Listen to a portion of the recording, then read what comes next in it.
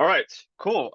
So I guess I'll get first begin with um opening I guess remarks, and then later on I will just briefly go through the schedule for today, and then we'll have our first speaker E to hop on and basically start our research webinar. So to kind of kick it off, I just first introduce myself. I'm Yuki, and then I lead a lot of the research effort as well as some investments at Fenbushi Capital. And I guess I will be the the host, the moderator for today. And I thank you everyone for coming and attending the open talk today. Uh, I guess a bit more introductions a little on the Fenbushi side. So we are a venture capital firms that were founded back in 2015, and we have started off on the Ethereum ecosystem with a very strong focus on infrastructure investments. And then ever since we have gradually grown our portfolio and also our sort of like team, and now we have a distributed team across the globe and also companies that we are supporting that varies across many different sectors in the space. And we believe in the very strong fundamentals of the projects and the long-term potentials for projects that we support as well. So that's kind of like the background on Fenbushi. Now, I also wanted to talk a little bit about why I wanted to host this space. So one thing that I was very interested, and I am always interested in as a researcher at Fenbushi, was that I wanted to learn more about a lot of the open challenges and the research problems that a lot of the projects are facing. And especially now in the sort of like the emerging space in zero knowledge, there are a lot of issues that oftentimes get brought up in the Telegram groups or maybe in some niche part of the Twitter. However, I wanted to kind of like bring this more into the public light so that with the hope that we can, I guess, foster more community-driven development and research, like sort of like what we see already on the more sort of like Ethereum landscapes, but hopefully more so on the zero knowledge landscape. So that's kind of like the reason why I wanted to bring the researchers and founders from different projects and have them present different perspectives slash research problems that they are facing today, and have everyone be involved in that conversations going forward. So that's kind of like the, I guess, the intentions for Open Talk. And also this is our first time hosting the Open Talk, so there might be a bit of a I guess uh, experiments and here and there, just trying things out. But yeah, hopefully things would go smoothly, and you guys would also enjoy the conversations for today. So yeah, that's I guess the intentions for the entire events.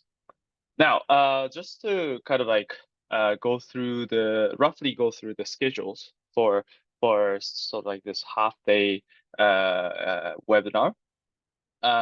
So after this opening ceremony, we will have E from Axim to start with the kickoff today, and then from there onwards, we would have around like 20 minutes ish for the presentations, and then 10 minutes ish for the Q&A sessions. And of course, like the 10 minutes can be a little bit flexible. Plus, at the end, we would also have a 5 minutes extra just for some buffer and also like changing of the speakers and whatnot. So that's kind of like our plan. And then we'll basically repeat that for the rest of the 9 speakers. So in total, we would have 10 speakers for today. And I believe you guys are already aware of which projects there are, which projects and what talks they will be giving from the agenda that we have shared previously. So hopefully, yeah, you guys will have some fun times. And again, feel free to ask questions or drop questions in the Q&A sections for the webinar, and I would pick it up and answer one by one during the Q&A sessions. So yeah, that's the format of the open talk. So now, I guess we'll get started with the talk. Let me introduce Yi Sun from Axiom. He's a co-founder. He's the founder of Axiom, and just briefly on what Axiom does. They are building a ZK coprocessor, and they're essentially trying to build a verifiable data, have developer access verifiable data, and be able to perform arbitrarily complex compute on top of it as well. So, Isun, do you want to take it off from here? Awesome. Yeah, thanks for the introduction, Yuki, and thanks for organizing this wonderful event. So today I wanted to talk a lot about a slightly off the beaten track topic, which is what ZK can do for developer experience for on-chain applications, and our perspective on that at Axiom. So to kick off, wanted to talk about some of the motivation we had for even starting Axiom, which is when we looked at smart contract applications, we found that they're really data starved. What that means is that smart contracts really can access a limited fraction of all data that's even on-chain today. So if you look at a listing page on OpenSea and you try to identify which pieces of on-chain data are actually accessible to smart contracts from that page, you'll quickly realize that it's actually just the present owner. So for this Pudgy Penguin, the fact that it's owned by Zac Efron is usable on-chain, but the rich transaction history and previous prices are not, although they are trustlessly available to any observer of the chain. And the reason for this is to preserve the decentralization of the chain and allow full nodes to validate transactions easily. So this isn't just a failing of Ethereum, but more of a fundamental trade-off that any blockchain must make. So as a consequence, developers have a pretty painful trade-off to make today. If they want to access more data trustlessly, then what they need to do is pay more and store the data in state. So this has two problems. The first is that it obviously costs more. What that means is that every user has a bit of a negative externality. But actually, more concerningly, it introduces a lot of complexity on the part of the developer. You have to actually couple your business critical systems, for example, maybe your core matching algorithm on chain, with things that are less critical. For example, how you maybe reward users or your loyalty system. And this violates some basic principles of software modularity and also introduces some security risk. Now, your other choice as a developer is basically to reduce the security of your on-chain application. You can use a trusted oracle to introduce data to your application, which will definitely work, but will introduce additional trust assumptions for your users.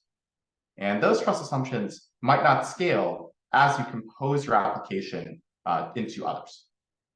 And so as a consequence, today developers basically have to choose between increased cost and complexity or reduced security. And so we asked ourselves how we can simplify the design of smart contract applications so that developers don't have to think about all future uses of their on-chain data when writing their initial applications. And our answer to this is that we need to dramatically scale data access for smart contracts. So why do we even think this is possible? Well, blockchains actually offer a different way to access data outside of the consensus that's provided by the EVM. So blockchains all have a property that the current block commits to the entire history of the chain. So for Ethereum, this means that the current block commits to all past blocks, and each block commits to the state, transactions, and receipts inside that block.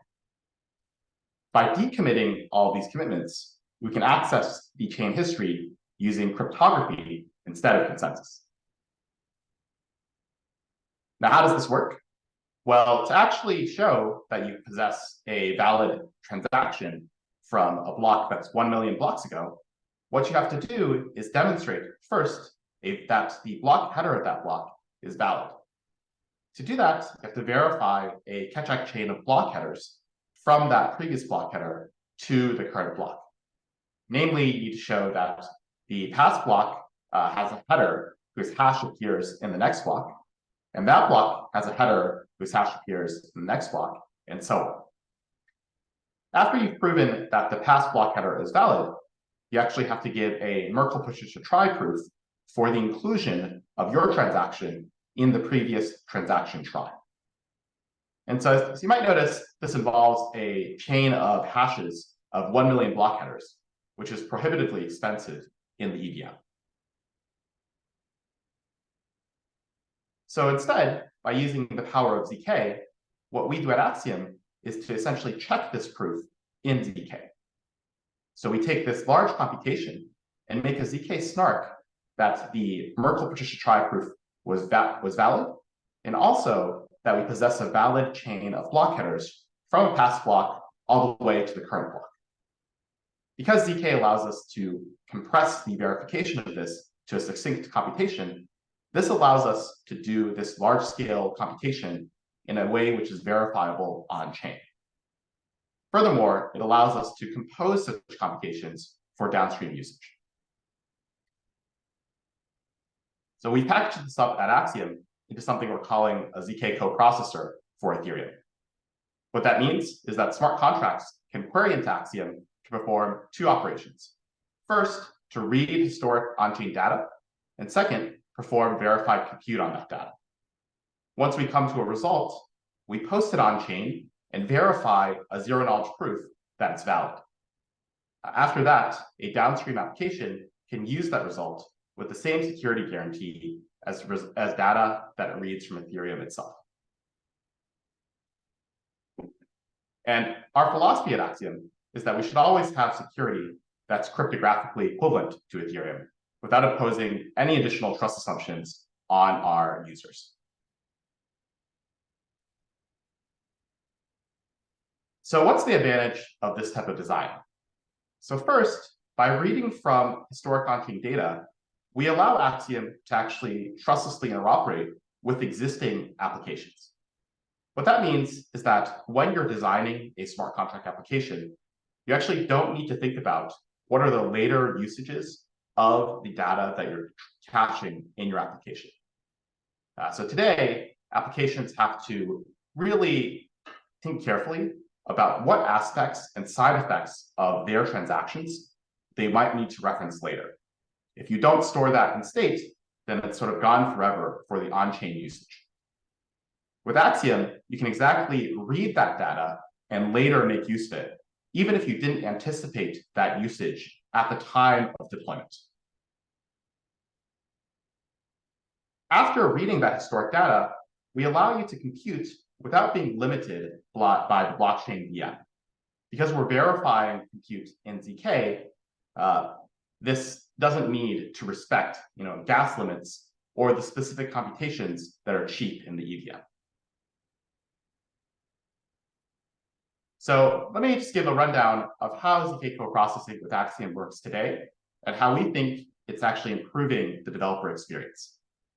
So what we're offering is trustless reads to historic block headers, accounts, and contract storage variables on mainnet today, and transactions and receipts on testnet.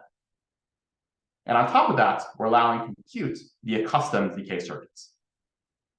So I'll go through a few examples of how this might change your actual experience as a developer. So today, if you're only using Solidity, then to track the user's participation in governance, what you have to do is that on every single time a user votes, you have to actually track the cumulative number of times they participated in governance. Then later, if you want to reward users for the number of times they voted, you have to read that cumulative participation count from your local contract storage. The disadvantage of this is that you have to pay additional gas to actually update the participation count every single time your users vote on chain. This obviously increases costs to voting, and this can decrease voter participation in on-chain governance, which is already challenged due to the gas cost. By using ZK to read the history, we can change the design of this application. Instead of actually tracking the cumulative vote counts, all we have to do is trustlessly read the historic vote events for each user. Then, when a user wants to claim a reward for historic voting, all they have to do is read these events and compute the number of times they actually voted. After proving that to a smart contract, the contract can reward the user or give them special rights, depending on whatever the developer wants to do after the fact.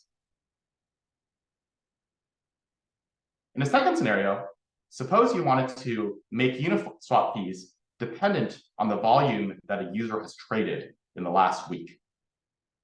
Today, to make that possible, you'd have to track for each user their cumulative volume on every trade.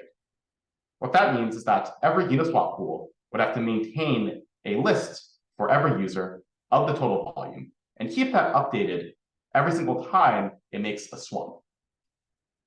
What that means is that every swap is going to be more expensive for each user, essentially because the volume updates might be comparably expensive to the actual swapping itself. Obviously, that's unacceptable. But as a result, so if you were to make such a system, you'd be able to read the cumulative user volume and then compute fees dynamically. If we use ZK to implement such a system, we can invert the architecture. This would allow us to make no changes to the current Uniswap system, but instead trustlessly read historic trade events for each user. By processing those events, we can compute the total volume that a user has traded and add up that volume to determine the fee rebate that a user is entitled to. Once every user does this, they can submit a proof of their historic activity to a contract and trustlessly obtain whatever volume rebate that the system decides they are entitled to. So as you can see in this case, typically in smart contracts today, you actually have to bake into your core application logic of swapping the idea that you might care about volumes in the future. But by using ZK, we can remove the need for developers to actually do that. Instead, later on, once we decide to develop this volume-based fee rebate system, we can go back and retrofit it onto our existing application without making security-critical code changes to the core swapping logic. And just to give one more example that I'm pretty excited about, if you look at airdrops today, if you want to make airdrops fully trustless, namely not dependent on the actions of a centralized team or token distributor, what you actually need to do is tally all potentially useful user actions on chain. What that means is that when you deploy your smart contract, you need to know the space of actions that you might later want to reward or incentivize, and track for each user the extent to which that user actually took those actions. That might be pretty expensive, and it might also be hard as a developer for you to anticipate. Typically, when you're shipping the first versions of your application, you're more concerned with your core business logic and with just making sure everything is secure, and probably less thinking about the space of future incentivization you might want to enable. As a consequence, if you later want to compute rewards on-chain, the only things you're able to use are the information that's being tracked in the state of your contract. You see this today in the form that most rewards are simply done by staking some type of fungible ERC20 token. Often that doesn't actually match the incentives that application developers want to set, but it's frankly the only information that they have available to make these choices. Using ZK, we offer smart contract developers much more flexibility. Instead of specifying the space of data that they want to take into account, developers can trustlessly read all historic user activity on their application. And after the fact, when they want to design an incentive or rewards program, they can simply compute rewards based on arbitrary custom criteria over the entire history of activity in their application. So we think this is a much more flexible approach and also enables developers to have a much more modular design to their application architecture. So let me close by just talking about where we think ZK coprocessing is going. So we're already offering trustless reads to all on-chain historic data. And we think the next step is to offer view function simulation by running a ZK EVM proof on top of the storage reads that we're already providing. Together, that will create a ZK archive node or indexer, depending on your terminology. On top of the data returned by this system, we think it makes sense to offer users arbitrary computation via ZK native VM. So we'll have more to say in this direction in the next few months, so watch out for our upcoming releases. So that's all I have for today. We're Axiom. We have a ZK coprocessor for Ethereum live on mainnet, and you can check out our docs and demos.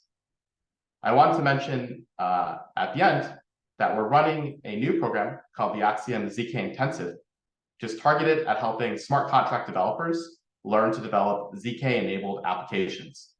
So applications just opened for this program and are closing September 18th, and you can apply at the link below. Thanks for the time, and happy to take any questions. Thank you very much. So I guess to kind of just kick it off and on the questions, one thing I was kind of curious was like for the arbitrary compute, right now you have specific circuits for maybe specific functions, maybe some hashing functions, some arithmetic operations and whatnot. What is the sort of like the thinking behind the shifting towards more like a ZK native VM as an approach to enable those compute instead of like, let's say what you're doing right now is just like building more specific circuit. What is the consideration there? Yeah, we're always actually driven by the developer experience. I actually don't necessarily think that a ZK native VM is always easier for developers, but we do think in some cases it's going to be a little easier. So our point of view is that, actually we think about what are the developer frictions in deploying actual functions that they might want to use on chain. Today, I actually think it's probably not a VM. It's more just having all the primitives that they're used to being implemented in ZK, and also being able to easily express those primitives. I see. So in that case, you could see a scenario where with enough specialized circuits that perhaps the ZK native VM wouldn't be as useful in that kind of scenario. Yeah, my feeling is the main criterion is actually not necessarily whether you have a VM or not, but more how fast you can implement, and also how fast you can have your circuit audited and be really sure that what's being proven on chain actually matches the application logic you're interested in.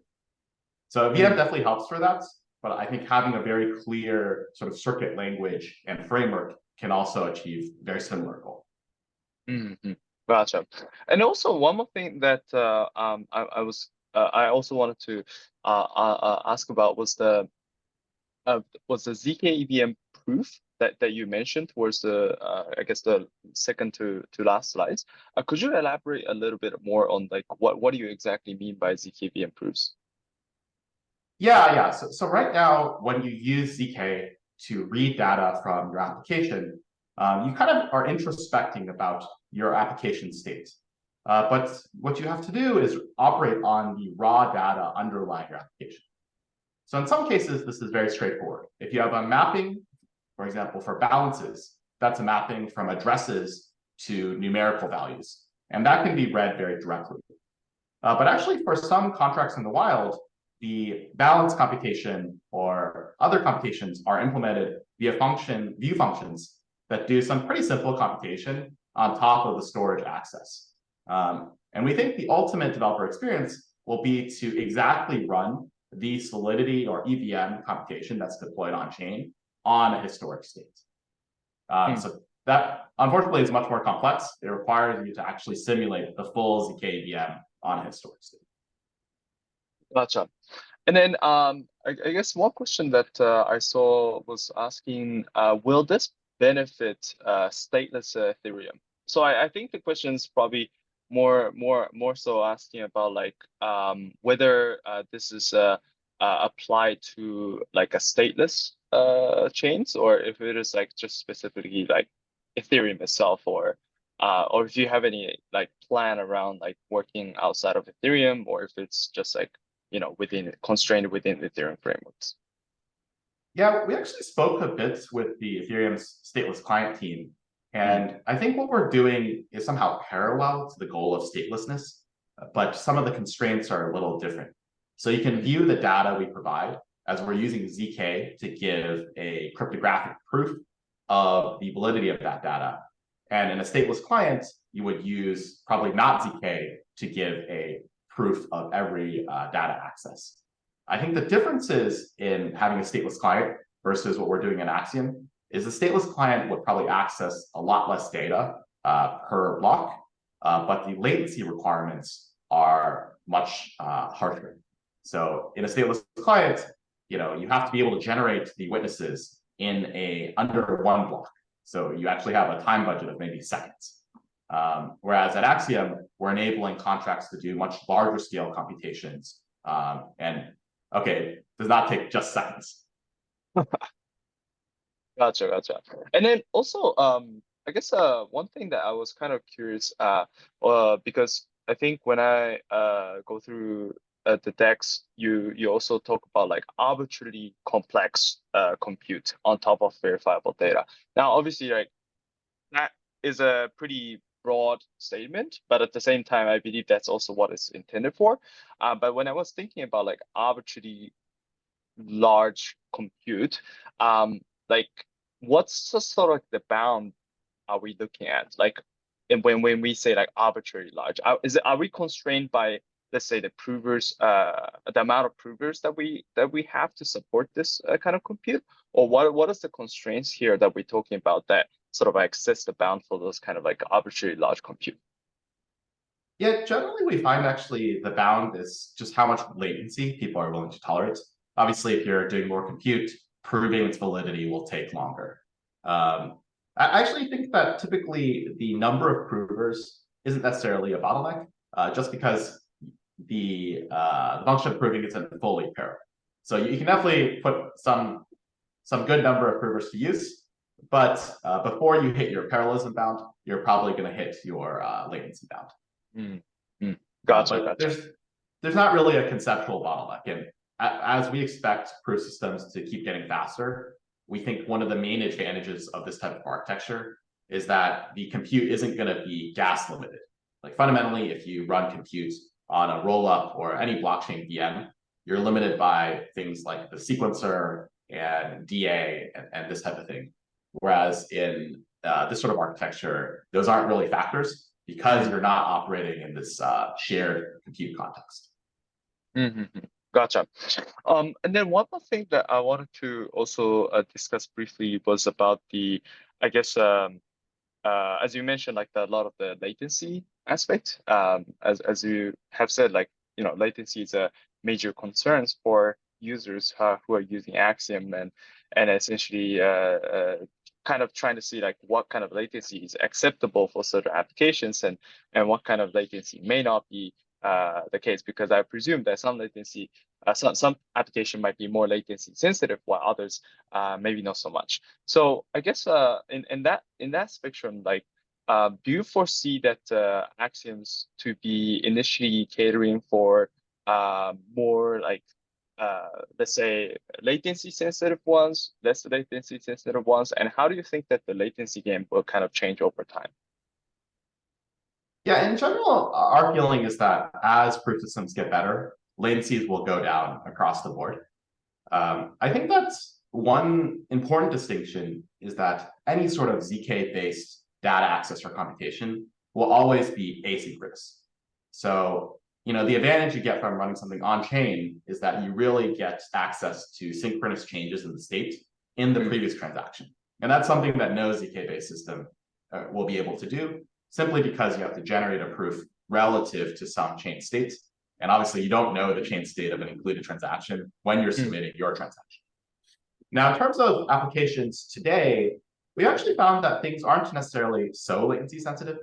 And I think the reason for that is that if you think about non-blockchain computation, the main synchronous latency sensitive computations which exist in the world are actually in financial exchanges, like at NASDAQ or CME. Whereas if you think about almost all other computation, it's actually asynchronous. Like if you hit a web server in the microservice model, it's going to make a ton of async calls to other services and sort of react on callbacks to that. And we think that Axiom is fundamentally building that sort of system, but on chain. Now, of course, users don't want to wait, let's say, an hour for results. And so we're tackling more use cases where the user has already accomplished something and they're getting a reward or requesting some sort of message that already takes a significant amount of time in alternatives as well. Gotcha. That makes sense.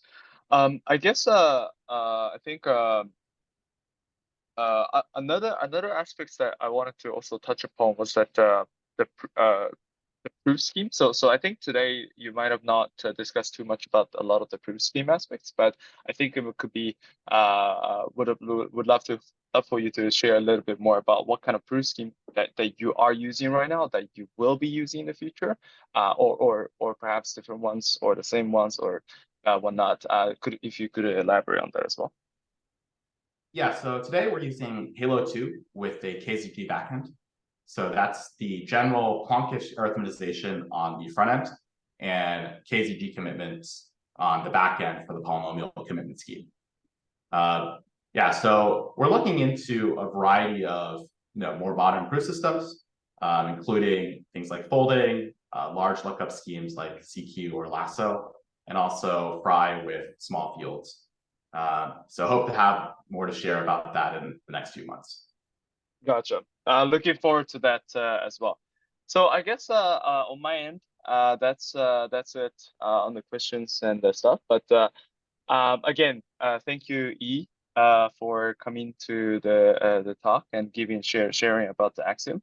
And at the same time, for all the attendees here, please feel free to follow E on Twitter and also check Axiom's doc and maybe play around with their stuff as well. So yeah, again, Ethan, thank you very much for coming today. Thank you.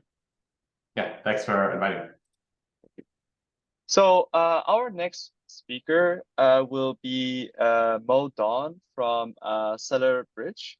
So I guess a little background on this. So Mo has obviously built Stellar Bridge, and now it's up and running. It's one of the major bridge that are connecting a lot of chains in the space.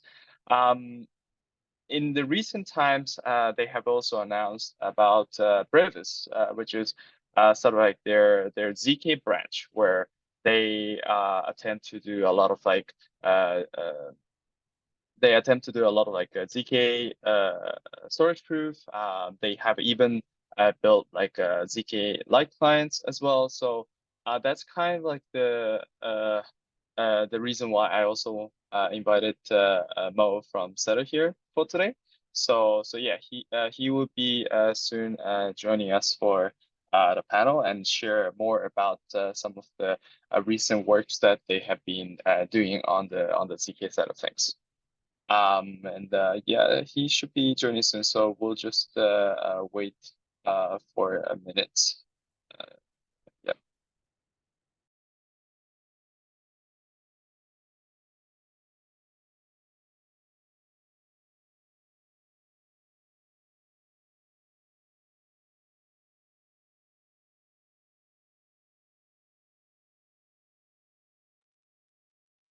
Oh, apparently Mo's Zoom crashed. So there you go. We have him again. Hello, Mo. Hey, okay. Sorry, Yes. Okay. Okay. Zoom just crashed while you were introducing me. But yes, thank you. I imagine Yeah. it No definitely worries. great intro. Yeah. No Um, worries. No worries. I just saw. I was like, oh, good job. Anyway, well, I mean, the stage is yours, so feel free to take it over. all right. Well, first of all, thank you, Yuki, for hosting this great session. I think this is very important as we kind of as a venue for us to talk about and exchange some ideas, especially on the cutting edge of ZK research. And today I think I would just like use this slide that I had for the new initiative, as Yuki talked about. That is our ZK coprocessor initiative that we have been kind of focusing on recently. To talk about some of the interesting challenges that we have seen, on Saturn's side while building this smart coprocessor for blockchain. So first of all, I think there are going to be. I heard the entire talk from Yi, who gave an excellent talk on this topic. So there might be some overlapping materials here, but might be coming from a little bit different perspective.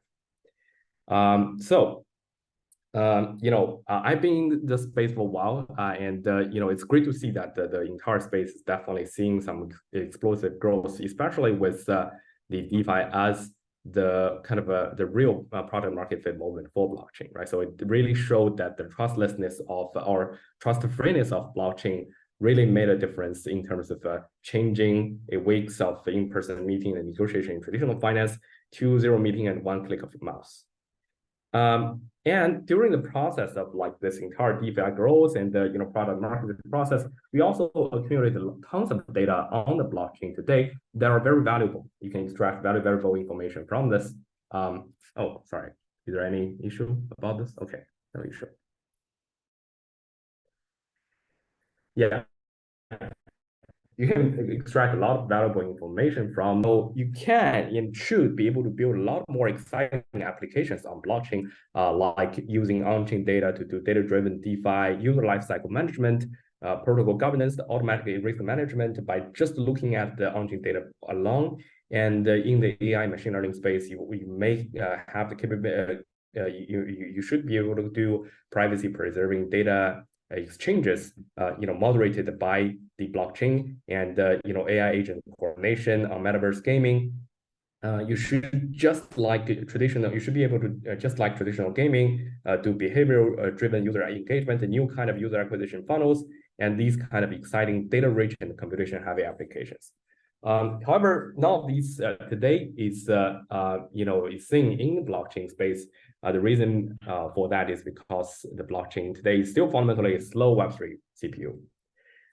This is really kind of by design because blockchain gave us high trustworthiness, but at the same time, the other side of the coin, being a distributed system, means that it is actually low performance, high cost, and insanely expensive comparing to just our traditional computing architecture.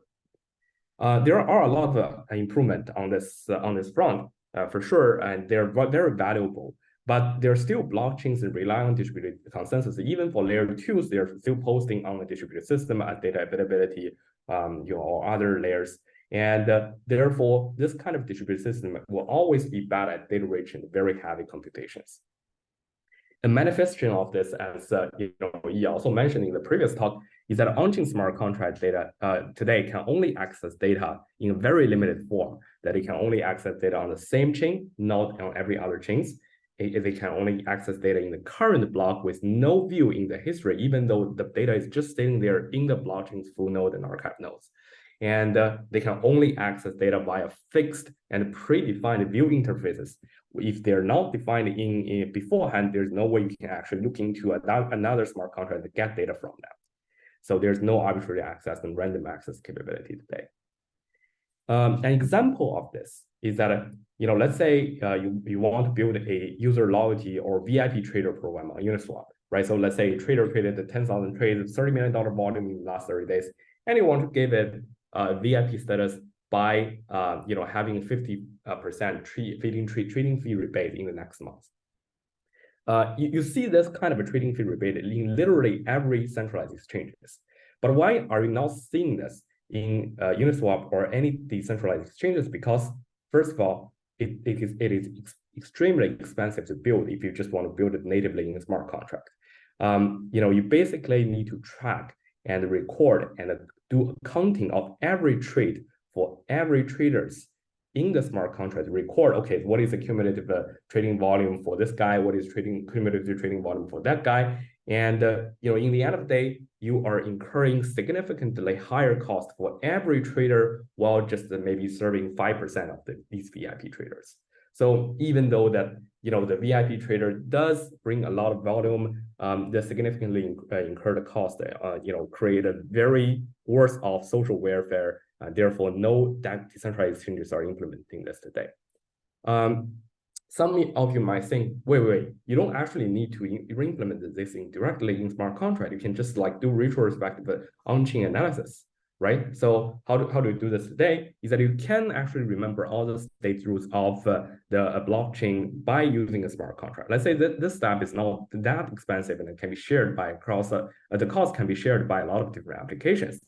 But the problem is that if you want to kind of prove or generate a trust-free proof for a VIP trader, you basically like the previous example mentioned, you basically need to calculate the 10,000 Merkle proof of transaction inclusion on-chain directly, and then not only that, you need to decode that RLP, right? So you're kind of going into this transaction and look at the event. Okay, this guy traded a USDC to wrap ETH, and you need to decode that, and also directly on chain. And then finally, you need to compute and aggregate all of these decoded trading volume into one, and then kind of prove this to blockchain. So, how expensive is this? Well, for this example, we actually calculate the cost on Ethereum. You need to basically take 14 hours of block time if you're kind of not taking every block time, but just let's say more realistic sense, and $20,000 in transaction fee to just calculate that a trader reached the VIP status. This is insane and not actually acceptable. Fortunately, in computer history, we met this kind of problem before, right? So CPU was on extremely fast growth since 1970, on Moore's law. But even though it is the computation capacity is exploding, it is still fundamentally bad at certain things. It's bad at low-power arithmetics. It's bad at large degree parallel computations. It basically is bad at for anything that is related to visualization. So this is why, even in the early 80s, people start to introduce a CPU coprocessor, and later it get called to a GPU to basically handle these kind of cases that is fundamentally bad for CPU architecture. And this is how we transformed from this black and white world to the world we're seeing today, that is through the CPU coprocessor. So, history rhymes here, and we think, we will see similar solutions built for Web3 world. Blockchain, which act as the CPU for Web3 world today, also need its own CPU, its own coprocessor. So the concept of coprocessor is pretty simple, right? So you have a blockchain, and there are some computation tasks that is not suitable for blockchain to do. You just offload this, and then the coprocessor, after coprocessing, will just return the result. And the blockchain can just focus on transactional computation that is synchronous in nature, and you have to record the entire computation on-chain directly because you care about the process. You're not only just care about the end result, but you also care about the process of the computation. And for the coprocessor, it can just do all the data-rich and heavy computation, and there's no need to record the process of computation, but just the result. And it is, of course, asynchronous in nature. But the important thing here is that by introducing the coprocessor, we should not break the trust-free nature of the blockchains. Therefore, simple centralized server acting as a coprocessor definitely doesn't work. And this is why we need a ZK-based coprocessor like previous that can run arbitrarily complex computation on any data and generate easy to verify attestation for the computation result directly on chain. So I will just quickly go through the intuition behind using ZKP for the coprocessing problem here. So let's say our goal here is to convince the blockchain X plus Y equals Z. And let's say this computation needs 100 compute units by itself, right? So there are really two ways we can do this. The first way is that we just directly compute it on the blockchain. But note that the blockchain's unit computation cost and the unit computation time are extremely, much higher than the off-chain computation environment, and therefore we'll get a pretty bad result. But the other way we can do this off-chain, but at the same time also generate a ZK proof based on the computation itself. So note that the process of generating the ZK proof actually consumes a lot more computation units than the computation itself.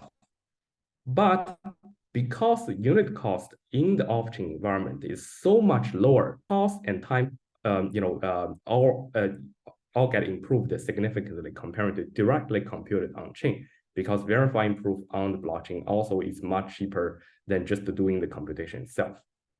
So even though that some of the numbers are kind of exemplary and sort of made up, but the order of magnitude is what we're shooting for building the coprocessor world. So it seems that there are some internet problems. Okay. Yeah. All right, no problem. So now instead of doing all of these calculations, on chain directly, we can do this off chain and generate ZK proof for that. And not only that, we can also bring other blockchains data to Ethereum or Ethereum's blockchain data to any other chain by relaying the entire consensus process and run the consensus computation off chain and verify the consensus process on a different blockchain using ZK proof, which is essentially ZK Lite or full client. It depends on the computation power you want to consume for the provers.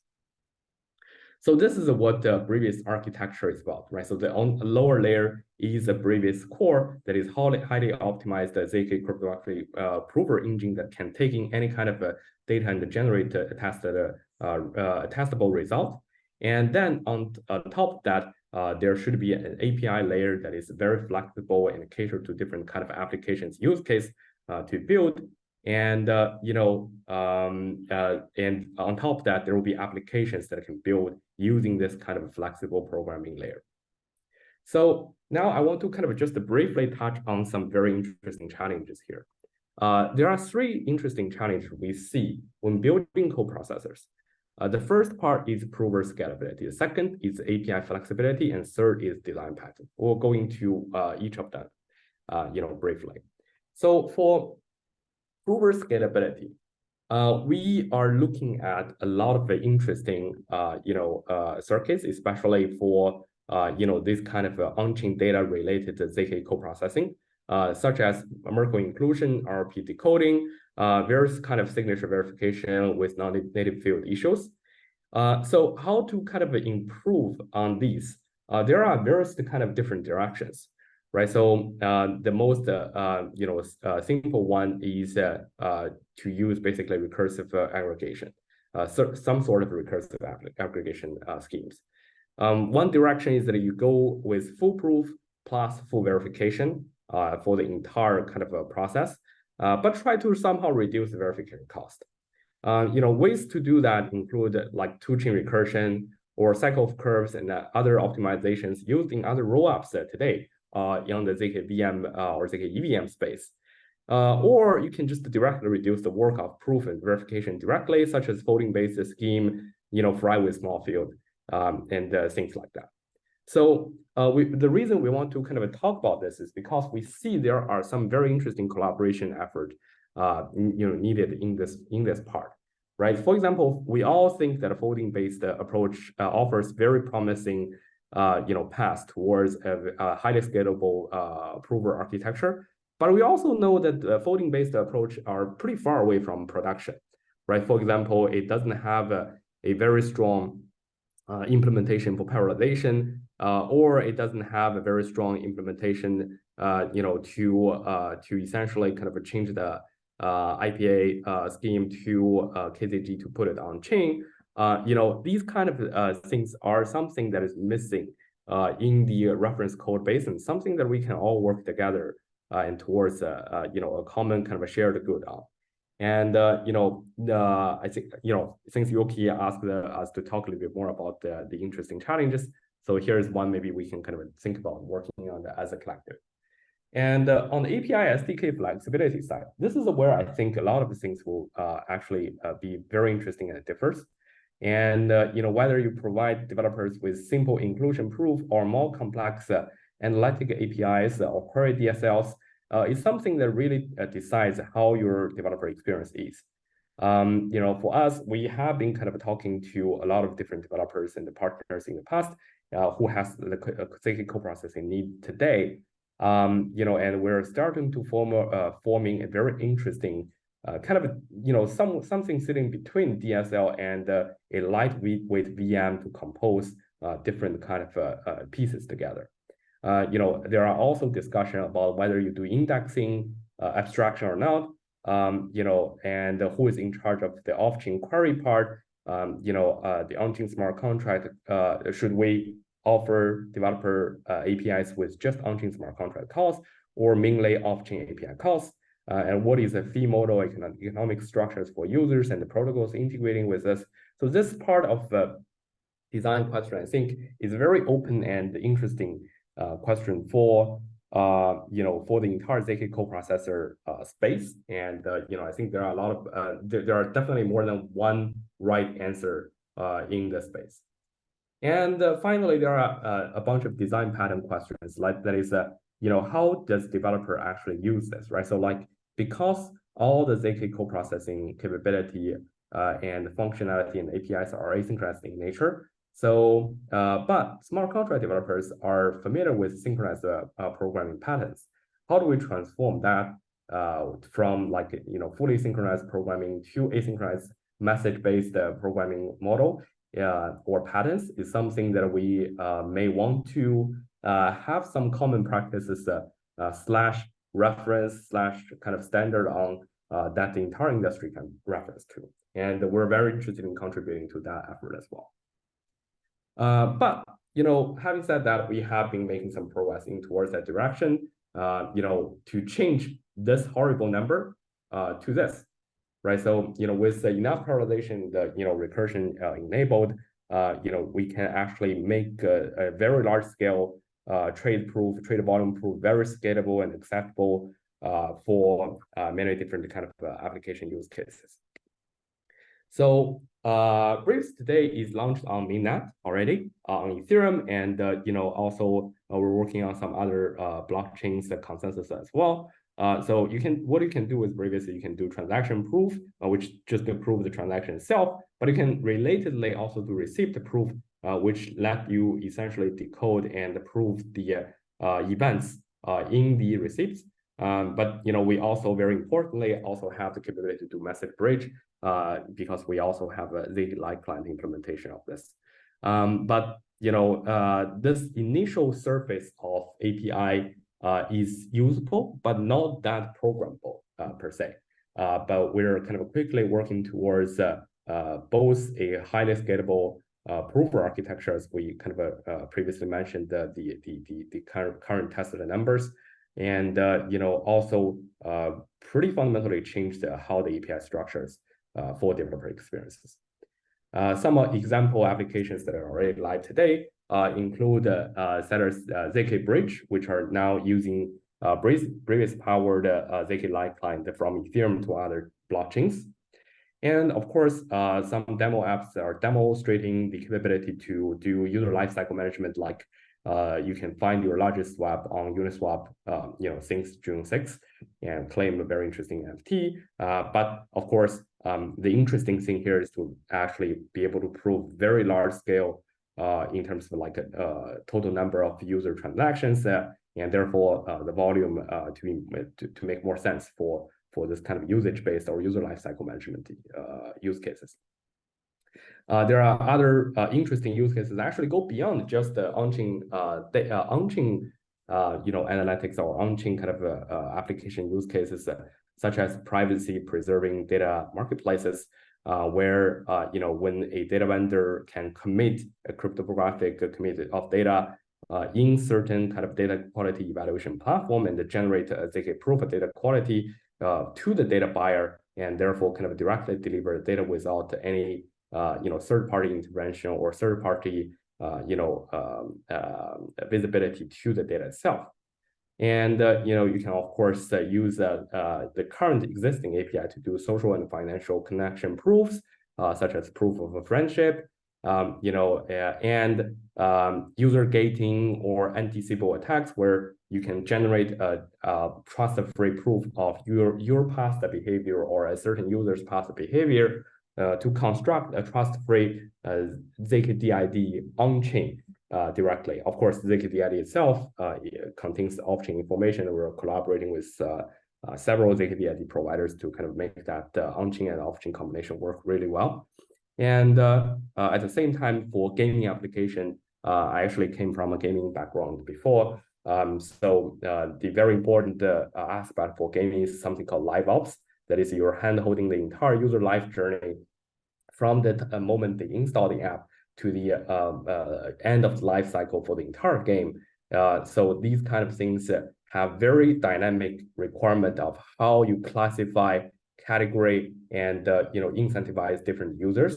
So this will be perfect use case for ZK co-processing, because ZK co-processing doesn't require application developers to pre-build any tracking or accounting logic in their smart contract, but instead have a retrospective view in the user history and do future-proof dynamic user classification or user-based incentive for the user base. And of course, there are interesting user acquisition value attribution that you can build with with also related to user behavior in the application and games as well. Of course, you can also do social recovery wallet and many other different use cases. I guess I'm now running out of time. So, but yeah, we are also looking for early partners here.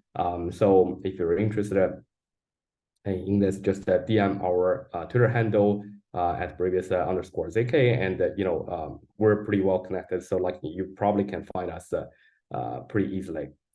So yeah, with that, I will give the stage back to you, Yuki. All right, thank you very much. So I'll jump straight into some questions. And I think Mo has mentioned a lot of different aspects of ZK Bridge, as well as like storage proofs. But the first thing I kind of wanted to touch upon was a very interesting, I guess, challenge/questions that you have raised about the SDK and the maybe some APIs, like how users are interacting essentially with the storage proofs and so forth. So I believe that from the more like Web2 space, like the program interactions has been mostly dominated with a lot of like API interactions, and I think like having a bunch of SDK, or even like to some extent DSL, and maximizing expressivity is definitely I personally feel is a lot more common in the crypto space than the Web2 space in general. Like maybe in the Web2 space you have like gaming languages that are specifically to like developing games, etc., which is like some scenarios that I see, or maybe like some languages specifically for like data analytics. But in itself is like it's like a very big categories versus in ZK space, it may be a bit more like specific. So kind of like wanted to hear from your perspective, like how do you see this like kind of comparison between the Web2 so like dev toolings or like the SDK and API interactions versus the Web3 would kind of like shape out differently? Yeah, I think this is a great question, right? So like, I think the ultimate goal for Web2 and Web3 are all the same. That is cater to the developer, what developer are familiar with. and also cater to and try to make their life easy, right? So essentially for Web2, for example, like for Unity, for Cocos, you have different kind of gaming developer languages. The reason for that is because they're essentially kind of a syntax sugar for a lot of kind of complex visualization packages and libraries, right? So I think what we're trying to do here is somewhat similar, right? So like for example, if you want to kind of prove, I guess at this point the ZK coprocessor space is still trying to find what is the right abstraction level for developer experiences. I don't claim that we have found that, first of all, right? So we're still trying to find. Our guess is that there are some important elemental kind of operations, such as Merkle inclusion, such as proving of or decoding certain RLPs. And there are certain points that we want to allow developers to customize. For example, the developer may want to customize the logic to decode certain events. But they still want to have the decoding of the events entirely in ZK because they don't want to kind of have 10,000 events, 10,000 transaction receipts approved on chain, and then kind of decode each of them on chain and directly add them. So they may not want that. So let's say we want to build a special DSL for RLP decoding. That would be pretty simple, right? So basically, something like the user writes a Rasa program or whatever the language they want to decode the RLP, and we translate that into a ZK circuit. That should be pretty simple, right? So, and then there will also be some other elementary, operations such as adding or subtracting and do statistics on, a batch of numbers stuff, basically, and operations. So these things can be integrated either as API or as some sort of a DSL/VM construct. So for example, you can prove a lot of inclusion, Merkle inclusion and stuff like that, and then have very lightweight VM just for calculations, right? So the VM is super dumb. They just do number calculations, nothing else. They're stateless. It doesn't store any other kind of complex stuff. So you can do that. So so the developer service there is pretty flexible, I would say, at this point. We're still in the process of searching which one is the best. Gotcha. Something I also noticed in one of your slides was that you made a distinctions between the light node and the full node. Right. Or could you also elaborate a little bit on that in terms of like, first of all, what's the implications you have being a light node versus a full node? And then what kind of like different trust assumptions that we are playing with by actually having a full node versus a light node?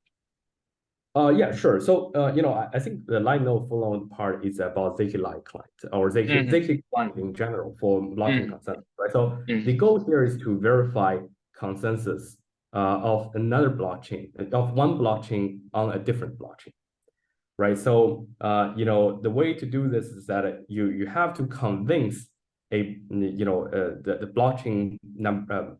Let's say let's say this is Ethereum or and BNB, right? So you want to convince the BNB blockchain that the Ethereum has reached the consensus based on the Ethereum consensus rule, right? So and you obviously don't want to do this because you verify a bunch of signatures on chain, which are expensive and all that stuff. So you may want to just directly do this in the ZK space. Now, the difference between light client versus a full client, ZK light client and ZK full client is exactly the same difference of full client or like full node versus light client node for Ethereum blockchains. For light client, you're verifying a selective signatures. You're verifying just enough BL signature aggregations to prove that, okay, the entire think committee actually reached consensus on the on the block itself, and then they will claim, okay, this is good enough. This is how the light client verify things. But is it 100% foolproof? Is it like entirely fork preventable? It is not, right? So but it is scalable, right? So you can build a single single machine, no parallelization, no aggregation, none of that stuff, and still catch up the entire Ethereum block pretty quickly, right? So for verifying for proving each of the Ethereum block, you may just like do this under 10 seconds or under 5 seconds even. If you just use light client logic. But if you want to expand it to full, essentially full node, you're adding a lot more kind of shard operations. This is why we are interested in sharding our benchmarks. To basically kind of approve the entire full consensus of Ethereum, which is feasible, but requires parallelization, requires aggregation, requires recursion. It really depends on what level of cost you want to pay for that level, the corresponding level of trust. We believe for most of use cases, ZK Live client level verification or trust is good enough. But there are maybe some use cases that are really require full node level kind of ZK proofs. Gotcha. I see. I think it is interesting because I have previously also done quite a bit of research around the full node, well, the ZK based full node and also ZK Light client based for a lot of the bridging and I guess relaying the state validities and whatnot using ZK verified proofs. So I think that aspect is definitely sort of interesting to consider, and also like how scalable it is and whatnot is so definitely a big consideration there as well. I guess another thing I wanted to also dive deeper into was was sort of like the positioning of a ZK bridge in this way. So as you may know, like some other projects have adopted like ZK bridges as sort of like an additive security on top of their existing bridges. And I think a very, very good example, I believe, is like a layer 0, where they sort of like treat the polyhedrous ZK client as a sort of like additive security. Now, Right. I think the concept of additive security sort of makes sense. I believe that it's probably gonna prevail across like multiple different bridges in the space, including like likes of Wormhole and others as well. So do you foresee like a lot of the ZK bridges projects to sort of like remain as an additive security on top of like their existing, let's say, multi-sig based bridges or some sort of like a guardian based bridges? Or do you think that this is more or less just a transition period where people are building confidence around the ZK bridges that hopefully eventually that we can get rid of like all the construct around multi-sigs and sort of like a n out of m assumptions type of it's like an honest majority assumption type of a construct, and then eventually move towards like more trust minimized ZK bridge implementations completely. Yeah, I think this is also a great question, right? So like, I think there are a little bit of both, right? So today everyone's adding ZK bridge, including us, as an additive model, mainly because that the ZK side of things are very new. While the Guardian, validator-based, external validation-based bridges has been running for multiple years, has been kind of scrutinized more closely. So there's definitely that element in it. But whether this is just a transition period and then, this entire kind of model of Guardian-based and validator-based bridge is going to be gone, I don't think so, at least not in the medium term. The reason for that is because still we're basically kind of looking at the entire trade-off space, right? So yes, ZK bridges are in general more on the trust and minimized side, but as of today and also foreseeable future, it still incurs pretty significant cost to and complex trade-off, nuanced trade-off to actually kind of use essentially. So it makes perfect sense for low frequency in the high importance application use cases such as governance, cross-chain governance, such as Uniswap's cross-chain governance. Definitely makes sense to use ZK-based bridges. But for high frequency use cases, let's say I'm just doing a cross-chain bridge for like $5 or $10. I may not want to actually incur the cost of ZK bridges. So I think from kind of an interoperability point of view, we're by introducing ZK bridge, we're expanding the trade-off plane, right? So we're kind of making the entire trade-off more complete, so that for different use cases that you can fit in different kind of solutions or underlying technologies. Gotcha. And in an ETH term, like what does the cost look like between the sort of the normal bridge that you have with sellers and then the Brevis bridge, like the ZK bridge that you have with right now? Like what's the differences that we are talking about here? So I think this is like going to be a more nuanced discussion because there are going to be several different cost perspectives, right? So the first is on-chain cost. On-chain cost on-chain cost for ZK-based bridges are definitely going to be the verification cost, but the verification cost is a kind of a tricky thing to discuss because you can argue that there can be aggregation of different proofs together and then aggregate into a single, and then you amortize the cost.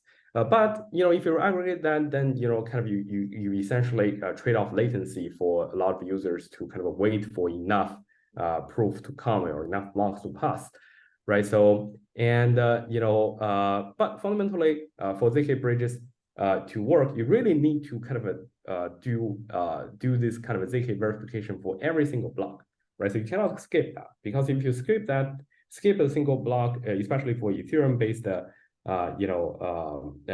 consensus, things just doesn't actually work, because you need to, just like full node or like client, you kind of need to verify the entire history to make sure things are secure or a substantial part of the history. So from that point of view, this is definitely much more expensive in terms of off-chain computation cost. For off-chain computation cost, it's going to be orders of magnitude more expensive than current bridge solutions, because current bridging solutions just running full nodes for different blockchains and the kind of observing events and rich consensus, which are relatively light computation itself. But the ZK proof process for light client, the full client, is actually quite expensive and have a lot of weird trade-offs here and there. And more importantly, if we're going beyond just Ethereum, let's say we're talking about Cosmos, which use EV 25519 signature scheme, then if you want to verify Cosmos consensus on Ethereum, you have to deal with non-native field operations, which is a nightmare to do in ZK, and also kind of finally verify on chain. Then the combination cost for any Cosmos-based chain underlying, such as Polygon, such as BNB chain, to other blockchains is going to be insanely expensive. Now you also have some very weird, I wouldn't say weird, but like very ZK unfriendly consensus algorithms, such as Avalanche's consensus algorithm to kind of to deal with if you want to kind of achieve really full different chain consensus and all that stuff. So on the different consensus part, the development cost is also a cost that need to be considered, right? So for today's Guardian or validator-based bridges, it's really about the VM itself. But for ZK-based bridges, you really need to deal with each consensus separately, even though they're running exactly the same VM. So even from kind of an off-chain computation cost will be, I think, at least 3 orders of magnitude more expensive. And then for development costs, it's going to be, it's even hard to count for some, because some consensus might be even infeasible to actually implement in ZK completely. And then for on-chain verification costs, if you're doing per block verification, it's going to be I would say like 1 to 2 orders of magnitude more expensive than the validator-based approach. So overall, pretty expensive. Gotcha. Thank you. Thank you very much, Mo, for today's great talk. And for anyone who's interested in the ZK bridges and storage proof, again, please go follow Mo on Twitter, and also the Setter Network and the Brevis on Twitter as well. So again, thank you, Mo, for the great talk. Yeah. Thank you. So, so we have our next guest here. We have Brandon from O1 Labs, and just a little background on O1 Labs, and so they have incubated Mina protocol, which is the succinct bridge that we all know, well, hopefully. And then O1 Labs also developed a lot of like primitive in the ZK space, including likes of Snarky.js and so forth. So they are definitely one of the powerhouses also building sort of like a lot of the proof schemes and innovating on top of that in the space. So please welcome Brandon, and we'll have you we'll have the stage for you all yours. So please take it over from here. Thank you. Okay, let's see if I can share my screen successfully. Here. Okay. Do you see? Okay, you see my mouse? Great. So yep. Great. I'm going to start. Okay. So hi. Yeah. Thank you for the introduction. I'm the CTO and founding engineer of O1 Labs. And as we heard, we build what was called Snarky.js until yesterday. We just renamed to O1.js. And also incubated the Mina protocol and continue to work on it, and other ZK tools. And we have a proof system called Kimchi and a recursive layer called Pickles, and lots of various things in the ZK space. For the purposes of this talk, I guess I should say, the title is ZK DSL usability challenges. So we are going to talk about those things. And so the context under which we're talking is within a ZK DSL, such as O1.js. So what is this thing? It is a tool for building private applications. So it's both a tool that you can use to write circuits directly against the Kimchi proof system, and with recursive layer. And it's a tool upon which you can build client-side ZK applications that use the Mina protocol layer as a sort of state coordination layer. So, and manipulate the blockchain. Okay, so it's a tool. It's also a ZK DSL on top of ZK snarks. And when building it, when designing it, as we continue to iterate on it, there's lots of interesting usability challenges that arise. So I'm going to talk about that today. Okay, so a ZK snark. A few years ago, this was a very important slide, or there was a series of slides where you have to explain to people what ZK snarks were.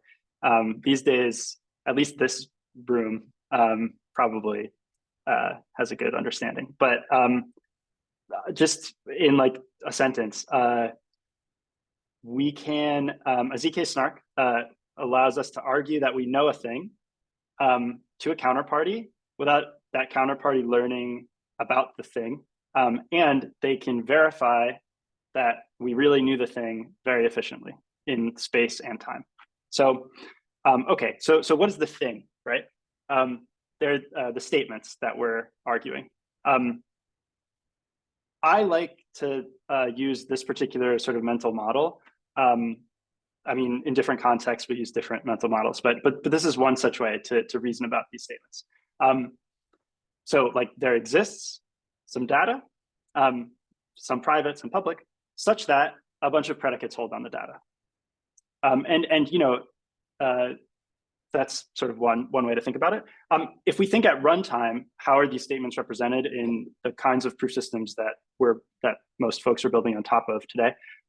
It boils down to representing that as a series of constraints on top of some kind of constraint system like R1CS or some Planck-ish system.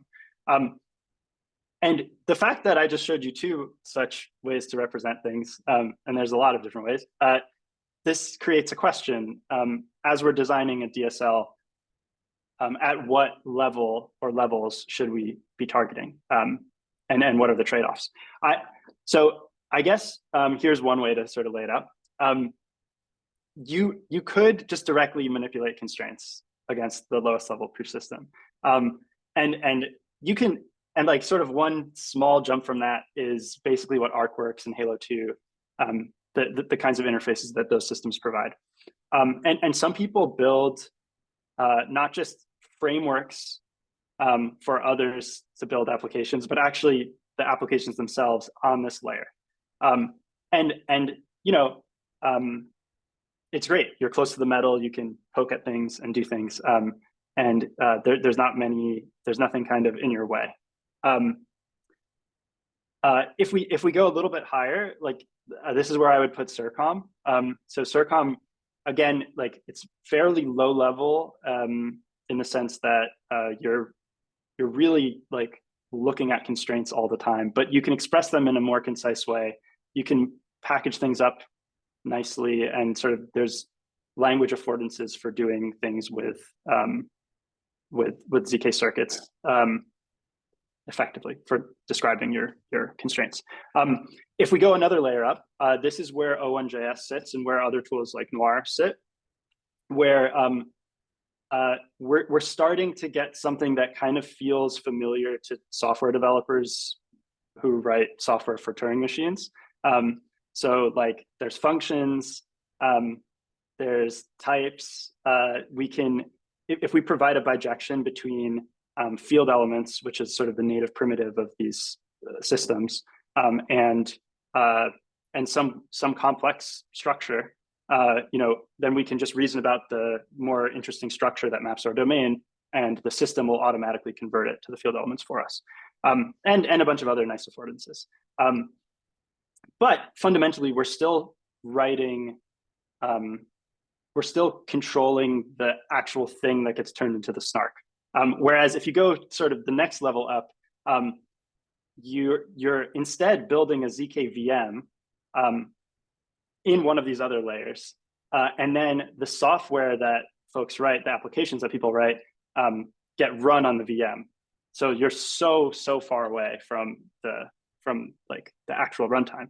And it's great, because in that world, you like the DSL developer, the language developer, has so much control over the kinds of things that the developers can do, or that the developers, the kinds of interfaces that are exposed to developers. But in contrast, developers have less power to go and poke things at the underlying internals.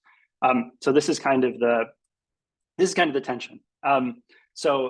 Yeah, I kind of got ahead of myself. But as I was saying, like the more indirect, the more flexibility the DSL developer has, and the less flexibility, the less power that the end user has. But it's easier for end users to jump in and get started and keep a lot of context in their head.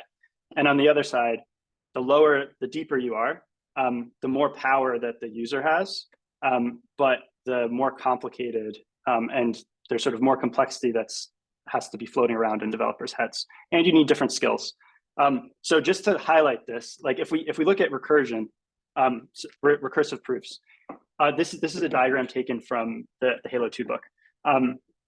There's great documentation on how to create recursive proofs with Halo 2, and if you have the right skills and you spend enough time, like you can do it. And building such a system at this layer gives you a lot of flexibility on the kinds of around performance, throughput, latency, like the sort of desired. Well, anyway, you can tune a lot of things. And if we think like, well, if you think about it though, if for developers or development team that wants to focus on building product that users can use to solve a problem that's sort of more directly, I don't know, a social application or a DeFi application or whatever, like maybe that team doesn't want to have to think about all these things. So at the like complete other side of the scale, like true recursion at the ZK VM layer, like it's totally unexplored actually, as far as I know. So I'm not just talking about folding instructions, but actually like recursively verifying ZK proofs of other ZK VMs within yourself. I think like the way that this would have to work is it would involve two different proof systems, at least two, because the trade-offs that you need to get ZK VMs to work are different from the trade-offs you need to get recursion to work. And anyway, there's a lot of infrastructure to build. And then there would be a lot of compute required to make everything fit together. But if someone were to spend time building such a system, like it would be interesting, I guess. So there's kind of an open, interesting system. But anyway, let's look at something that actually exists. So at the O1JS level, this is a snippet of O1JS. Recursive proofs are represented by recursive functions. And that's like, I think a good abstraction. So like the power of recursive proofs is given to developers. So developers can build blockchains that incrementally grow forever. That's what Mina is. You can like create a tree of proofs and in parallel, or you can kind of use a tree of proofs to incrementally update some fact as time moves forward, or you could make a multiplayer game with different players creating proofs and recursively verifying each other, even though they don't trust each other. There's sort of lots of interesting things that you can do, but only if you expose this tool to people. So yeah, there's this tension, like, you know, I guess the downside here is like we've tuned recursion in a specific way, and that isn't as exposed. Like you'd have to dig really deep to change those defaults. But anyway, so whatever, I'm belaboring the point. So anyway, this is where O1JS is in that space. But there's another sort of interesting open challenge. This is the theme of this event, yeah, like talking about challenges. So, you know, so like there's obviously a lot of benefits to ZK VMs. Oh yeah, go ahead. You have a question? Or was that a miss? Oh, sorry, I misclick? misclicked. I was gonna thumbs up. Okay, great.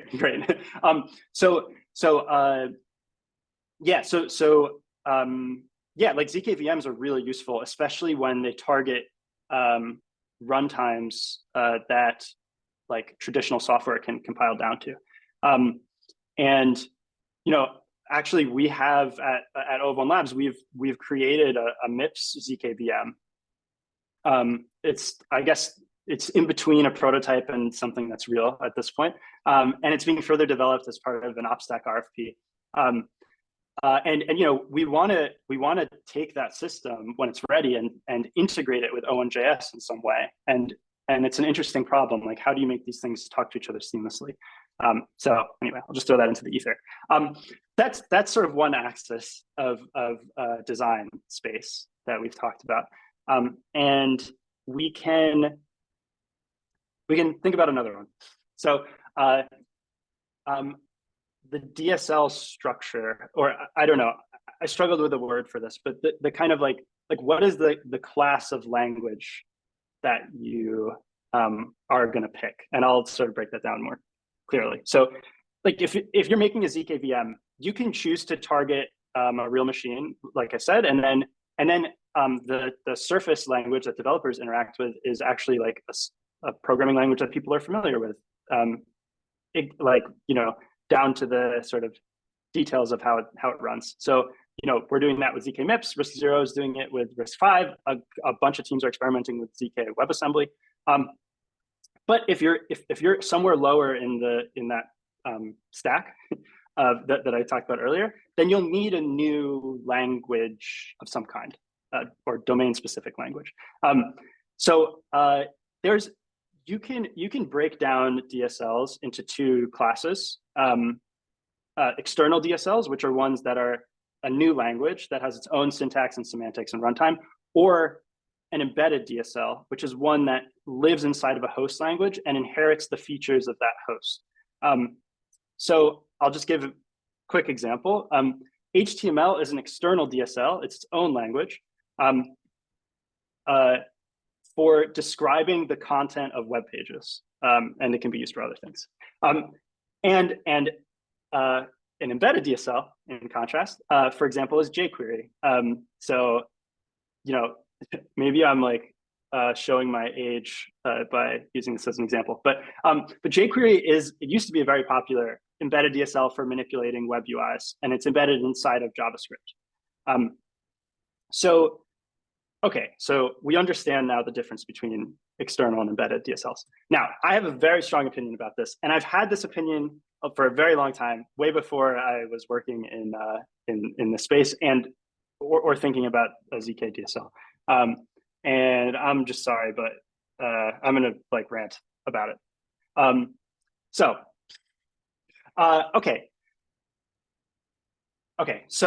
Yeah, it's really fun to build new programming languages, and I love it. Like, I love learning about programming languages, and I love studying programming language theory, and I love studying how programming language theory applies to engineering.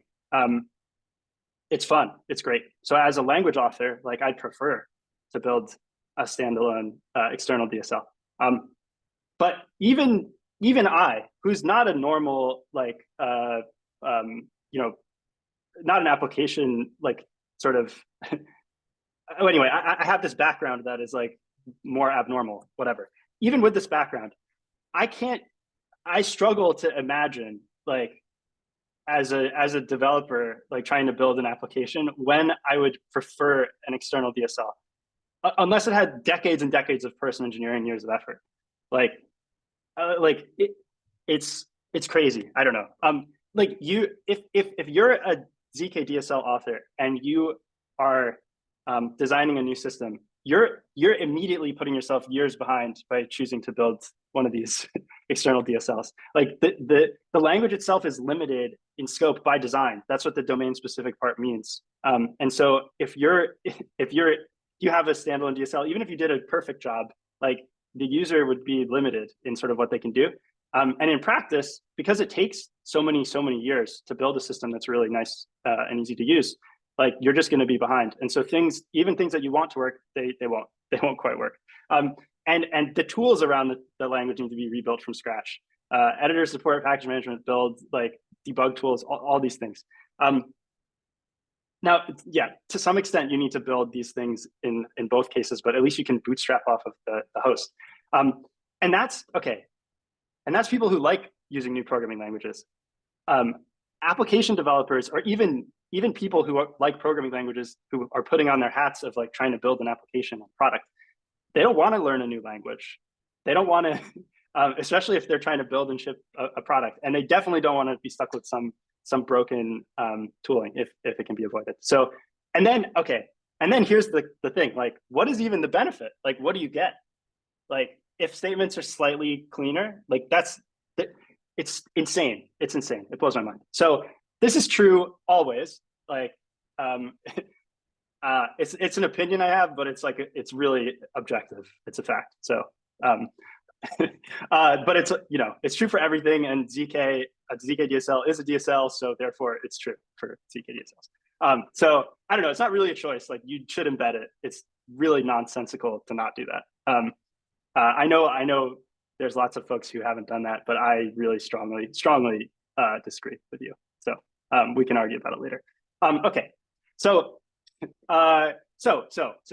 want to embed our domain-specific language. Where do we embed it? I guess the question to ask here is, like, who are you targeting? Who do you want your users to be? What do you want those developers to do with your tools?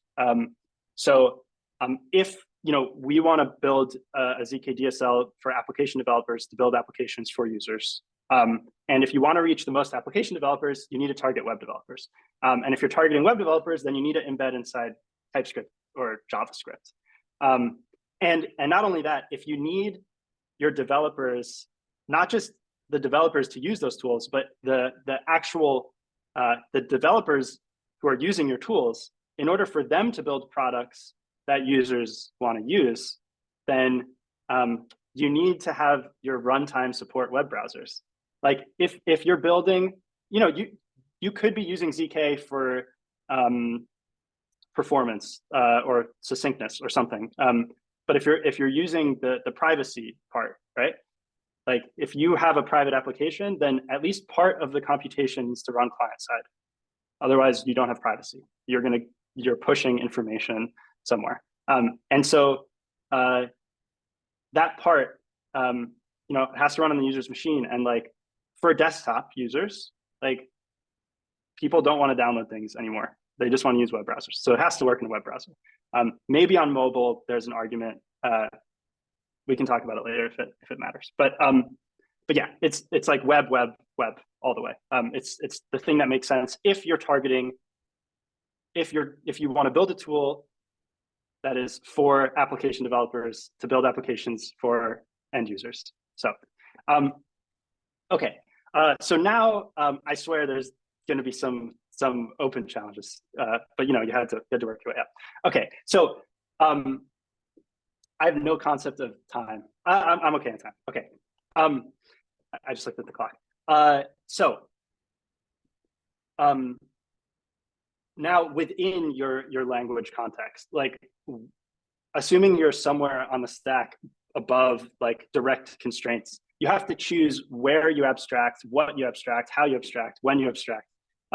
And there's 1,000 examples of this. I'm just going to pick a few quickly because obviously there's not enough time to really go super deep. But so I'm going to jump in. Okay, one category of choice that you can make is around nomenclature. So one like interesting change that we made in the last few months was moving from circuit, which describes at runtime or the kind of mathematical abstraction that is underlying the system that we're describing. We changed from circuit to provable, because provable, a provable block of logic, it describes that the logic is to be proven, So what this does is it creates, there is a trade-off. For existing developers who are comfortable with ZK and who are learning about ZK, provable communicates less information than circuit. But for people who are new to the tool or new to ZK, provable sort of describes the logic in a more approachable way, I think. And there's always like detailed documentation that people could dig into to understand that in the current sort of backend, this means building a circuit and building up constraints in a constraint system. So that's one example. I'm just going to quickly talk about this one. So, okay, when at the lowest level, there's a distinction between a constraint variable and a constant when you're building these ZK circuits. And that distinction is important. But it's confusing. So there's this, I guess, the sort of in the general sense, there's this idea like you can make something more magical if you like hide it. And more magical things are easier for folks to onboard to a tool. But then as those people and as others become experts, it becomes something that is frustrating and annoying for people. So actually, this is an example. So in this case, what we've done is, for example, for field elements, like there's one field representation from the user interface, the like developer interface, that both describes constants and variables, and the system tries to figure out what you want automatically. And actually, that is causing problems for people. This is an example of something that might be too magical, and it's something that we're thinking about revisiting and maybe removing some magic. So there's kind of this, I guess, this open challenge of like, how much do you make something magic? Because the more magical, well, anyway, I just said. So, and then sort of another category, and this is the last example, is this action reducer system that we have. So I'll do a quick diversion to explain this. So there's this thing called the Elm architecture, which it's part of the Elm programming language, and it's from a while ago, but it's a mechanism for representing a state machine and the system, a system of concurrent interrupt updates to that system. So like button presses, network events are coming in, and all these things. So it's useful for like user applications. And actually, the React ecosystem adopted this through first Redux, and then through the use reducer hooks. Yeah, and it's, I don't know, it's a great system for dealing with state complexity in US. And what's interesting is if it's in React, then millions of people know how to use it, because there's when I Googled how many React developers there were, it said 29 million on Google. So millions of people are familiar with this. Okay.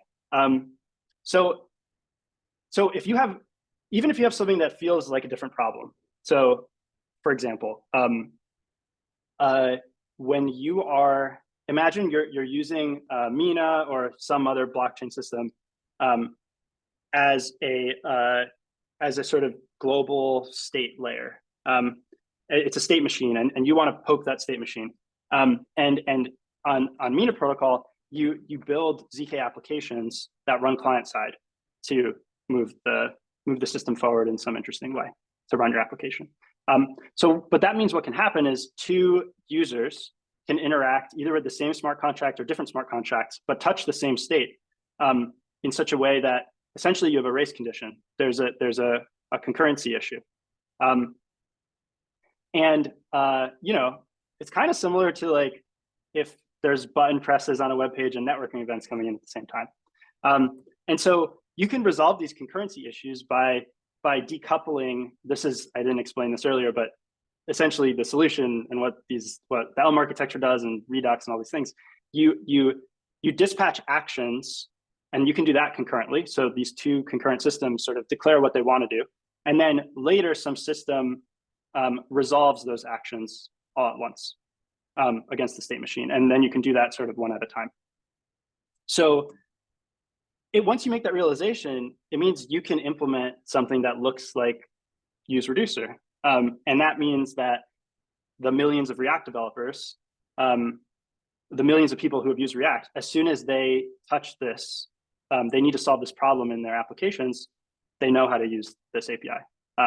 So this is something that, you know, I'm really happy about. And usually it doesn't quite work as, you know, this perfectly, but like the idea is, you know, it's good to design APIs like as close as possible to ones that developers already know, the developers who you're trying to target, the ones that they already know.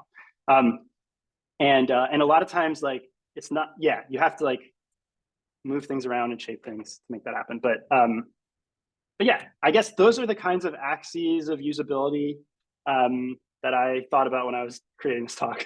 Anyway, so yeah, thank you. Thank you, Brandon. That was a very interesting talk, and I think you had some hot takes and interesting takes here and there. So that was great.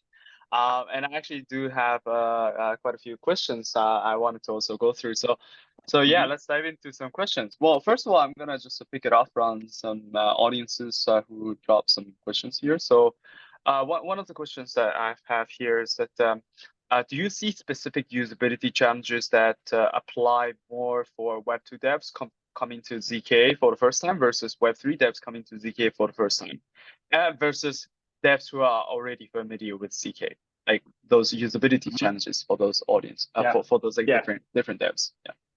Yeah. Yeah, I think the audience is something that you have to be cognizant of, and anytime you make any decision, you're prioritizing. Well, it's likely that certain audiences will have different desires and skills and expertise, and so you're making trade-offs. I would say the I guess like if we think through each of those categories, like for Web2 developers and Web3 developers, like the fact that the system is embedded in TypeScript is a real help to make things better. The APIs like the one I just showed for actions and reducers, making it feel like React. Then on the for developers who are already familiar with ZK, you want to make sure that there's ways to discover how the system like actually works, so that they can map it to a mental model that they're familiar with. And I'll just give one example. Like the way that O1JS is structured, everything is built up sort of transparently on top of this extremely low level interface of describing constraints. So you can always, we have some library code that's in Rust and OCaml that's compiled to JavaScript and TypeScript, but you know there's also a lot in TypeScript, and we're moving more and more of it to TypeScript. But like you can actually go in and inspect how things are implemented and see it, and see that, oh, like this Boolean, this if expression is actually doing a Boolean constraint of, you know, the Boolean times the thing plus 1 minus the Boolean times the thing. And the ability to go deep lets you optimize things when you need to, when like the sort of auto-generated versions of things are too slow. So yeah, that's how I think about it. Gotcha. Also, one thing I was kind of interested to touch upon was the fact that when you mentioned about the current ZK VM does not have a recursion, and that actually did make me think that, you know, like when I was thinking about continuation, you could argue that continuation is not a recursion; it's just a splitting of the workload. So yeah, it is true that ZK VM wouldn't have, well, so far doesn't have recursion. But do you think that in the future, in what way do you think that recursion would exist for those ZK VMs? I think, I mean, that's something that O1JS will get to at some point.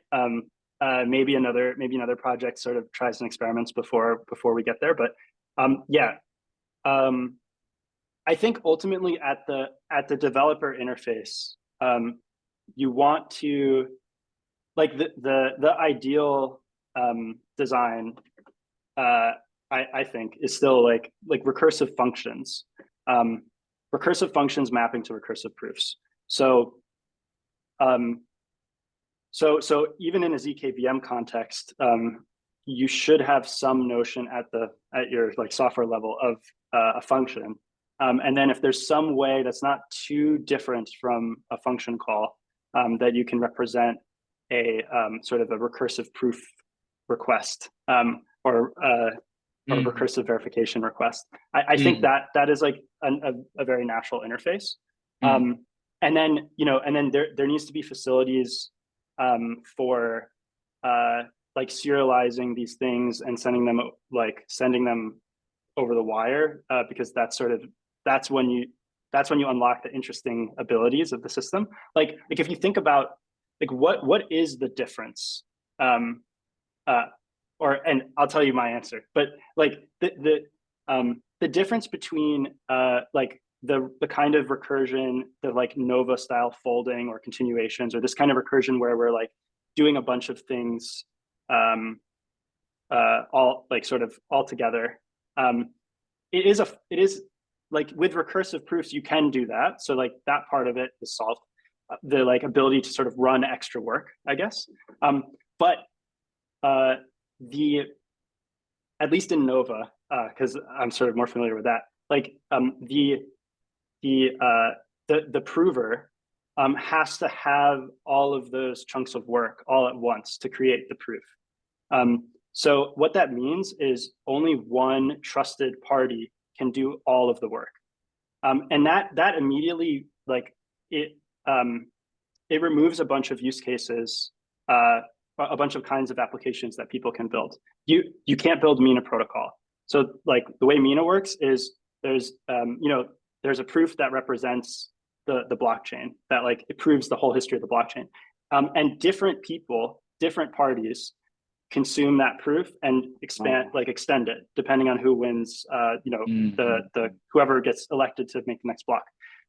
So you couldn't do that with like that kind of folding style Persian. I see. You can't build like there's this kind of interesting space where we're our team's going to be like helping other teams build these kinds of things, more coming soon, and we're going to build some more examples. But like you can build these multiplayer applications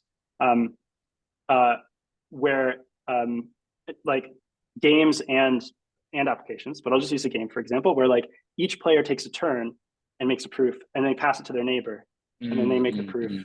And you can do this kind of state machine with multiple parties where you don't trust each other, and then settle on chain at the end, for example. Like that kind of thing is also impossible.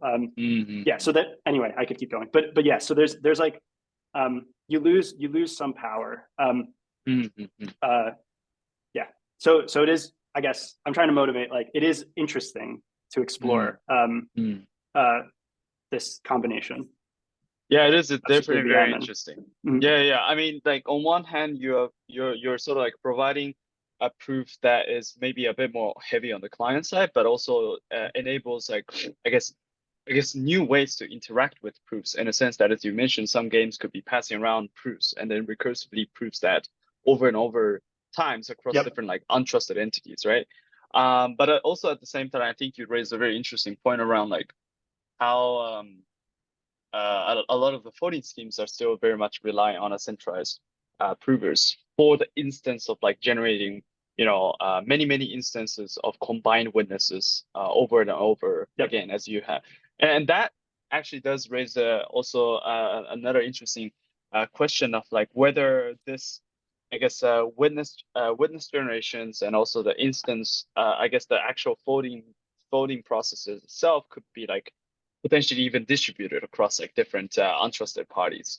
And obviously that one is like still very much I don't even know if that's possible, but my understanding, like the protocol is incompatible, like the Nova protocol, the Nova family of protocols, it's incompatible with this. Like you with having untrusted sort of witness generation. Yeah. So so something new would have to be invented. Exactly, but the thing is, you can mix these by mixing proof systems together. So that's something I'm really excited about, and I think we're going to see more. You're going to see more from O1 Labs, but I think that you'll see more of this over time, because like you can have your Nova, your proof system with Nova style folding, and it's really good at like this kind of like computation crunching. Right. And then if you can recursively verify a foreign proof system that's good at recursive proofs in that system, then you can just use both, and vice versa. Like if you can, so doing these foreign proof system verifications, like that step is usually quite expensive. But I think there's a lot of use cases where like you do a bunch of things over in this world, you do a bunch of things over in this world, and you can kind of combine them together. Right. So basically, it's trying to compose the proofs together for different use cases. Gotcha. I guess one last thing I wanted to touch upon. We're running a bit short on time, but I remember you mentioned about sort of like changing the terms from circuit to provable, and to me that intuitively kind of sounded more like basically you have something that is like very low level that maybe interacting with a bunch of different arithmetic gates, let's say, but now you're kind of abstracting that part away and say, okay, this is what I want to prove, and this is all you need to kind of like put down in the code, and I don't have to worry about like all the details around the gates and whatnot. I presume that's kind of like what you mean, right? I regret not having a code sample here. That would have made more sense. But yeah, I mean, because like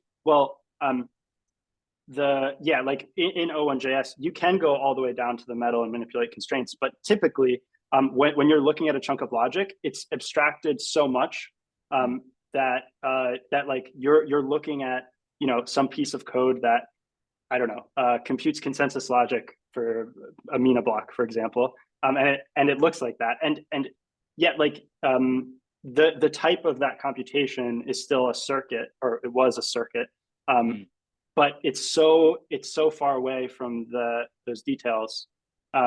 Like I guess if you trace every function call, like eventually you'll find constraints. But yeah, like instead sort of thinking it as, oh, here's some logic that is provable. Like I can compose it with other provable pieces of logic and then call prove, and I get back a proof. So yeah, it's just, yeah, that's kind of the idea. Gotcha. So yeah, thank you very much, Brandon, for the amazing talk and a lot of the, I guess, hot takes today. And I Thank hope you. that the audience here would also have some thoughts and some takeaways and potentially new, innovations out of the talk from what Brandon has given today. And also make sure to follow Brandon's on Twitter and also O1 Labs. Looking forward to seeing all of the interesting ZK DSL and embedded DSL that will be coming out of their announcements in due time as well. And you know, you can download it and play with it and build applications sort of in isolation in like Web 2 world, or deploy them on Mina protocol. So yeah, exactly. Thank you so much. Thank you very much, Brandon. So next up we have Kenti from Aztec protocol. And just to kind of like briefly on Aztec, it's a privacy preserving L2, and within Aztec, it's an end-to-end privacy preserved, meaning that you will have programmable and also like token level privacies for your I guess on-chain interactions. So Kenti, I guess feel free to take over, and the stage is yours. Yeah. Hi.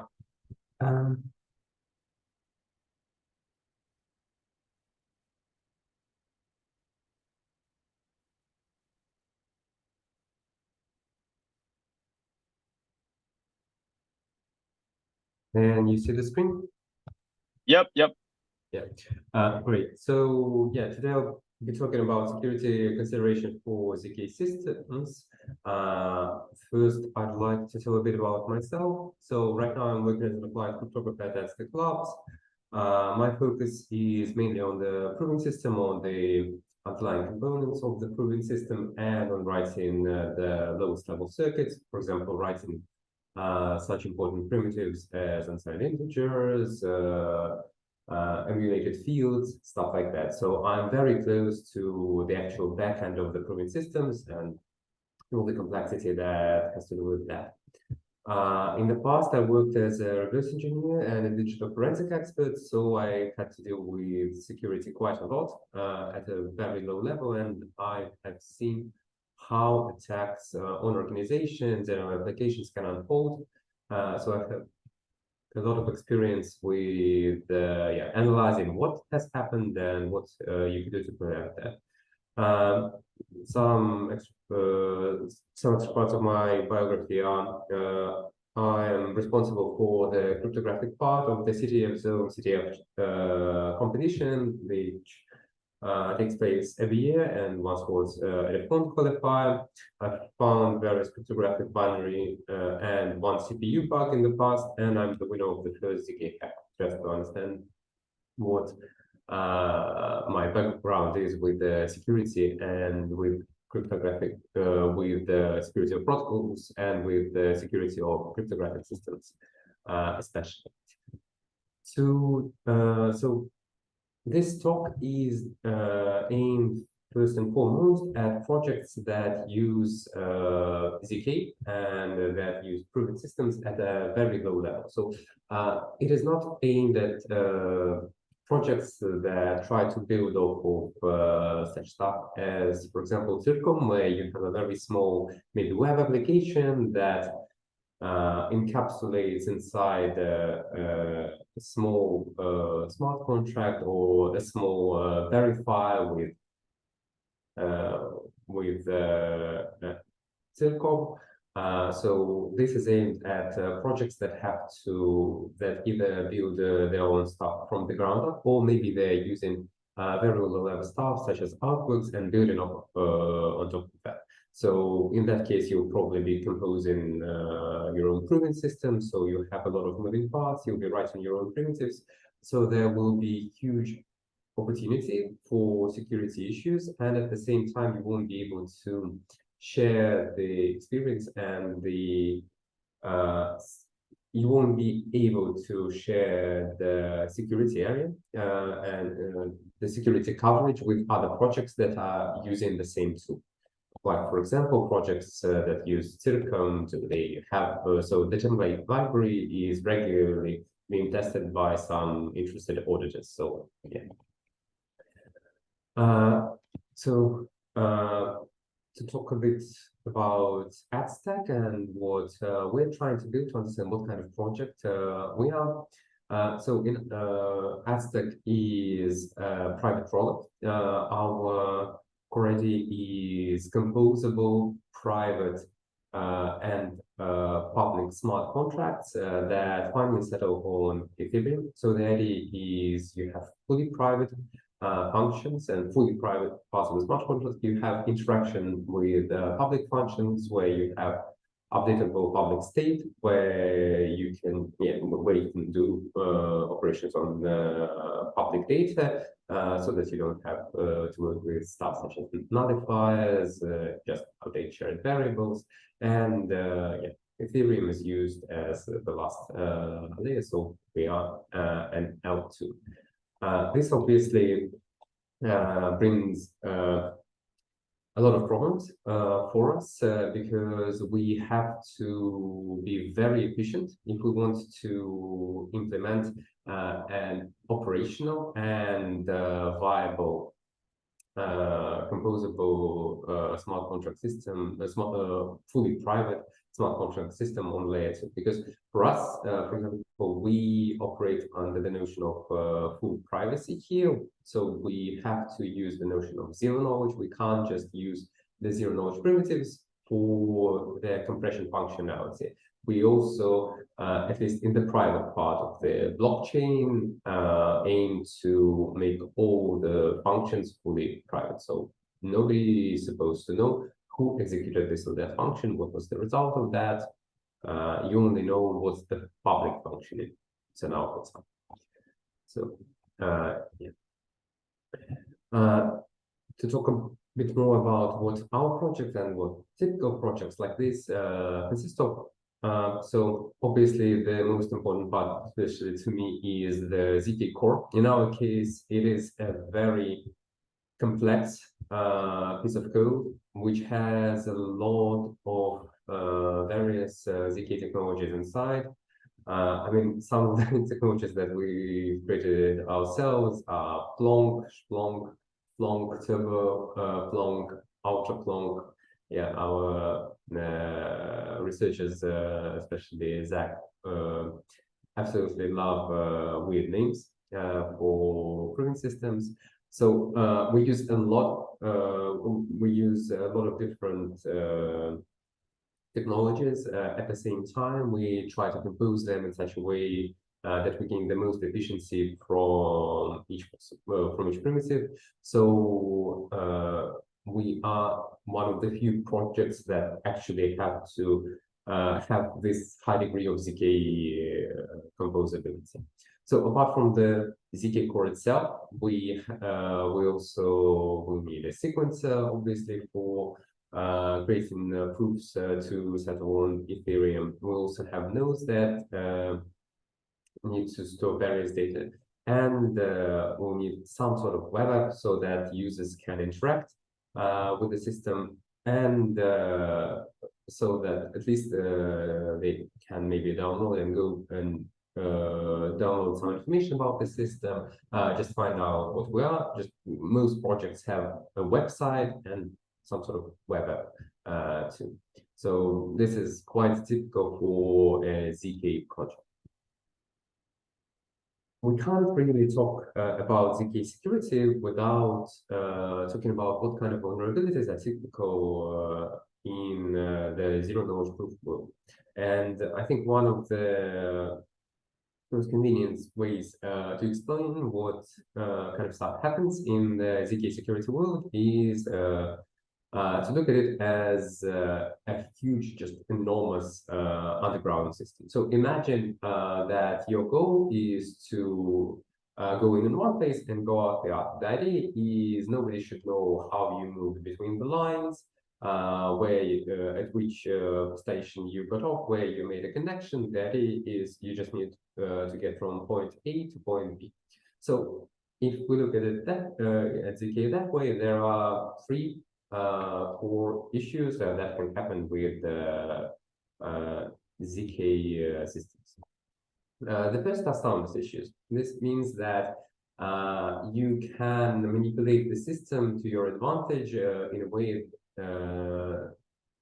in which it was not supposed to be manipulated. So, for example, you can jump the turnstile, or maybe you can go into the driver's cabin in the train and redirect the train to a completely different line.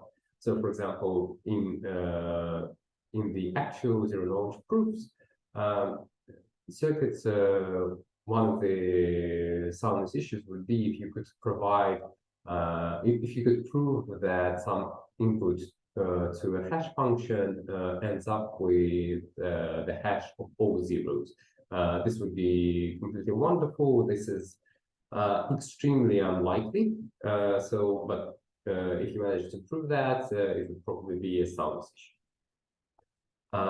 It is also one of the most grievous issues that can happen, because this allows you quite often to completely sphere the protocol. Imagine that you can prove that you have 1 million or 1 billion in your account, then you can easily drain resources and easily drain funds from the protocol. So then there are completeness issues. That's when you try to use cancelled, or you can only create very specific proof. You can go to some of the stations. So in a regular circuit, it would be the same as you trying to prove that the hash of an empty string is this value and not being able to. Just because for some reason something is failing in the circuit, and this particular use case, maybe it's an edge case, was not thought of by the developers. And the last issue, which is more which is an issue to a project like ours, but not to all the ZK projects, is the issue of zero knowledge. So if you want to preserve privacy, we actually need zero knowledge in our system, which means that when you create a proof that you only submit information about the fact that the proof is correct. So the proof itself reveals only that the proof was indeed correct. So this would be like somebody tracking all your movement through the underground, or somebody logging the secret you were using for the hash. So how do you deal with all of these security issues, both in ZK and in regular applications? Well, one of the things you could do is unit tests, and obviously it's just healthy hygiene. I think all of the projects are using unit tests these days. It's just completely necessary to detect the shallowest of bugs. Without this, you can't go any further. The next stage are end-to-end tests. It is a mark of a healthy development culture in the company. It helps detect problems with complex interactions at a very early stage in the development of an application. One of the problems with end-to-end interactions is that they are not scalable, and it is very hard to cover all the use cases that various users would probably trigger. So it is just great to see that components are working together the way they were intended to, but it is not a very extensive testing. The next thing you can do are internal audits. We've done quite a lot of these. One of the major benefits from them, apart from increasing the security of your solution, is that you also raise the level of your team, because people start interacting with new parts of the code base they haven't been accustomed to. They explore new stuff. It's always nice to have redundancy in your in the skills of your team, so that if, for example, one member of the team decides to leave you, there's always somebody in his place who knows a particular critical component. One issue with internal audits is that they consume enormous resources, because basically your team has to stop developing at the time. You can't audit something that is under active development, and just reading the code is not a very interesting process. So yeah, it is quite slow. Also, one of the issues is that you have to. Also, one of the issues is that rereading the same part of the code base again and again produces diminishing returns with each new iteration, especially if you're working on constantly on components that are constantly being developed and updated. External audits are actually worse most of the time, because for an external audit to be efficient enough, your project requires very decent documentation so that you can get the auditors up to speed quickly. Complexity and novelty of your project decrease efficiency, for the simple reason that the auditors will have probably not seen this particular system used anywhere else. If it's a very complex system, maybe they have seen some components, but not the whole structure. It is very pricey to reuse, and yeah, once again, doesn't work well with active development, because the changes that you've made to the code base after, for example, 6 months may change the whole may have changed the code base so much that the whole previous audit would have left no profit for you at all.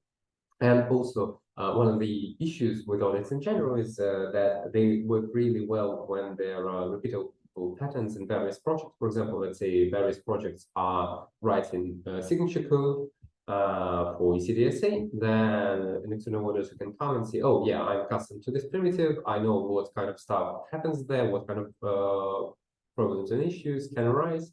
Let me look, I'll find the same problems here. If you're doing something completely novel, or if you are composing very new ideas, it means that first the auditor actually has to learn what you're doing. So yeah, obviously there are some issues.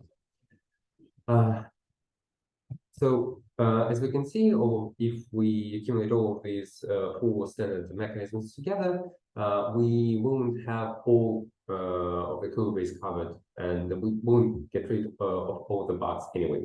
So some of the issues are that audits are hard to reproduce, they drain resources, testing usually tends to be very shallow, it doesn't cover deep bugs. So what can we do? Two of the deeper techniques that are used with the Zk project nowadays are fuzzing and formal verification. So one of the techniques that we're using is fuzzing. You can think about it as a one step forward from testing. The idea is that a program explores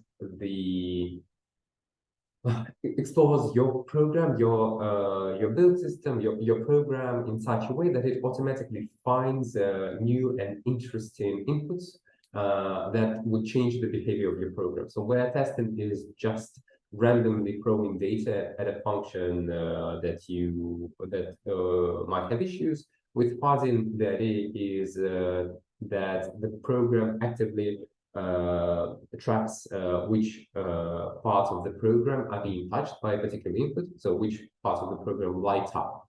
And then it remembers those particular inputs and tries to mutate them so that to uncover deeper and deeper parts of the program. It actually proved quite efficient in our case.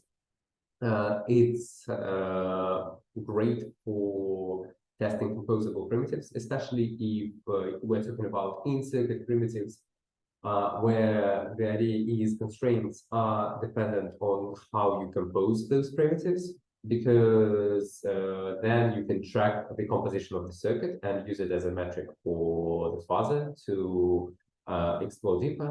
It is not as good for fixed circuits because it has less information to work with. Formal verification, to me, works a bit like magic. The problem is sometimes it can refuse to answer you.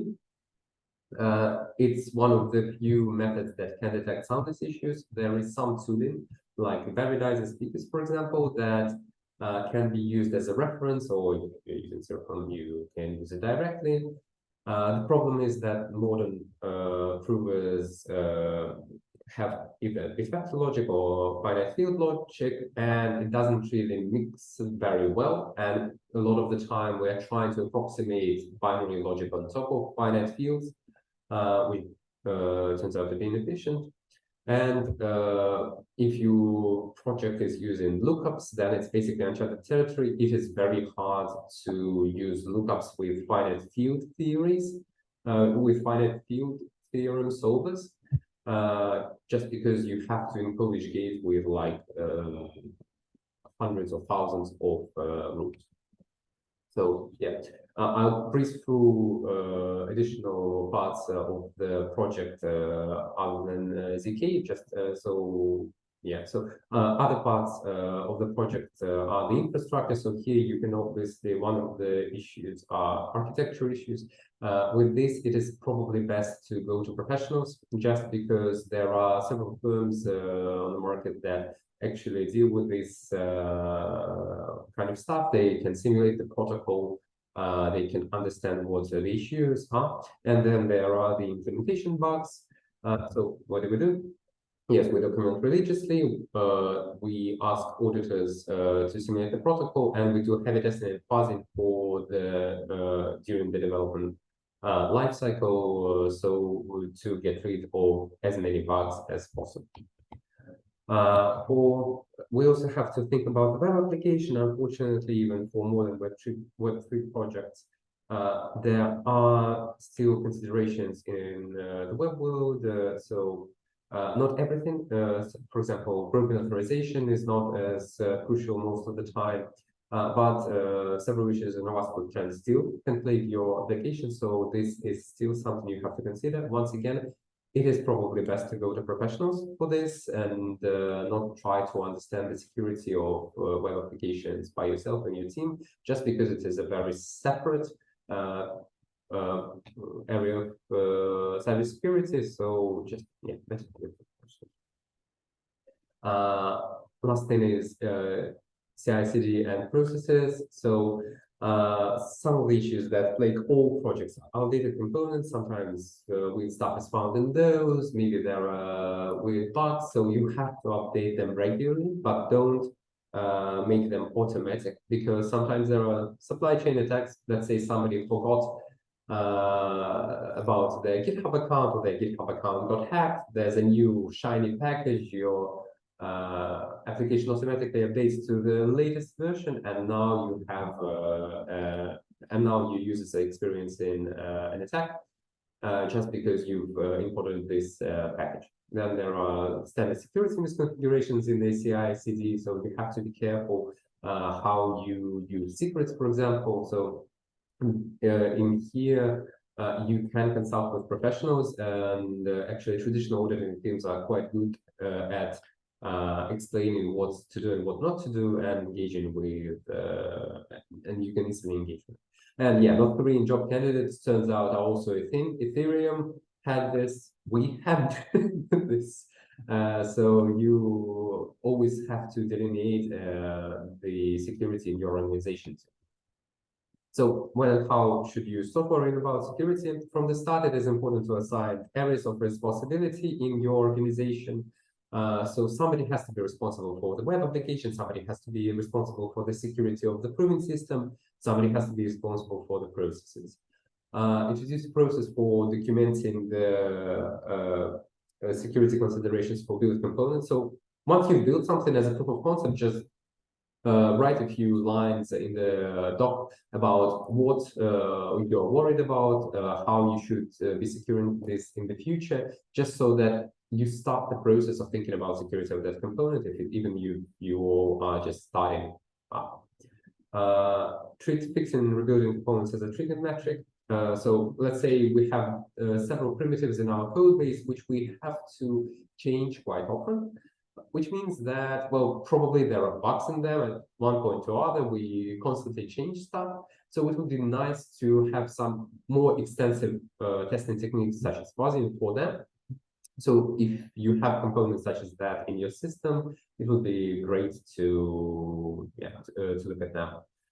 Establish growth and maturity triggers for organizations. So, for example, if there are 40 people in the organization now, maybe there's a point in having a fission exercise just to see how good you are against North Korean candidates. And consult with professionals on non-ZK issues. There's no point trying to do your own security of web applications. You're probably not the best at it. Deal with professionals. So security is not just a pain. Security also helps you reduce resource waste. For example, once again, if you are working with a particular primitive, a particular part of your code base, it keeps breaking quite a lot. There are issues. Improving security and improving testing for it can help you reduce resource waste in the long run, just because you don't have to keep going back to fixing it. Now you have a more mature process. Being open about this and showing others how to do this also brings value to your organization, because you show that your processes are mature. You're showing that you care about your code base. This is not just a one-day project. So it becomes a talent magnet. And in a field where protocols are broken almost every day, having security in general and improving the security of your project is obviously a competitive advantage. Sometimes you just need to supply the loads. So as a final takeaway, the security of ZK projects is not just the security of ZK proving systems, it's also traditional security. You have to think about other parts. Somebody has to be responsible for security even in a small organization. One of the simple reason is, if you get hacked, even if you're a small startup, and there are always chances that this can happen, somebody has to be responsible for picking up the phone, figuring out who to call, figuring out what to do. You shouldn't be scrambling to find the one responsible for that. And security is a pain, but it can really help you. It can be a benefit for your organization, so it shouldn't be something left until the end, up until you've almost built everything. So yeah, that's me. Thank you for your attention. Thank you, Innocenti. And I guess just on the questions that I had myself was when you were talking about like fuzzing and like using fuzzing for securities. One thing that kind of got me curious was like how widely used fuzzing right now for a lot of ZK applications, and also like does fuzzing necessarily, let's say, cover a lot of like the soundness aspects of the securities that the formal verifications already covers, or is that something that I guess fuzzing would not be able to achieve? I guess more in general, like what's the part that fuzzing can cover and what's the part that fuzzing cannot cover? So to answer the first, how widely is fuzzing used? I think at the time when I started looking at it, fuzzing was used in very few projects, and most of the time only rudimentary. So for example, there was a fixed circuit and fuzzing was used to change inputs to that circuit. And this would provide a very limited use of the fuzzing, because fuzzing excels when stuff is changing inside the program. And if the circuit is fixed, obviously there's very little to explore. But yeah, after that I heard that, for example, there's a company, Fuzzing Labs, and they're also focusing on doing fuzzing for their best project. So they're thinking about security of the key from the fuzzing perspective. So maybe right now it is a bit better because there's somebody focusing on it as an external auditor. So then about soundness, with fuzzing, while I managed to find a soundness issue once with fuzzing, it was more by chance.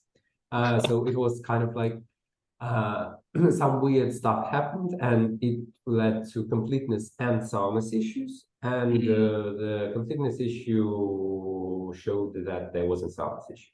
But no, fuzzing by itself can't really find soundness because unfortunately, in circuits, it's very hard to find a proximity metric. So basically, you could try and guide fuzzing towards finding a solution that is inappropriate, that shouldn't fit your circuit's description, but still adheres to the arithmetization. But the problem is, since we're operating in finite fields, there's no proximity between values. So yeah, so it's at least. I don't know how one would do that. Maybe somebody finds a solution to that particular issue. Gotcha. So I guess, in a sense, like you sort of also foresee like fuzzing's great for just like testing out a lot of details, and making sure that you can try to cover some edge cases, in a more sort of like broader like programming senses. But you still do sort of like see a lot of formal verification stuff to be quite necessary companions of like fuzzing in general. Formal verification and maybe some static analysis or enhanced dynamic analysis for particular properties, maybe. For example, you can look at how the values change throughout your witness when you randomize the inputs, and that can also become a security metric. And that could sometimes uncover soundness issues. But yeah, fuzzing, unfortunately, is just testing on steroids, and it also helps remove programmable biases. So whether testing is, I'm just testing what I imagine the circuit could do. Fuzzing is, yeah, I don't care, I'll just push everything through. Do you ever foresee a future where like perhaps we may have like ZK specific fuzzing, where we can, let's say, cater for like proximity testing, etc.? It is very hard for me to imagine because, yeah, just the proximity testing by itself, the proximity testing by itself is a very,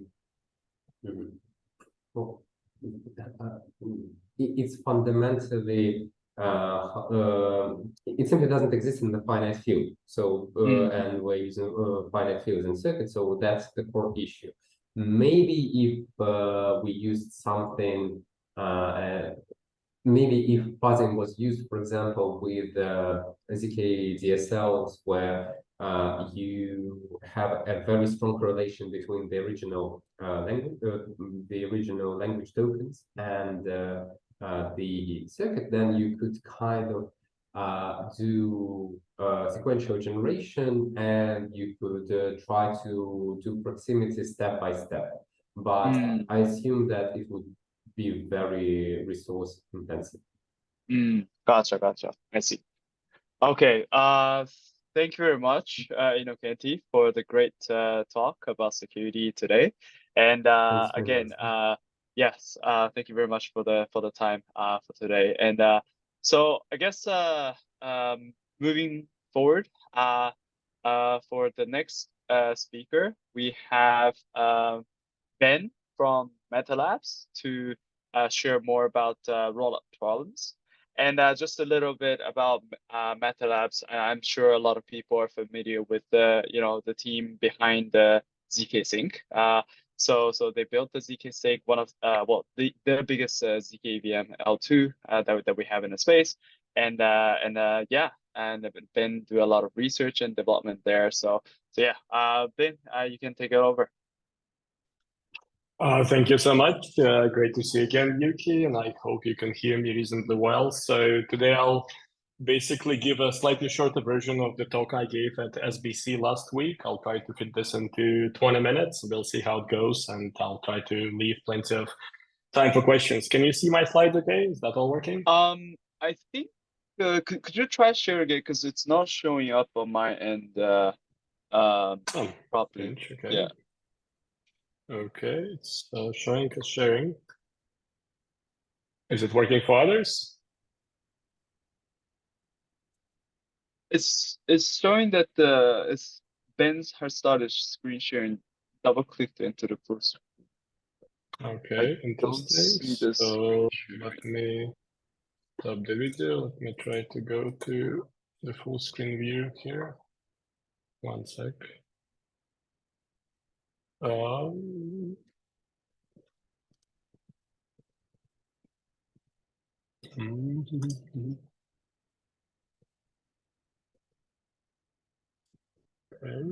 let's share again.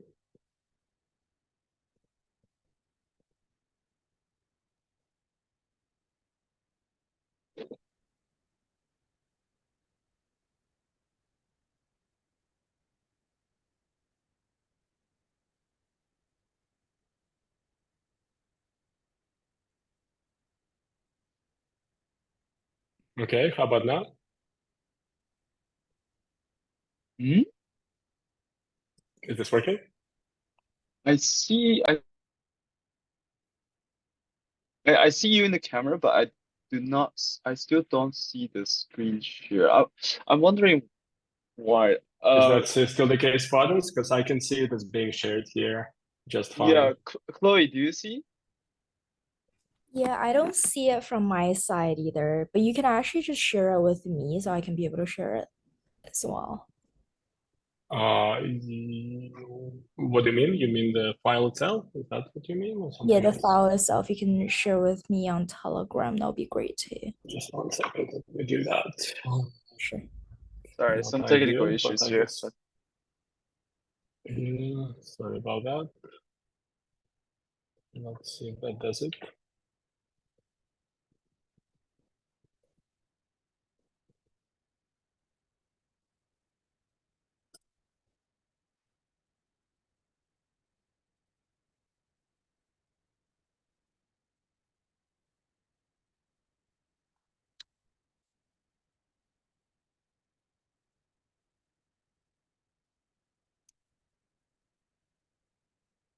Okay, you should have the slides.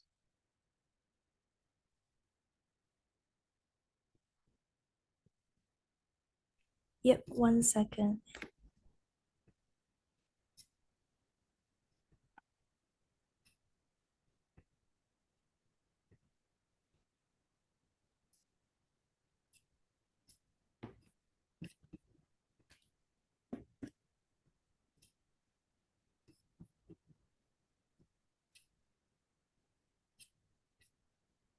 All right, I'm gonna share it on my end.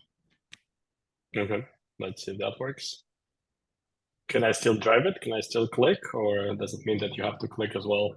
I will have to click for you if that's okay. Ah, all right, I'll tell you next slide, I guess, every time. Sorry Sure. about that. Okay. Sorry, 1 second. It's a bit of a poor man's version of animation, but okay. We'll have to manage, I suppose.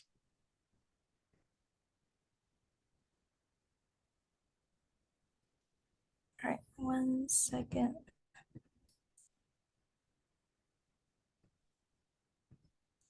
Is it showing for everyone? Yeah, I can see it. I can see Showing it. for me? Yep, I can see it. Yep. Yep, feel free to just tell me to go to the next slide. Sounds good. I'll do that. Okay, so today's talk is about some of the open problems we see in the rollup space, and as we're thinking about where we go forward in the next year or so. So next slide, please. Just a few words about myself. So in addition to being the VP of Research at Meta Labs and running the research team there, I'm also a professor at Imperial College London. Just a little bit about my research background. I come from a background in programming languages as well as system security. So some of the stuff that was covered by the previous speaker in Akensi from Aztec Labs is actually near and dear to my heart. But the last 4 or 5 years, I've been focusing squarely on blockchain-related topics, so things related to DeFi, fee mechanisms, audit. So we have a few papers coming out in the next, several months alone on these kinds of topics. But the slides disappeared. Seems like the curse continues. Okay, there it is. The slides are back. Yeah. Okay. Next slide, please. And so just the TLDR for this presentation. So I think we're still quite early in the design journey when it comes to rollups. I think there are still more design questions than there are answers. And I'll talk about some of the answers that a variety of people in this space are proposing. And I'll kind of pose probably more questions than I'll give you answers for the next 20 minutes or so. So my sense is that we as a community have not arrived at too many points of consensus when it comes to even the simpler aspects of rollup design. Next slide, please. So I think it's no secret there's a significant consolidation of strength behind Ethereum as a layer 1 platform, and that's due to a variety of reasons. One of them is the fact that Ethereum has quite an open design and development process.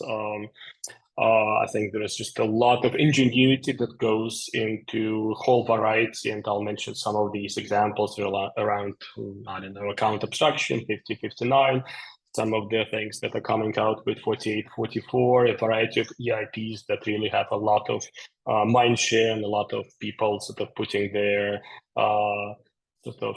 thoughts as well as the implementation efforts into them. And part of the thing, of course, is that, given the extended bear market, oftentimes this is what happens in bear markets as well. So as part of that, EVM compatibility has become virtually the norm around, I'd say, the majority of the blockchain space, despite any number of shortcomings when it comes to the EVM. I mean, so Solidity as a language, as well as the EVM as a virtual machine, are far from perfect. And in fact, many people have complained about these kinds of things vocally, and there are definite sort of ways to improve upon the EVM, but at the same time, there's a generation of developers who've been trained on Solidity, and as such, you basically have a supply of people who want to build a new platform if you are EVM compatible. And so this is where we are with ZK Sync, and part of it is because that's where developers are as well.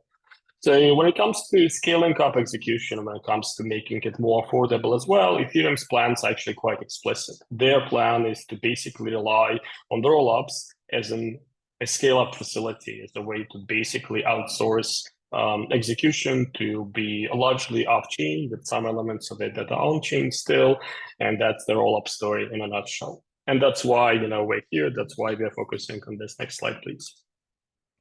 So now this is probably going to be, I'm sure pretty much everybody in this audience has seen this somewhere. So people distinguish between optimistic, broad proof-based rollups and zero-knowledge rollups. We are ZK Sync on the validity proof side, on the zero-knowledge side of this divide, so to speak. And there are probably more companies essentially trying to bring solutions to that side of this space as well.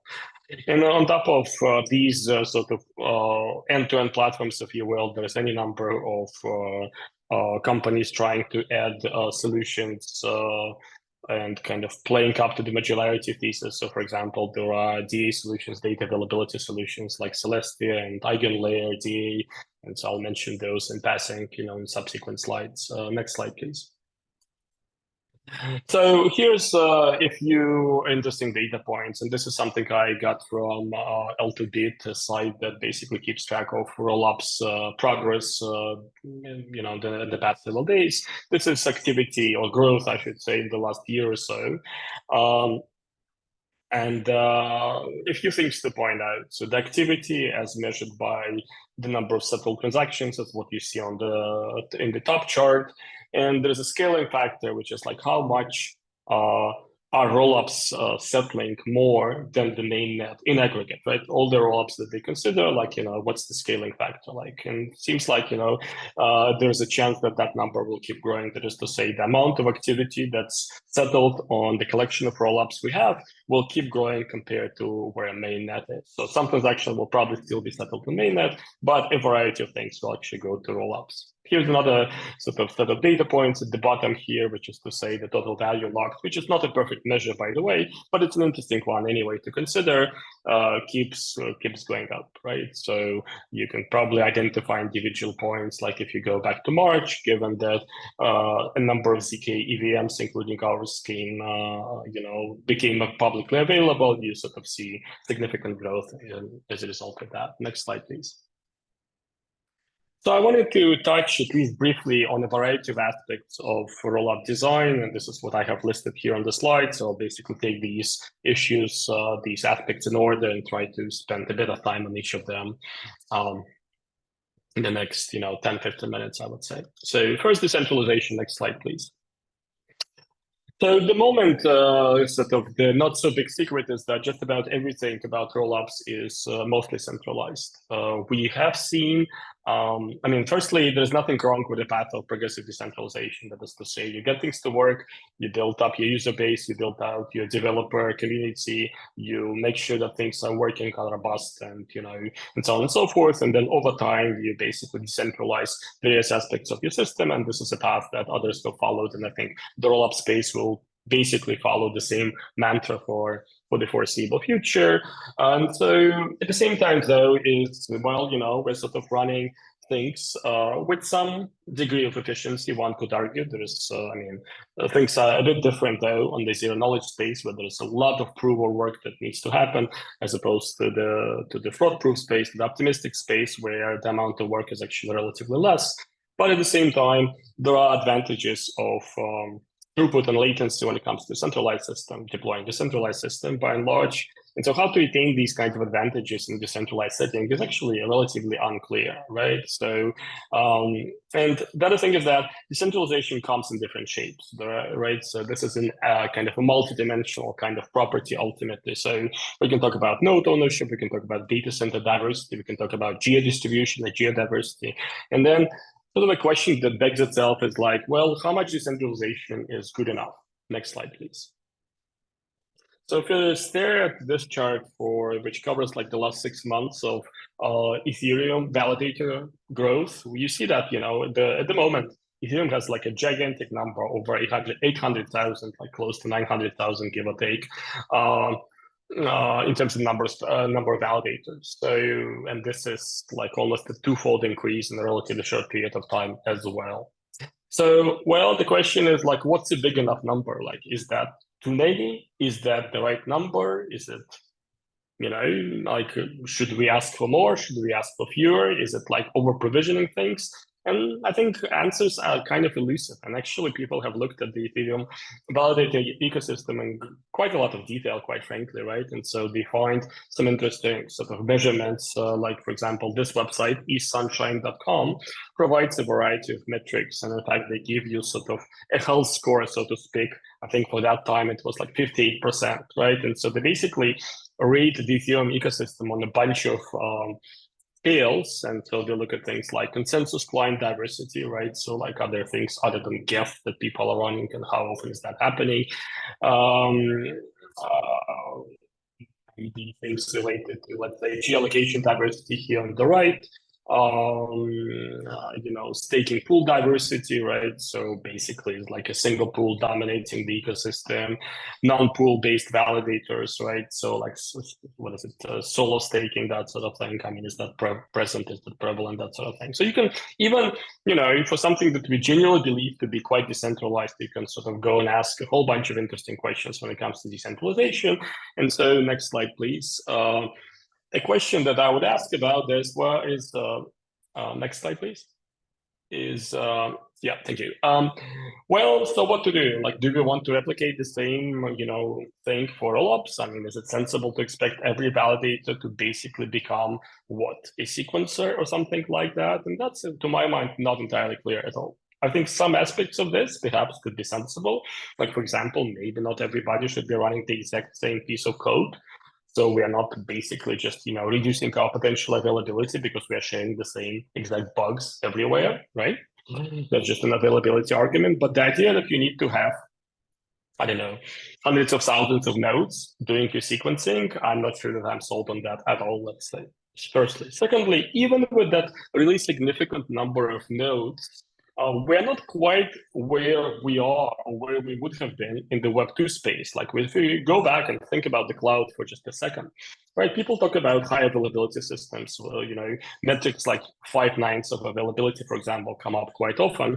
And there's very little of anything, even in the Ethereum ecosystem, but in blockchain in general, that even starts to sort of resemble these numbers related to availability. And so, one could pose a question like, well, if you think about sequence designs, if we're comparing different designs, to each other, I mean, should we basically be aiming at these kinds of high availability outcomes? And what's the right way to get them? And maybe it's actually not trying to increase the number of nodes to gigantic amounts. Maybe it's, there should be focus on perhaps something else entirely. And so here's another question that is often conflated, but frankly, I think is causing more confusion than it should. So does decentralization imply permissionless participation? Can you basically have a system that's relatively centralized, but where things are permissioned in some ways that the community believes is appropriate, right? Because if things are entirely permissionless, then you basically have the Sybil problem. You have potentially more DOS-related problems as well. And so is that what we want as well? So not entirely obvious, I would argue. At the bottom, you see a reference to a paper that looks at measurements of Bitcoin and Ethereum sort of in a variety of dimensions of decentralization, if you're interested in these topics, and reading about these topics. Next slide, please. So let's talk about sequencers just a bit more. So sequencers, and this is where, people spend quite a lot of time and sort of mental energy, if you will. So I think the majority of work, not all of it, but the majority of work has been sort of lifted, if you will, from permissionless consensus literature. So basically people look at a bunch of variants of DFT-based consensus, and they basically reason about some of the latest approaches there, things like hot stuff 2, fast hot stuff, and they look at essentially taking that and moving this into a POS setting and basically getting performance numbers that those kinds of algorithms genuinely give you, which is to say, maybe a latency of, let's say, 1 to 3 seconds for most distributions. The throughput, though, might be a little bit more limited. Some people have suggested DAG-based solutions, but we have not seen those deployed or experimented with in practice, let's say. It's not obvious, though, that, we should basically replicate a design that was there for state machine replication to the problem of sequencing. The problem of sequencing is its own specialized thing, right? I mean, nobody said that we should just basically take the latest and greatest in BFT consensus and just wholesale move it to this space. I think that's not entirely obvious at all. Another thing that's also not obvious to me as well is what's the right way to connect, if you will, or to align sequencing and data availability provisioning, right? So there's one argument for modularity where these things are provided by different vendors and so on and so forth. But the challenge is that modularity is ultimately somewhat more difficult to make more reliable, right? If you worry about, 5 nines of availability, how do you actually take a modular design and make it work with 5 nines? I would say that that's a highly non-obvious kind of question to answer. Next slide, please. Another sort of thing is that, that comes up a lot is sequencers and MEV and sequencers as MEV extractors. And so basically there are sort of two extreme points of view that are often taken here. So one is that prevent, we should just stop or try to stop MEV at all costs. And there's a lot of work that's focused on various commutative schemes, private mempools, basically blinding transactions, things of that sort, where the sequencer is not able to really interpret what is being sequenced, right? And so such it's got a hard time basically profitably, doing MEV extraction, right? As well as fairness-focused consensus algorithms, things like Themis from Pernaltech and a variety of others. But at the same time, there's a lot of doubt in terms of well, can we really suppress all dangers or pernicious forms of MEV, and should we even try, right? And then you sort of go to the other side of this spectrum that we will oftentimes, right? So, well, MEV should be embraced. So MEV can play a positive role, and it should just encourage node runners. And this is like, in some sense, the better way to compensate sequences than it is to pay them money or to pay them sequencer fees, right? And so, we should just basically take the latest and greatest in PBS and ePBS from mainnet, from Ethereum's mainnet, and just basically repeat the whole thing, and then basically have flashbots as part of the picture as well. So my sense is that these are fairly extreme points of view. I'm not entirely sure what's in the middle. I wonder if there's something that's a little bit less extreme, let's say, is that there's a middle ground here. And I think this question is especially relevant when you're thinking about not only L2s, but L3s, hyperchains that sit on top of L2s. That's what we call them, hyperchains, for example, enterprise settings, right? There's a company, and the company doesn't really want its MEV to be extracted by somebody else. I think that's just inappropriate for the company setting, right? Like, how do we stop that without sort of becoming too rigid and too crazy about it, if you will? Next slide, please.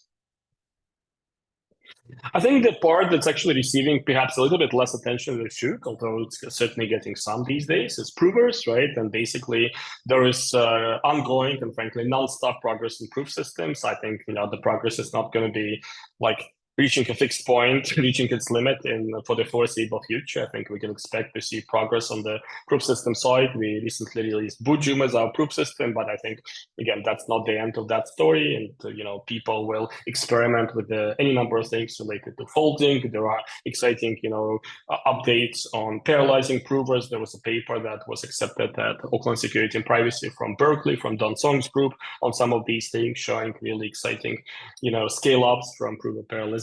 So I think all of these things will be the subject of a lot of focus for the next months and years, which is to say speed of proof production, single core, reducing hardware requirements, and then figuring out how to ultimately increase parallelism, as well as to connect custom hardware to the task of proof generation, proof production. And I think, we actually don't know what the ultimate sort of steady state will look like at this point. We are experimenting, and there's no shortage of interest from hardware makers to basically make this process a great deal more efficient as well.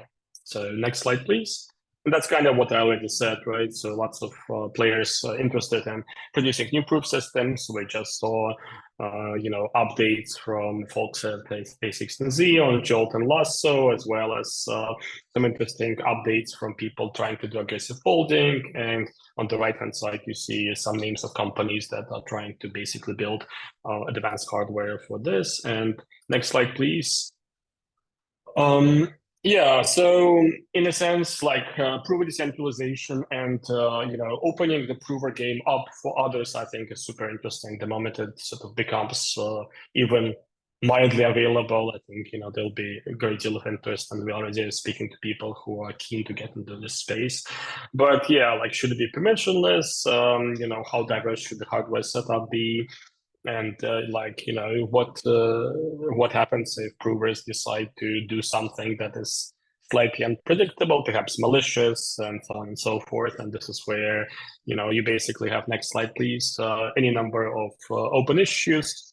Next slide, please. In terms of how to, oh no, before that, please. Okay, yeah. Yeah, that's it. How to basically make it so that there's no, we don't end up with a winner-take-all possibility where somebody with a really advanced hardware setup that they don't share with anybody else just basically wins every block, right? And so that's one open question to my mind. Also, another question is how to have variable pricing. If I'm willing to pay more to have my proofs achieve finality faster, can I do that? And so what are the means by which I can achieve that? It's actually not entirely clear how to sort of create an alignment between incentives and prover work. Next slide, please. And so on tokenomics, let me just say that we've seen a number of tokenomic formulas that have emerged over the last several years, and some of them have come from DeFi, let's say. So stake-based governance, stake-based protocol participation, things of that sort. I think it's tempting to just lift them and move them into this space. I'm not sure that this is a great match, quite frankly. And even then, we have seen any number of problems with like stake-based governance when it comes to DeFi protocols as well. I don't think it's like necessarily a perfect system. We've seen, you know, any number of governance activities that have not been quite as trustworthy as perhaps they should have been, that sort of thing. And so maybe we should take a different approach here. Maybe we should sort of stop focusing on POS and staking and like take more of a mining-based approach, right? Where, you know, participation and proving is actually more of a focus area, right? And we should actually reward provers a bit more than we reward people holding stake in the protocol. Just a thought. I don't think that we really have consensus, no pun intended, on how this should be done. But, you know, next slide, please. I think it's fair to ask what kind of outcomes do we want? And I think one of the outcomes we do want in rollups is we want to have speed, we want to have low latency of when it comes to both soft finality, which is generally what sequencers give you, as well as like finality that you get from the prover, as well as high throughput. And then other properties like censorship resistance and maybe reduction in MEV, but not clear to what degree, as well as high network availability. And how to get these things from tokenomics, I think, is actually a tricky question. I'm not sure that there are immediate answers that sort of jump to my mind, at least. And the other thing is that if we are sort of, you know, perhaps in the race to the bottom, I'm reluctant to use that term, but I think you know what I mean. Like, we are in the process of reducing fees for the end user, right? We're in the process of making the blockchain more affordable. Well, how do we keep node runners interested? Like, how do we keep validators interested? And then the process of like doing highly specialized proving, like how do we essentially keep them interested, given that there's probably some capital expenditure that needs to go into that as well. Next slide, please. Just wanted to really briefly touch on the topic that was actually covered in the previous presentation, which is like, how do we, you know, the thing is that like rollups is not just math, right? I mean, rollups at the moment are fairly complex distributed systems, and there are many ways in which things can go wrong, and we need to, you know, reason about at least availability, implementation bugs, which is what Kenzie talked about, as well as infrastructure vulnerabilities. And there's a variety of interesting projects that kind of focus on sort of all of these aspects of things. So bugs, next slide, please. Bugs and proof production is something that's been the focus of a bunch of projects in the last 3 to 6 months. I think this will just keep expanding. Some interesting references for you debating. Next slide, please. So one question that doesn't maybe get addressed quite as much is that, like, how do we sort of bring the right software engineering discipline? I mean, circuit generation is a pretty difficult activity, let's say, and this is where bugs can be found. But at the same time, we want to be in an environment where, you know, developers are relatively free to basically, you know, change things with quite a lot of code velocity. And so how do we basically marry this robustness with the fact that software engineering needs to happen fairly quickly is quite an interesting open question.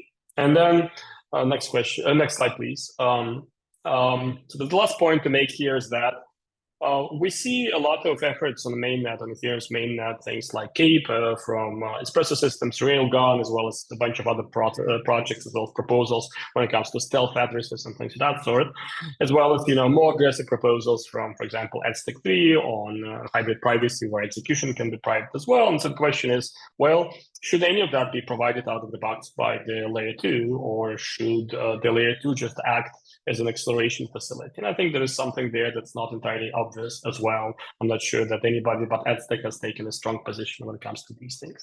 Next slide, please. And in fact, last slide. So this is what I just covered, you know, fairly briefly, given the time constraints. Happy to take whatever questions you might have. Thank you. Thank you, Ben. So I guess one thing I kind of also wanted to dive a little bit more into was the prover decentralization aspect, and you kind of inferred a little bit on the proof of work aspect of a prover decentralization, and I sort of like bring back the, you know, the POW era. So in terms of like prover decentralization, like so far from what I see, it's like a lot of the we're trying to decentralize it for better liveness assumptions. But are there other properties that you are specifically looking for from those proof of decentralization work to write, let's say, meet certain criteria that you want for those like decentralized proof of network? Yeah, I think it's not just liveness. I think ultimately, frankly, if we approach it from the economic standpoint, it's ultimately the cost of proof production, right? Like how much does integrity cost? Like, I mean, where are we as a system, as a rollup, compared to just raw execution in Ethereum, right? And essentially, how do we reduce it while, having sufficient levels of decentralization? And that's a question that I posed early on, which is like, well, how many is enough? Like if we have basically 5 provers, well, is that good enough? And in some sense, it's a hard question to answer. I'd rather not answer it at the moment. I think there's quite a lot of subtlety here. So I'd say that, it's the latency as well as ultimate cost of proof production that we are after in the system in a steady state. Gotcha. And also regarding the, I guess, the sequencer side of things. So I think you made a very interesting point about like how it's not obvious to just like bring in the existing BFT consensus, and they kind of like just like slap it onto the whatever you call it, decentralized sequencers. But then in that case, like how do you foresee sort of like in a near future, like the way that sequencer would exist for let's say ZK Sync, like especially now that maybe it's not that obvious that we should rely on some form of POS. What do you foresee as a way to sort of governance around the sequencers for those big L2s? Look, it's the same path of progressive decentralization, right? And the problem is that the path is not entirely linear. So my suspicion is that, it's quite clear that decentralization is now future, right? And how exactly, like, what are the steps? I think that's the part that's a little bit more mysterious at the moment. I think we'll probably go with something that's perhaps following some of these designs, but I think we're also working on something that's a lot more adventurous, let's say, and is a better sort of match in terms of the nature of sequencing as well as the nature of what we are providing there, and also with a kind of with an eye towards like, well, how many of these things do you need, and are you ultimately after high availability, or do you really need to basically have replication, right? So like if you basically look at deploying it to some of these systems, be that Tendermint or Swiss consensus, let's say, people look at 100 nodes. But again, like the same question sort of comes out, which is like, well, what's special about 100 nodes? And again, maybe not too much is special about 100 nodes.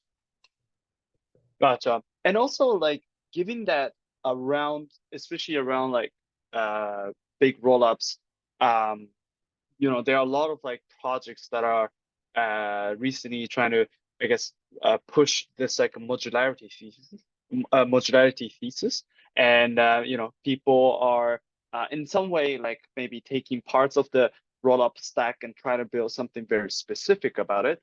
Like what do you have from the perspective of you building ZK Sync? Do you have any takes on like those aspects of modularities that is brought in by individual projects, and how you see like whether it's a good aspect of it or some not so good aspect of it from your perspective? I think modularity is a great way to push a certain sort of angle, if you will. I mean, be that data availability or shared sequencing. We appreciate where those teams are coming from. I think it's an exciting exploration. I think, again, like piecing these things together in a way that gives you a reliable and robust system that kind of, I keep mentioning, 5 nines of availability, but you know what I mean, right? So something that's really kind of like just works day in and day out, right? Is a challenge. And that's true in a variety of ways, right? I mean, if you have basically, let's say diverse non-overlapping validator sets that don't like really connect to each other, everything is independent. In a certain sense, like everything has to work for the system to work end to end, right? So that's for the one aspect. The other one is that if you have multiple tokens at play, then things are potentially greatly complicated by that as well. So my sense is that I really enjoy some of these explorations. I think they are there for a very good reason. But at the same time, if our goal is to get to the end result faster, they can be somewhat challenging to build with, let's say. Gotcha. Okay, thank you, Ben, for today's time and a great talk about all the roll-up questions that you have My raised. pleasure. Yeah, Thank you. thank you very much. So next up, we have Diego from Lambda class, and yeah, so a little bit about Lambda class. So they are one of the major, I'm sure maybe the biggest venture studio that are working on a lot of both like general Web3 applications, engineering problems, as well as targeting a lot of like ZK projects, ZK engineering work. So yeah, they work with a lot of ZK projects. They have worked with a lot of ZK projects, and they also write a lot of public, I guess, open source codes that are already running for, let's say, Starknet and potentially more project in the future for a lot of the stacks for those ZK projects. So again, please welcome Diego, and the stage is yours. Okay, thank you, Yuki. Very happy to be here. And well, today I will be discussing a little bit the security and optimization of the FRI protocol, which is at the core of Starks. And as many of you know, Starks have gained like widespread acceptance among many projects to build rollups thanks to its properties. So we wanted to discuss a little bit what is the protocol and what kind of optimizations you can do, and a little bit on the security and whether it can resist or not quantum computers, and see what advantages and disadvantages it offers with respect to other protocols or commitment schemes, because well, FRI can be used as a polynomial commitment scheme, but it also is a protocol by itself that allows for low degree testing. So this is just a brief outline of my presentation. I will present the main motivation for the FRI protocol. Then we will discuss a little bit the protocol and overview. Then we'll show how to turn this protocol together with Merkle trees into a polynomial commitment scheme, and then some security bounds and characteristics, and then some optimizations for the protocol. So what is FRI? It stands for Fast Bridge Solomon Interactive Oracle Proofs of Proximity, and it allows us to test whether a given function is close to a low degree polynomial.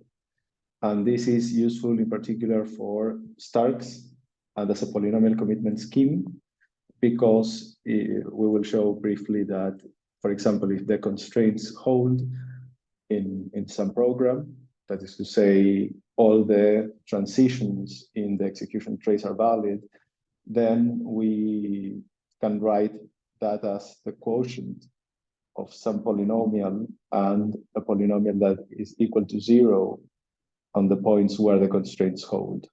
And so if the constraints are valid, then that quotient is not a rational function, but a polynomial. So there are some ingredients we need to make this work. We will have an evaluation domain with certain properties that will make evaluation very, very amenable and fast. Then we need linear codes. In particular, it uses Reed-Solomon codes. And of course, Merkle trees. And well, the security of the scheme and everything will depend on the characteristics of the hash function. So compared to other schemes, it has like less requirements. Of course, there are some people who will criticize that maybe we tend to take some optimistic bounds on the security of FRI, but as regards the security assumptions, it only requires that the hash function be collision resistant. That is a less stringent assumption than considering, for example, that the discrete log problem is hard. So As I was telling you, in Starks, you want to show that the constraint polynomials are enforced over the computation trace. And so what you do is you interpolate the trace to obtain the trace polynomials, and then you compose them with the constraint polynomials, and well, that generates an univariate polynomial. And then if you want to show that that polynomial evaluates to 0 over some domain, you just calculate the quotient. Of course, in Starks, you have like many constraints, especially if you're doing like a VM. So what you do is you can zip all those polynomials by taking a random linear combination. And well, if we can show that that random linear combination is in fact a polynomial, then we know that the computation was carried out correctly. Of course, one easy way to show that we have a polynomial is that we could send all the coefficients of P0 to the verifier and say, okay, check that this is in fact a polynomial and this is consistent with the trace. The problem is that in general, the polynomial has, for example, degree 1 million. So it means passing the verifier over 1 million coefficients. So that wouldn't make the proof short and easy to verify, which is something that we effectively want to be able to scale blockchains, for example.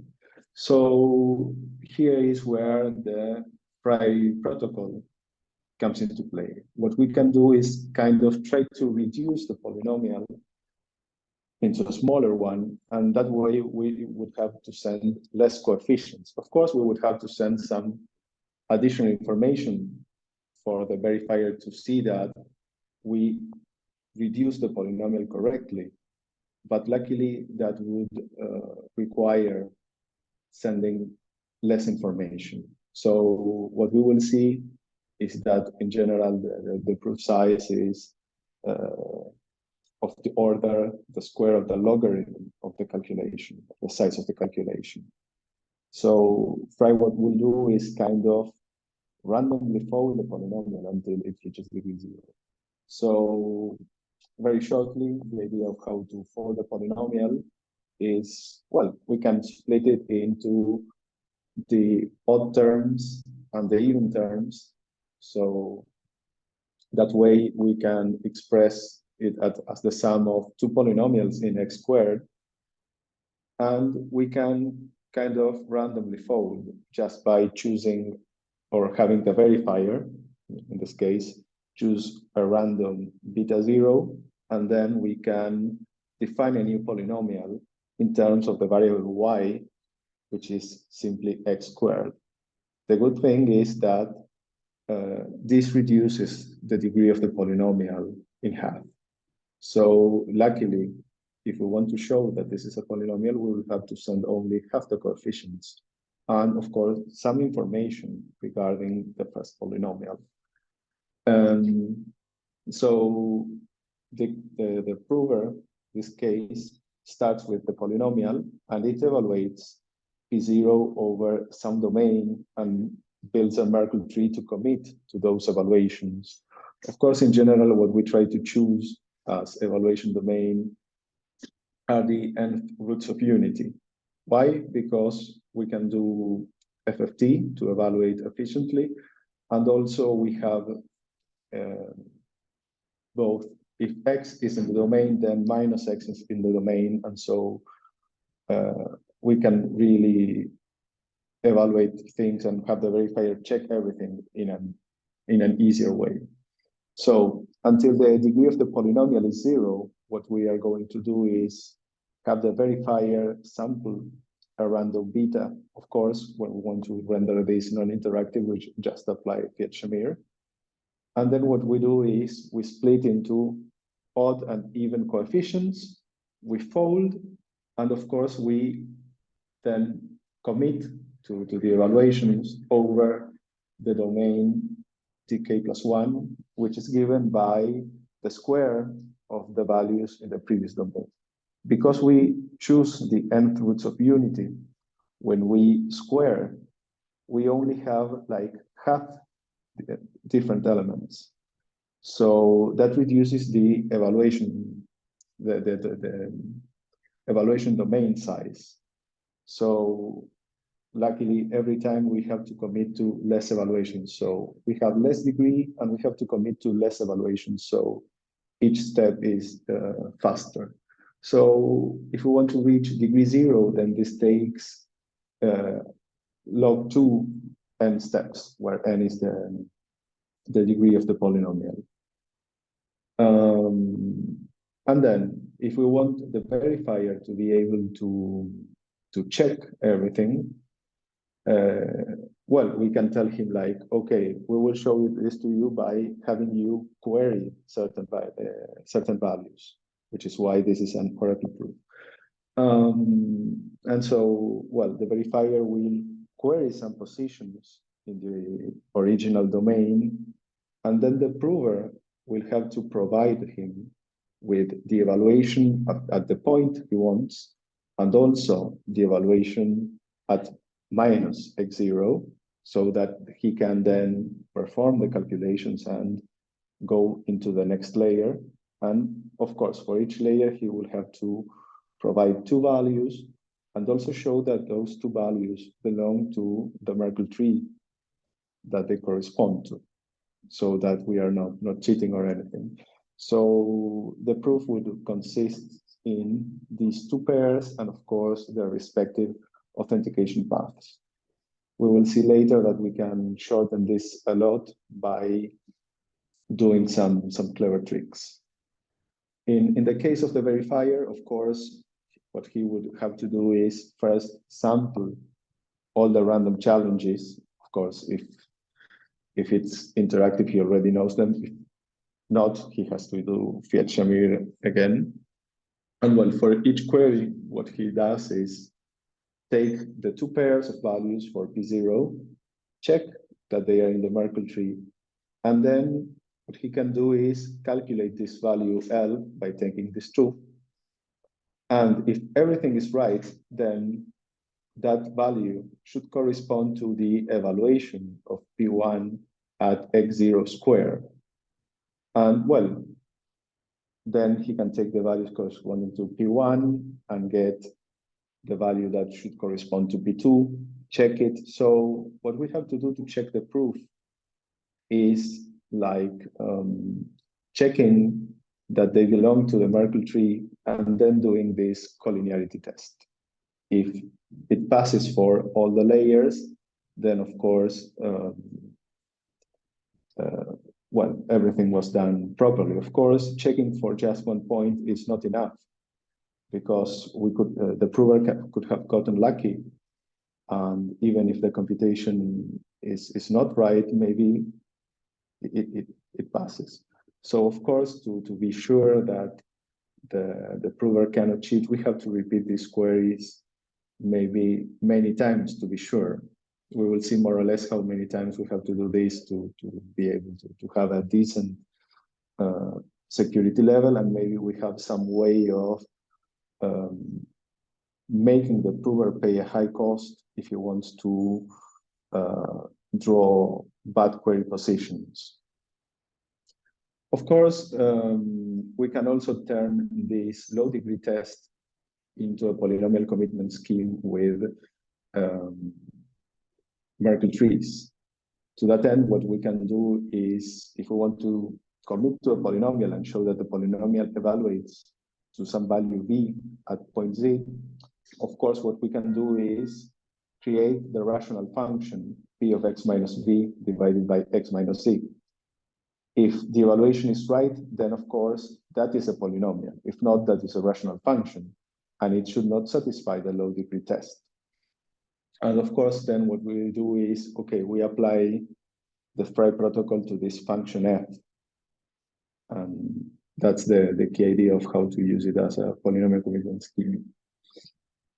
If we want to analyze the soundness error, then if we use it for a single polynomial, of course, the error will depend on the size of the finite field and the rate, or if you want to see it another way, the blow-up factor, because when we evaluate, we have to add like some redundancy. And so what we do is choose a larger domain to evaluate. And of course, the more points we add to the domain, the less likely the prover is to cheat. And then, of course, we have another error, which will also depend on the blow-up factor, and that depends on the number of queries. So we can think that each query roughly corresponds to a certain amount of bits. If we want to batch many polynomials, that is to say, taking a random linear combination, then there is another error bound, which is a little bit larger. But luckily, if we choose large enough fields, that can be controlled. In general, we will have to choose a field that is much larger than the evaluation domain and than the number of bits we want to achieve. So if we want to have like 128 bits of security and our evaluation domain is 2 to the 20, then our field should be like 2 to the 148, more or less.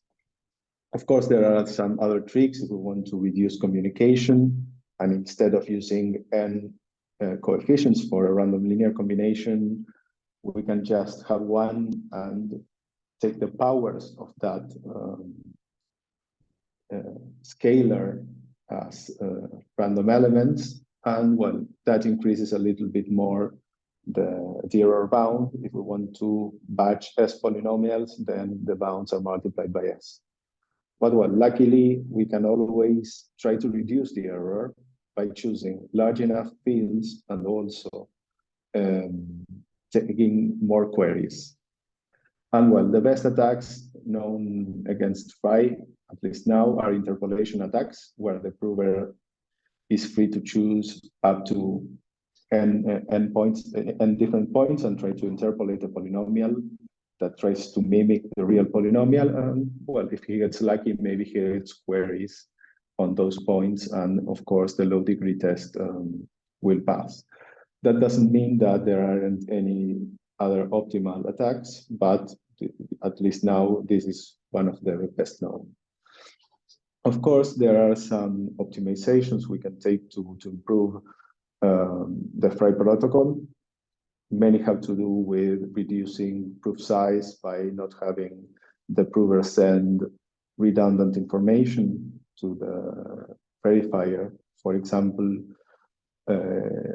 if we want to use the two values from the upper layer to get to the next layer, well, one of those two values can be deduced from the above layer, so we don't have to pass it. And we can use the test in the Merkle trees to see that, in fact, we arrived at the correct evaluation, because if not, the Merkle authentication proof would not pass. Another strategy is to avoid sending like many authentication paths that would have like many elements in common, is batch proving in Merkle trees. So instead of sending one proof for each element in one Merkle tree, we say, okay, we want to query all these elements. And so we just generate one proof and then evaluate it all together. Another point is, if we continue the Phi protocol until we reach degree 0, we have to build lots of smaller Merkle trees and send lots of authentication paths. And maybe that is more expensive than just sending the coefficients of a polynomial that has non-zero degree. So we can say, okay, we fold until we reach degree 128. And well, sending 128 values is less than all the information we would have to pass from the authentication paths of the Merkle trees and all the values and so on.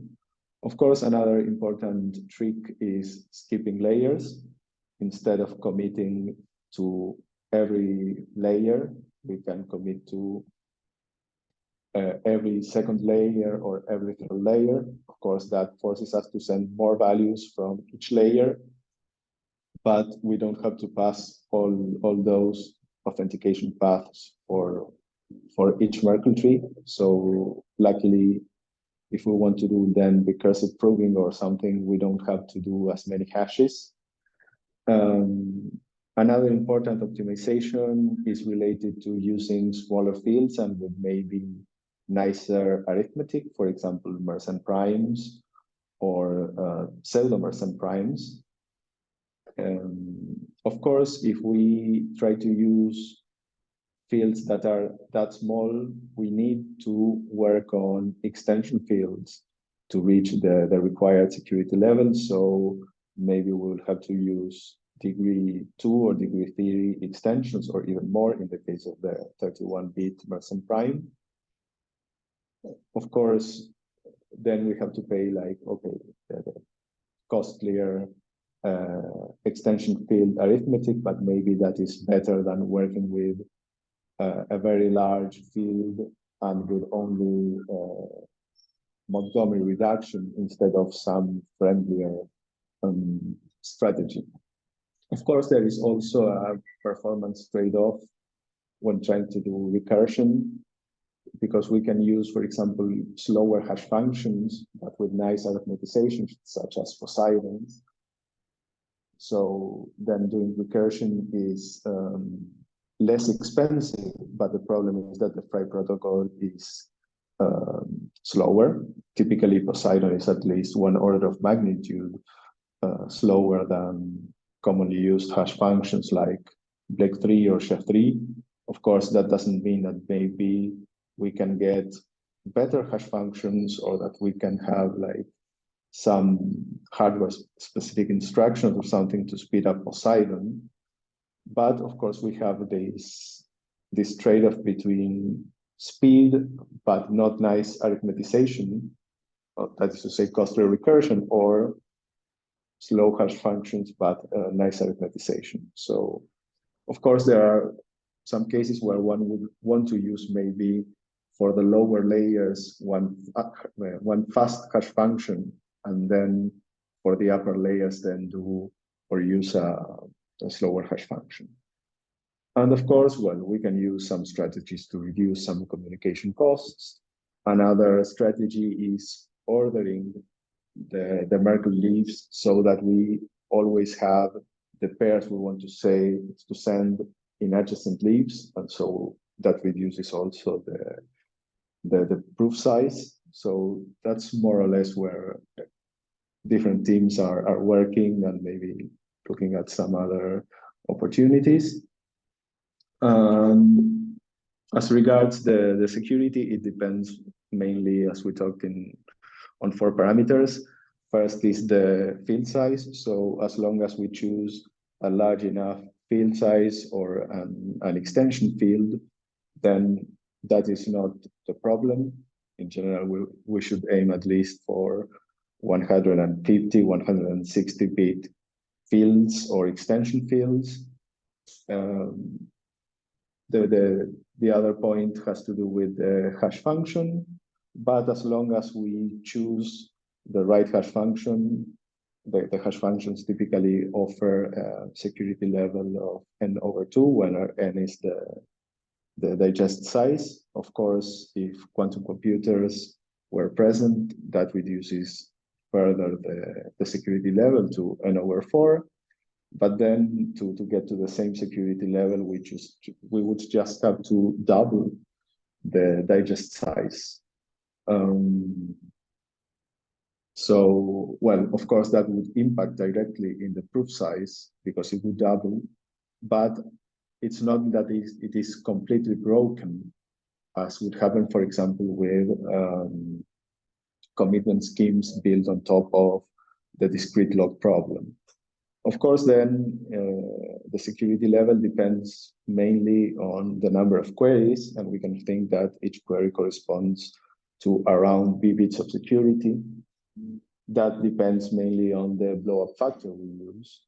Of course, there is a trade-off between using a larger blow-up factor, which gives more bits per query, but that increases the prover work, and simply using a smaller blow-up factor, which reduces prover time and memory, but that then makes the verifier have to check more queries, but luckily that is a more parallelizable task.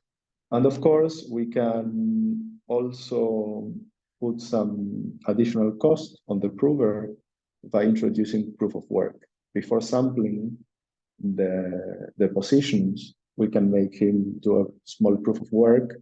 And luckily that adds some few bits of security so we can reduce the number of queries and consequently proof size. So that's mostly it. So thank you very much for your attention. And of course, special thanks to Elif and Sasson and Starkware for introducing us to these topics.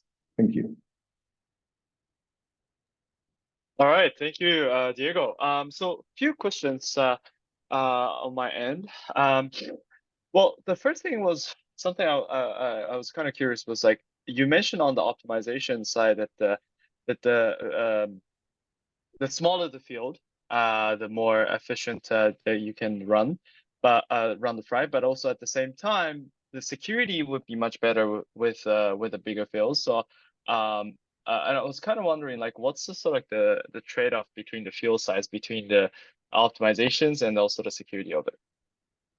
The problem is, in general, the security is not given by the field. You just have to use a large enough field.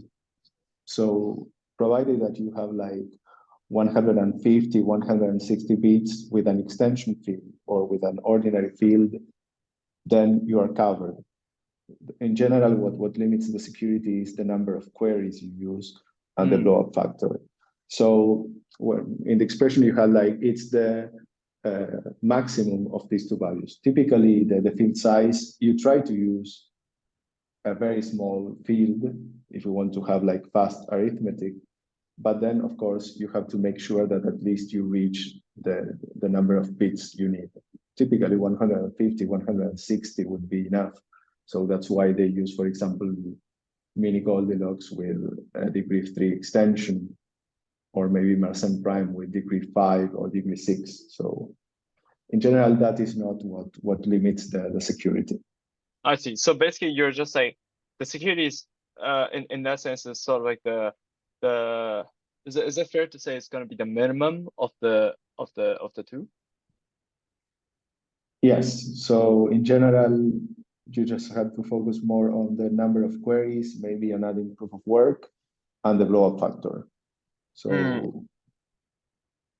I see. Actually, another thing I wanted to also ask about was the block factor. So previously I've seen like different benchmarks that are done on some stock based proof schemes, and obviously the whether like what kind of like block factors that the benchmark teams have set is can be a bit subjective. Like maybe they follow some different standards and whatnot, but like what are some of the considerations around the efficiencies and the securities around like setting the blow up factors for your proof?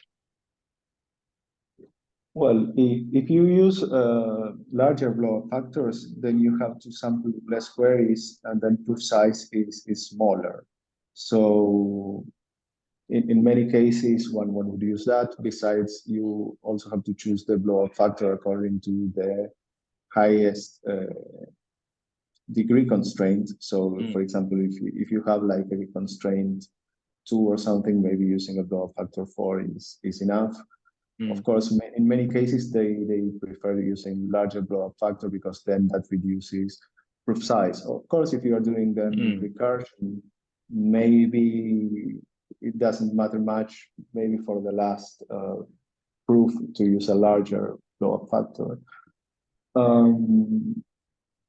on the other side, if you have like larger blow-up factors, then prover time increases. And also the memory use. So if you are a little bit more memory constrained or anything, maybe it's better to use a smaller blow-up factor and maybe increase the number of queries, for example. I see. Gotcha. And I think you also mentioned that I guess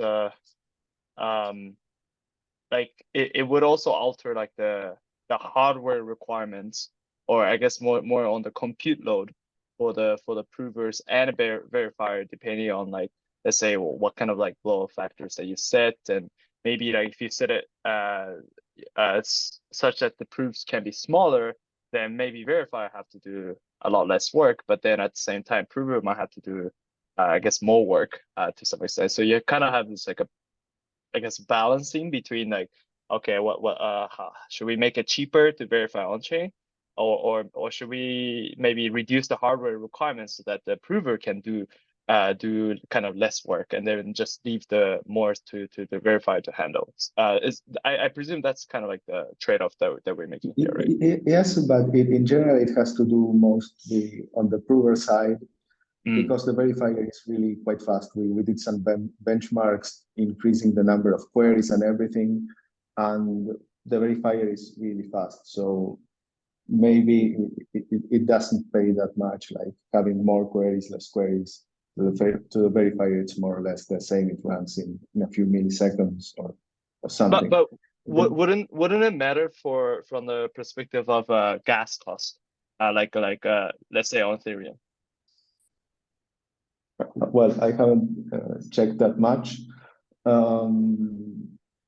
but of course, then maybe you would want like to minimize the amount of queries that they have to check. But luckily, the main cost maybe there is related to calculation of maybe some hash function, but then the others are like simple operations. The nice thing in Fry is that you're always doing like operations over some finite field, in the worst case over the extension of some finite field. So they are less costly than, for example, doing elliptic curve operations. So that is, I think, one of the nice things about this protocol. And also, I think it's like easier to understand, has less assumptions. So I don't know. Maybe it's one of the reasons why many teams have decided to go for this approach. Gotcha. Well, thank you very much, Diego, for your time and explaining a lot of the weeds around the Fry's protocol, and especially the consideration on the security of it as well. So thank you again, Diego, for the talk. Thank you. Thank nice you. Thank being you. with you. Bye-bye. Bye. So next up, we have Shravan from Lagrange protocol. And just to kind of introduce a little, Lagrange protocol is building storage proof solutions across L1 and L2s. And some of you guys might have seen them presenting also at the SPC, but they recently released a paper about updatable vector commitment or something. So well, I guess we'll learn more about it during the talk. So Shravan, feel free to take it over. Am I audible? Yes, I can Okay. hear you. Yes. Thank you for the introduction, folks. I'm super excited to present our work in progress reg proofs. It's a Merkle tree-based vector commitment scheme, which has updatable batch proofs. So let's start from the basics. So what exactly is a Merkle tree? So a Merkle tree is a data structure that lets you compute a commitment to an ordered sequence of values. Say you have values A0 to A15 and a collision-resistant hash function hedge. In Merkle trees, you compute a commitment by recursively computing the hash of the adjacent pair of values.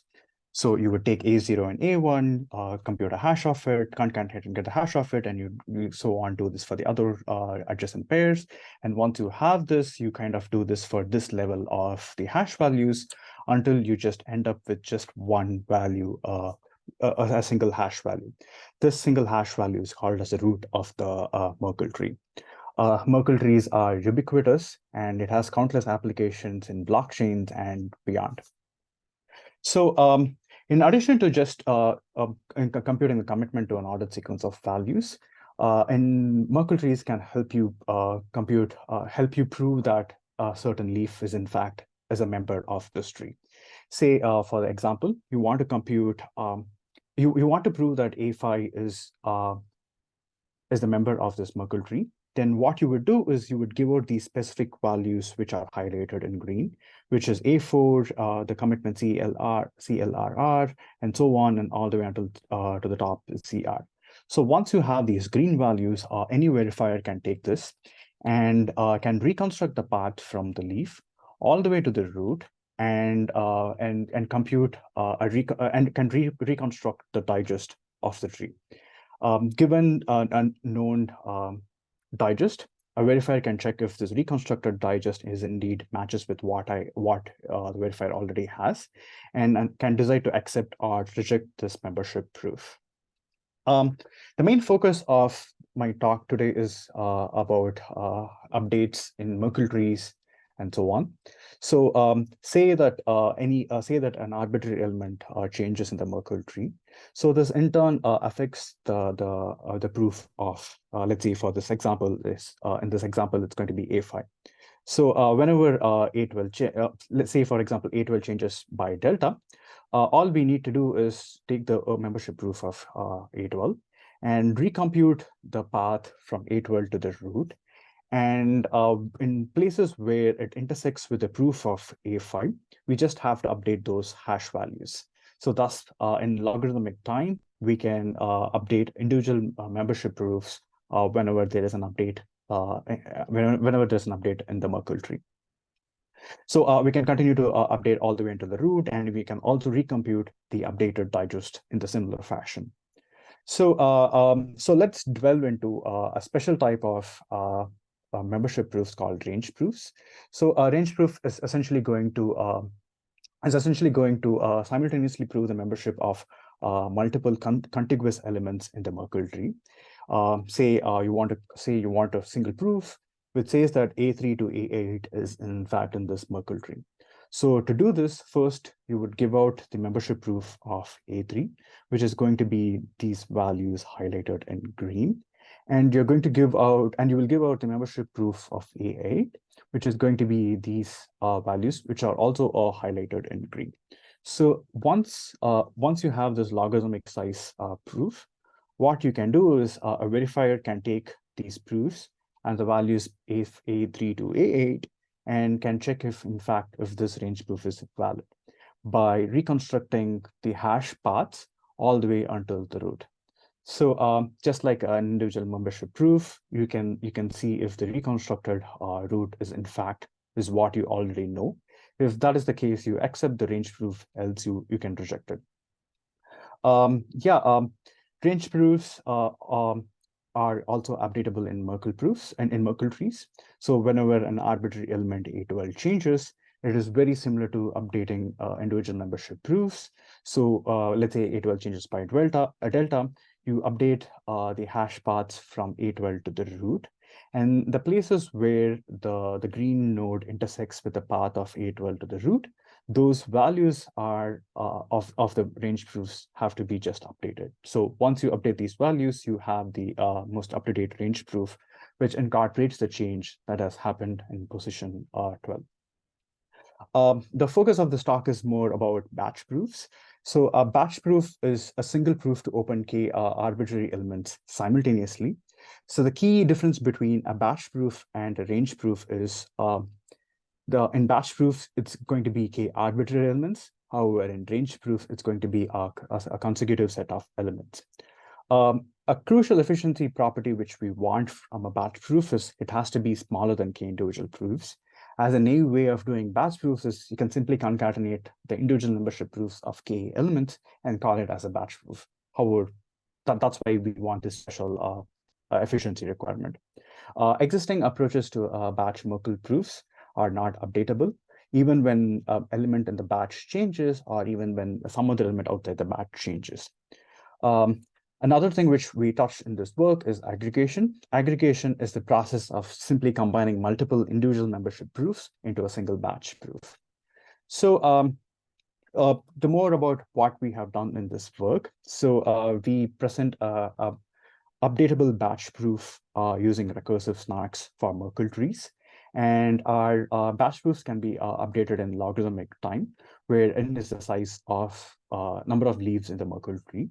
And we generalize this idea to do something called as verify MapReduce style computation, even when the data changes.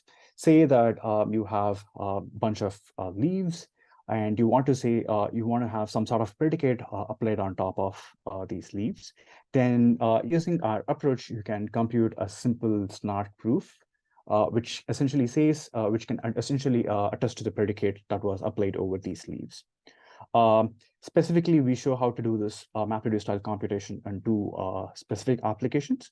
One is how to aggregate BLS keys, even when even when the data is changing. And how do we do a notion of the digest translation? This essentially argues that the Merkle tree computed using hash function, say SHA-256, or Poseidon over the same set of values, you can compute a simple proof to say that these two values are consistent. I'll dwell more into the details of these applications later in the talk, but the key point to note here is we can have all of these techniques work even when the data changes. So let me start with a notion of the naive batch proofs. Say that you want to compute a batch proof for elements A2, A4, A5, and A15. So the most obvious approach the naive approach to do is to just concatenate the membership proofs of A2, membership proofs of A4 and A5, and membership proofs of A15. So this is going to be a naive batch proof, but however, it doesn't meet the efficiency requirement. However, I'm going to use this as a running example for the sake of illustration for the rest of my talk. So once you have these naive proofs, we need to verify if this batch proof is valid. Any batch proof verification algorithm broadly takes in certain set of inputs. These are first, what is the digest of the Merkle tree? Then let's set S be the what is the subset of the claimed elements in this Merkle tree, and some characteristic about the height of the tree. In this case, it's going to be the height of the tree, and some sort of auxiliary witness. So this is going to be the broad template. Almost you need to verify any batch proof regardless of how they are constructed. And the verification algorithm should spit out if true if and only if S is indeed some subset of the Merkle tree of L height and whose Merkle root digest is C. And it should spit out no if S is not indeed a subset of the tree. In this talk, for the illustration purposes, I'm going to present two algorithms. The first one is the standard approach where you have individual membership, Merkle membership proofs. Using that as a witness, you can verify if the batch proof is in fact correct. And the second one is our approach. We use this approach in addition to the membership proofs. We also use something called as a node subsets, which I'll specifically precisely define later. We use additional witnesses to verify the same Merkle batch proof. So in the standard version, what you're going to do is you have the A2, A4, A5, and A15 as a part of the batch, and you have the individual membership proofs. First, you check if A2 is in fact is valid.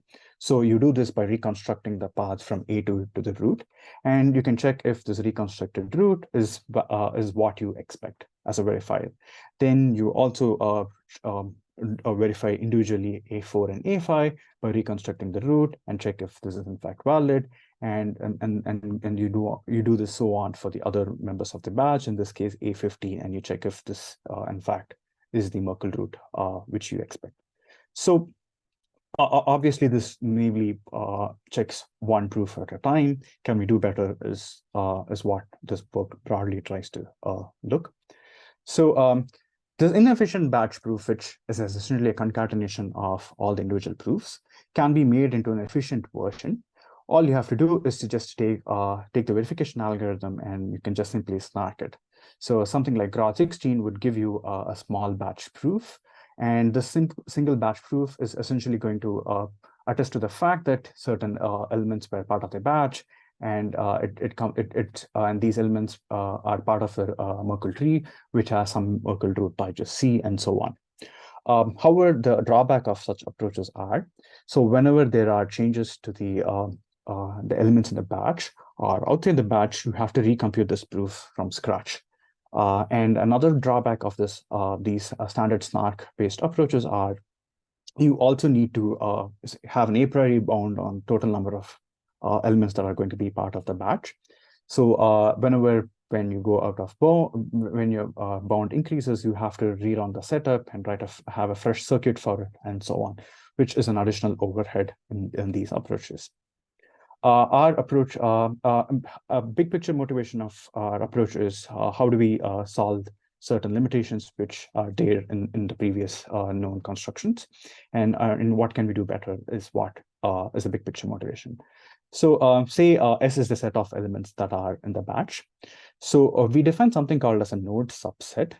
So a node subset is essentially is defined with respect to the set S over which the batched elements are proved. So every node in the Merkle tree is going to have this value called node subset. So the way it goes about is, let's say that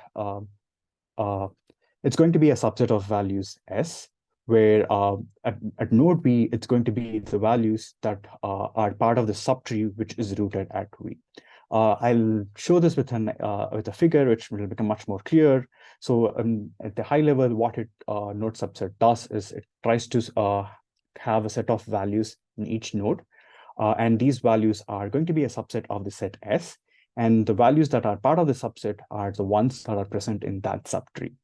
An obvious example of a node subset is going to be the root, which is essentially going to be the entire set S.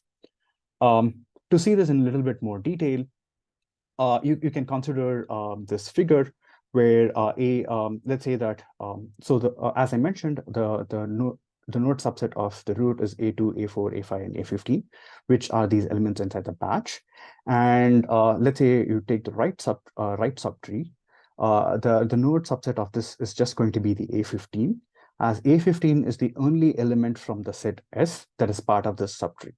Similarly, for the left one, it's going to be A2, A4, and A5, and it does not contain A15 because A2, A4, and A5 are the only elements that are part of this subtree and which is part of the batch. So once you have this, a key thing to note here is in addition to having the Merkle hash values at nodes, we also have this node subset values in our construction.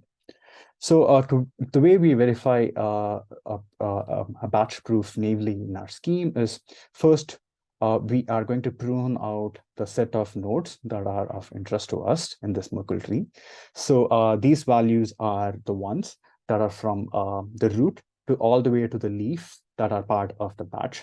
So in this case, I'm going to iterate through an algorithm, which is essentially going to look at all the nodes that are from the root and to values A2, A4, A5, and A15.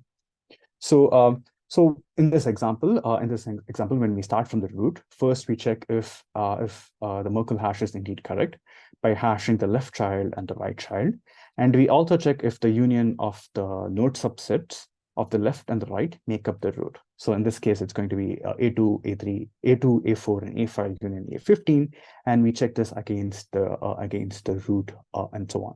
So we can do this recursively to all the nodes that are of interest to us, and in each position we just make sure that the Merkle root matches, and the information about the subsets that is part of the node subsets are also indeed consistent.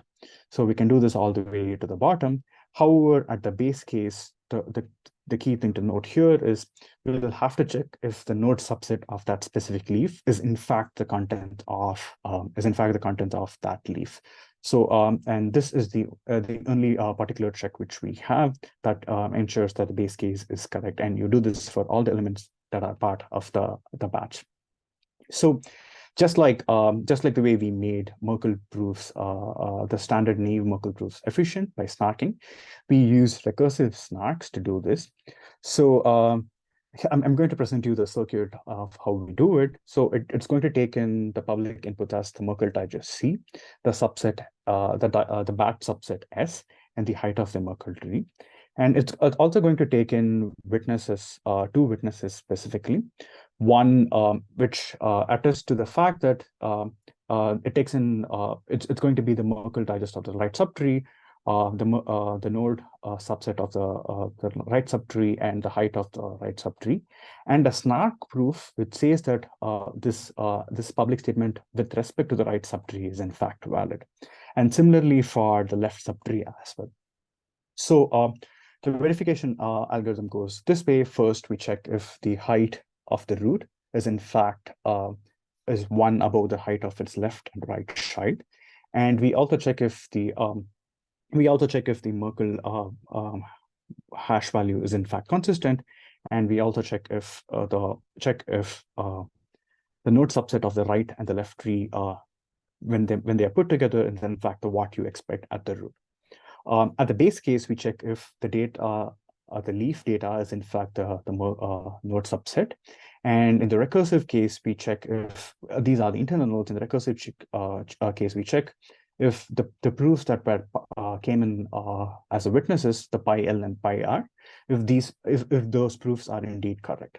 And we do this recursively for all the nodes of interest us in the Merkle tree.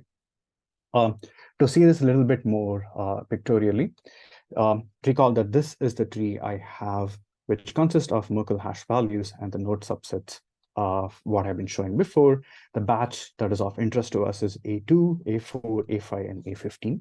So at each level of this tree, we are, except the leaf level, we are going to have a snark proof, which essentially attests to the consistency of the values that are in that specific subtree. So in this case, it's going to, I'm not sure if you can see the pointer. In this case, this proof pi LLR is going to attest to the fact that whatever went inside in this subtree is in fact consistent. And this is going to make sure that this subtree is consistent and so on. So we can recursively compute such snark proofs, which is going to attest to the other subtrees at which it's rooted. And we can do this all the way to the top. And at the root, you have the root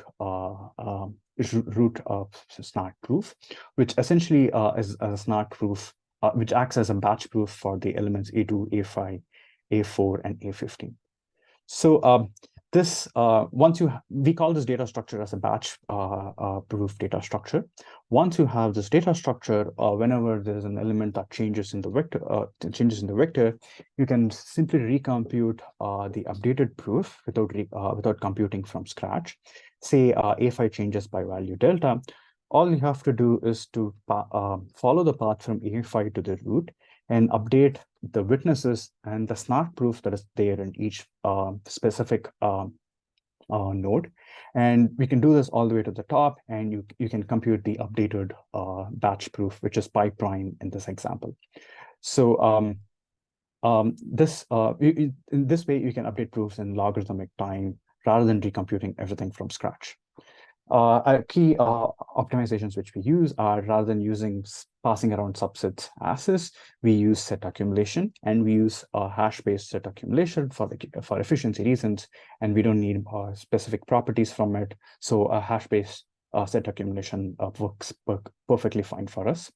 And we also have two separate circuits, one for the leaf nodes. So as you can recall, the computation in the leaf level was fairly simple.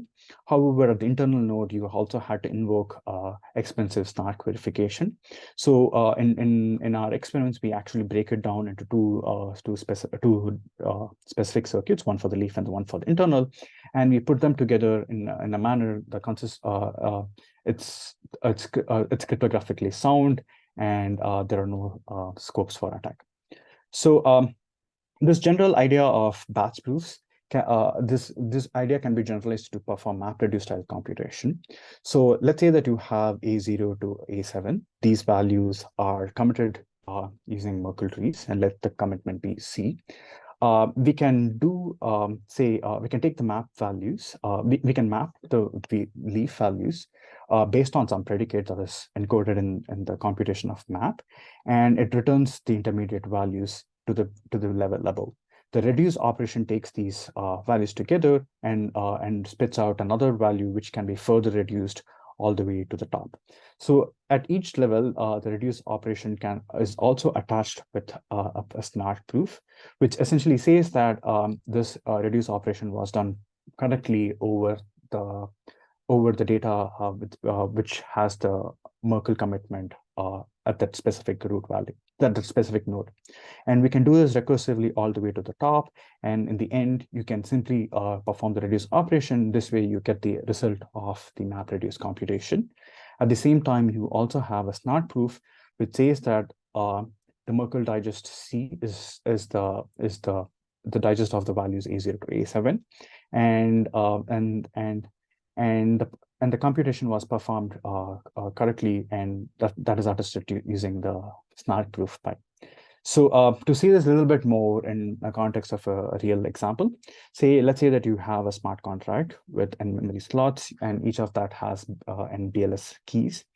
The goal is to compute the aggregated public key of a subset of people who have signed some particular message. And we also want to know that number of people who have signed, so that we know that sufficiently many people have signed a certain message. A key thing to note here is the subset can change over time, and such computations are useful in emerging blockchains and so on. So the exact statement which we prove is APK is the aggregated BLS public key of T public keys that belong to some Merkle tree of n public keys, and the root digest of that and BLS public keys is actually C. So say in this example, let's say that we have a Merkle digest over the BLS public keys of a slot A0 to 7, and say position 2, 4, and 5 sign a specific message. Then what we do in the map operation is first we compute the number of people have signed, and at the leaf level, it's just going to be the 1. And the key that was used to sign, public key that was used to sign is G raised to the specific secret key. And we can do this, and once you have mapped this value, you can perform the reduce operation at the successive levels. So in this case, if you look at the specific example, so since two keys have signed under the subtree, so the count is going to be 2, and the public key that is going to be there is going to be the product of these 2 keys. And there is not proof at each level, which will attest to the fact that this computation was done correctly. And you can do this all the way to the top. You can keep on aggregating values at each level of the tree, and in the end, you just have 3 people who have signed, so the count is going to be 3, and the product of these 3 public keys. And it comes with a SNARK proof to say that everything was fine and everything was done correctly. So whenever a specific position in the vector changes, we can update it by rerunning the path from the root, from the leaf to the root. This way, we don't have to recompute the entire proof from scratch. All you have to do is just perform login size updates to update any change that happens to this data. Another application is what we call as digest translation. Say that there are n values in a vector, and you compute the Merkle digest using hash function 1. For example, it could be SHA-256, and you compute the Merkle digest C2 using Poseidon-based hash function. And we want a proof which essentially says that C1 and C2 were computed over the same set of values. Such proofs are useful in rollups where it's difficult to prove membership over an expensive hash function like SHA. However, you can simply attach a proof saying that, hey, here is the SNARK proof, which essentially says that these values correspond to the same set of n values that were committed in the vector.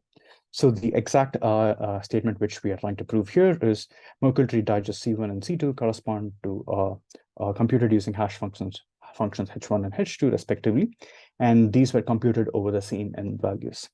So just like the previous BLS key approach, you can first compute the Merkle digest using the hash function H1, and the map operation in this case is going to just be an identity operator. It's just going to return the same value, and in each level you can compute you have the result of the hash computed using the hash function h2, and there's a snark proof that attests to this correct computation, and you can have this all the way until the top, and essentially pi would serve as the proof that these were computed over the same set of values, but two different hash functions were used.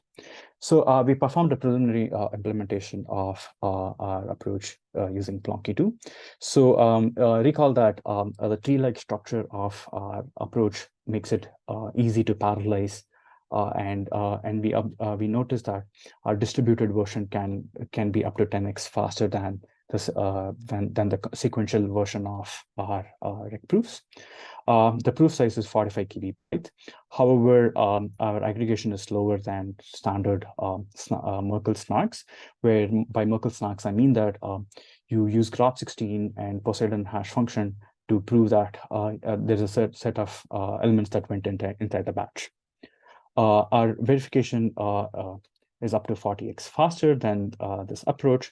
However, we can update proofs, and we can update a single Merkle proof, the batch proof, in 35 seconds, and it is 43 times faster than Merkle snarks, and it can be up to 135 times faster than Merkle snarks whenever there is a change in the size of the batch that triggers a new setup and a new circuit and so on. So here is the link to our paper. With this, I'll stop and take questions. Hey, Shravan, thank you very much for very well explained rec proof that you guys have published recently. So something that I also wanted to kind of touch upon as you were kind of explaining how the rec proof works and how they kind of like combine the leaf nodes and then sort of like perform a snark on top of it and then you kind of like stack it up into like an entire Merkle tree with at the end a single snark that represents the entire, so like the batch. One thing I was kind of curious was like, if I wanted to, let's say, reduce the amount of recompute that I want to do whenever I'm updating the batch, right? Let's say the BLS key example that you mentioned, like whenever there's like a new BLS signatures that is coming in, or that the validator sets have changed, that some disappeared and some popped up, for example, like there's always like some I guess a minimum bound of like recompute that I have to do, because if you follow back the trees, and this is like, oh, I have to recompute this snark, then I have to recompute that snark, and so forth. I was thinking then, in that case, would it make sense? Like, tell me if this is like some like weird idea, but would it make sense to have like a tree that is like non-binary, meaning that you could have like maybe more than two nodes within in like following the one node, like that? Wouldn't that kind of like saves a bit more extra compute? We are in fact working on the generalized version of this. We are working on a k-array tree, MPTs, and other variants of this tree, and we are trying to get a good sense of how the performance compares.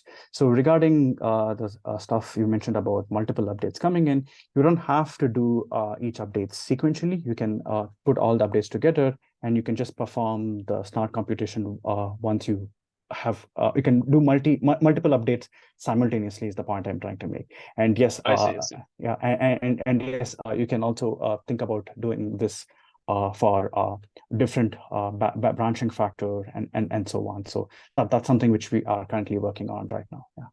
Yeah. And when you say like different branching factors, like what kind of trade-offs do you think you would be making with this rec proof? So the work at each level could become more, because you'll have to keep track of multiple things that are happening. So, but the tree height, let's say, the tree height could change. Right. Yeah. So, but but at the same time, you can. That's more realistic to what people use in the real world, like MPT trees, MPT tries, and so on. So that will be closer to that. And yeah, this is how it's going to go. Gotcha. And then is it also fair to say that the deeper the tree that you have, the more compute overhead that you may have? So at each level, you also have to do so the key thing to notice here is at each level, you also have a bunch of smart proofs coming in. Yeah. So if your smart proof verification, recursive verification is a lot, then having a large branching factor has to be carefully thought out, because you could have more than 2 proofs to verify that could come in, and that could be, if verifying that smart proof is the primary overhead, then that could dominate the cost of doing it. Gotcha. Okay, sounds good. I think that makes a lot of sense. And I'm looking forward to seeing your I guess explorations on the multiple different versions of like Merkle trees that you will apply RecProof on top as well. So looking forward to that. Great. I think that's all from the questions. And again, Shravan, thank you very much for the time and also explaining the RecProof for us. And yeah, looking forward to the future works. Thank you very much. It was nice talking to you folks. Thank you. Thank you.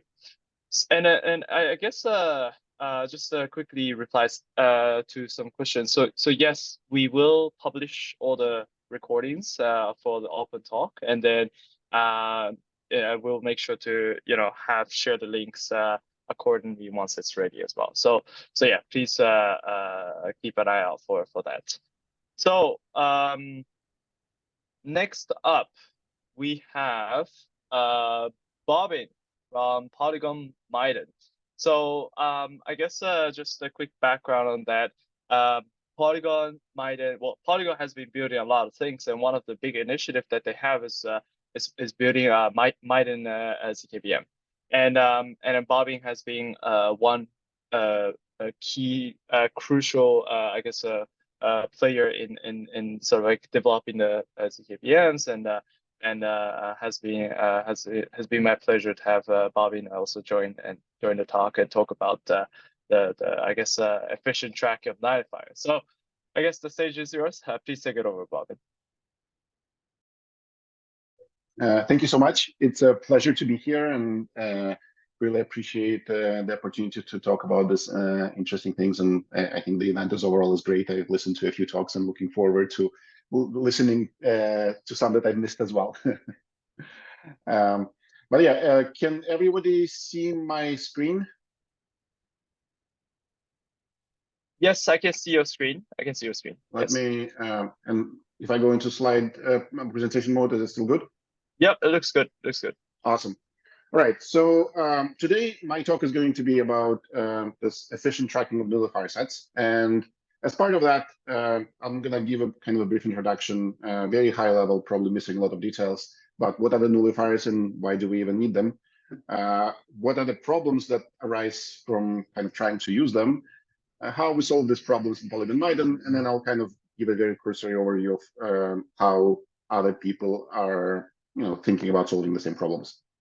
So let's dive into this. So why do we need nullifiers? So in one sentence, the nullifiers are needed to break linkability between senders and receivers in privacy-preserving blockchains. So the idea is that we want in a traditional blockchain or any public blockchain, when you send something to somebody, everybody can observe that the transaction went through and who was the sender and who was the recipient. In privacy-preserving blockchains, for example, like Zcash, as one of the first that pioneered this, or maybe even the first one that pioneered this, we want to kind of break this linkability, like knowing who, you shouldn't need to, or you shouldn't be able to know who sent the funds to whom or who received funds from whom, and so forth. So nullifiers is a tool that is used to do this. And how they work. So in the context of nullifiers, we usually think about like a UTXO-based system or something that is close to UTXO. So Maiden, for example, is a hybrid between account and UTXO. Zcash, as an example, is a UTXO-based system. But there you have these nodes that people send to each other. And you can think of node as a kind of like something that carries assets and has some spend conditions associated with that. And to break linkability, a node can, there are two things that we can kind of reduce a node to. The first one is a node commitment, which usually is like a hash of a node in some ways. And then there's a nullifier that basically also needs to be derived deterministically from a node, and it could be a different way to hash it, or it could be derived in different ways. But basically, it's a way to get kind of a blinded commitment to a node.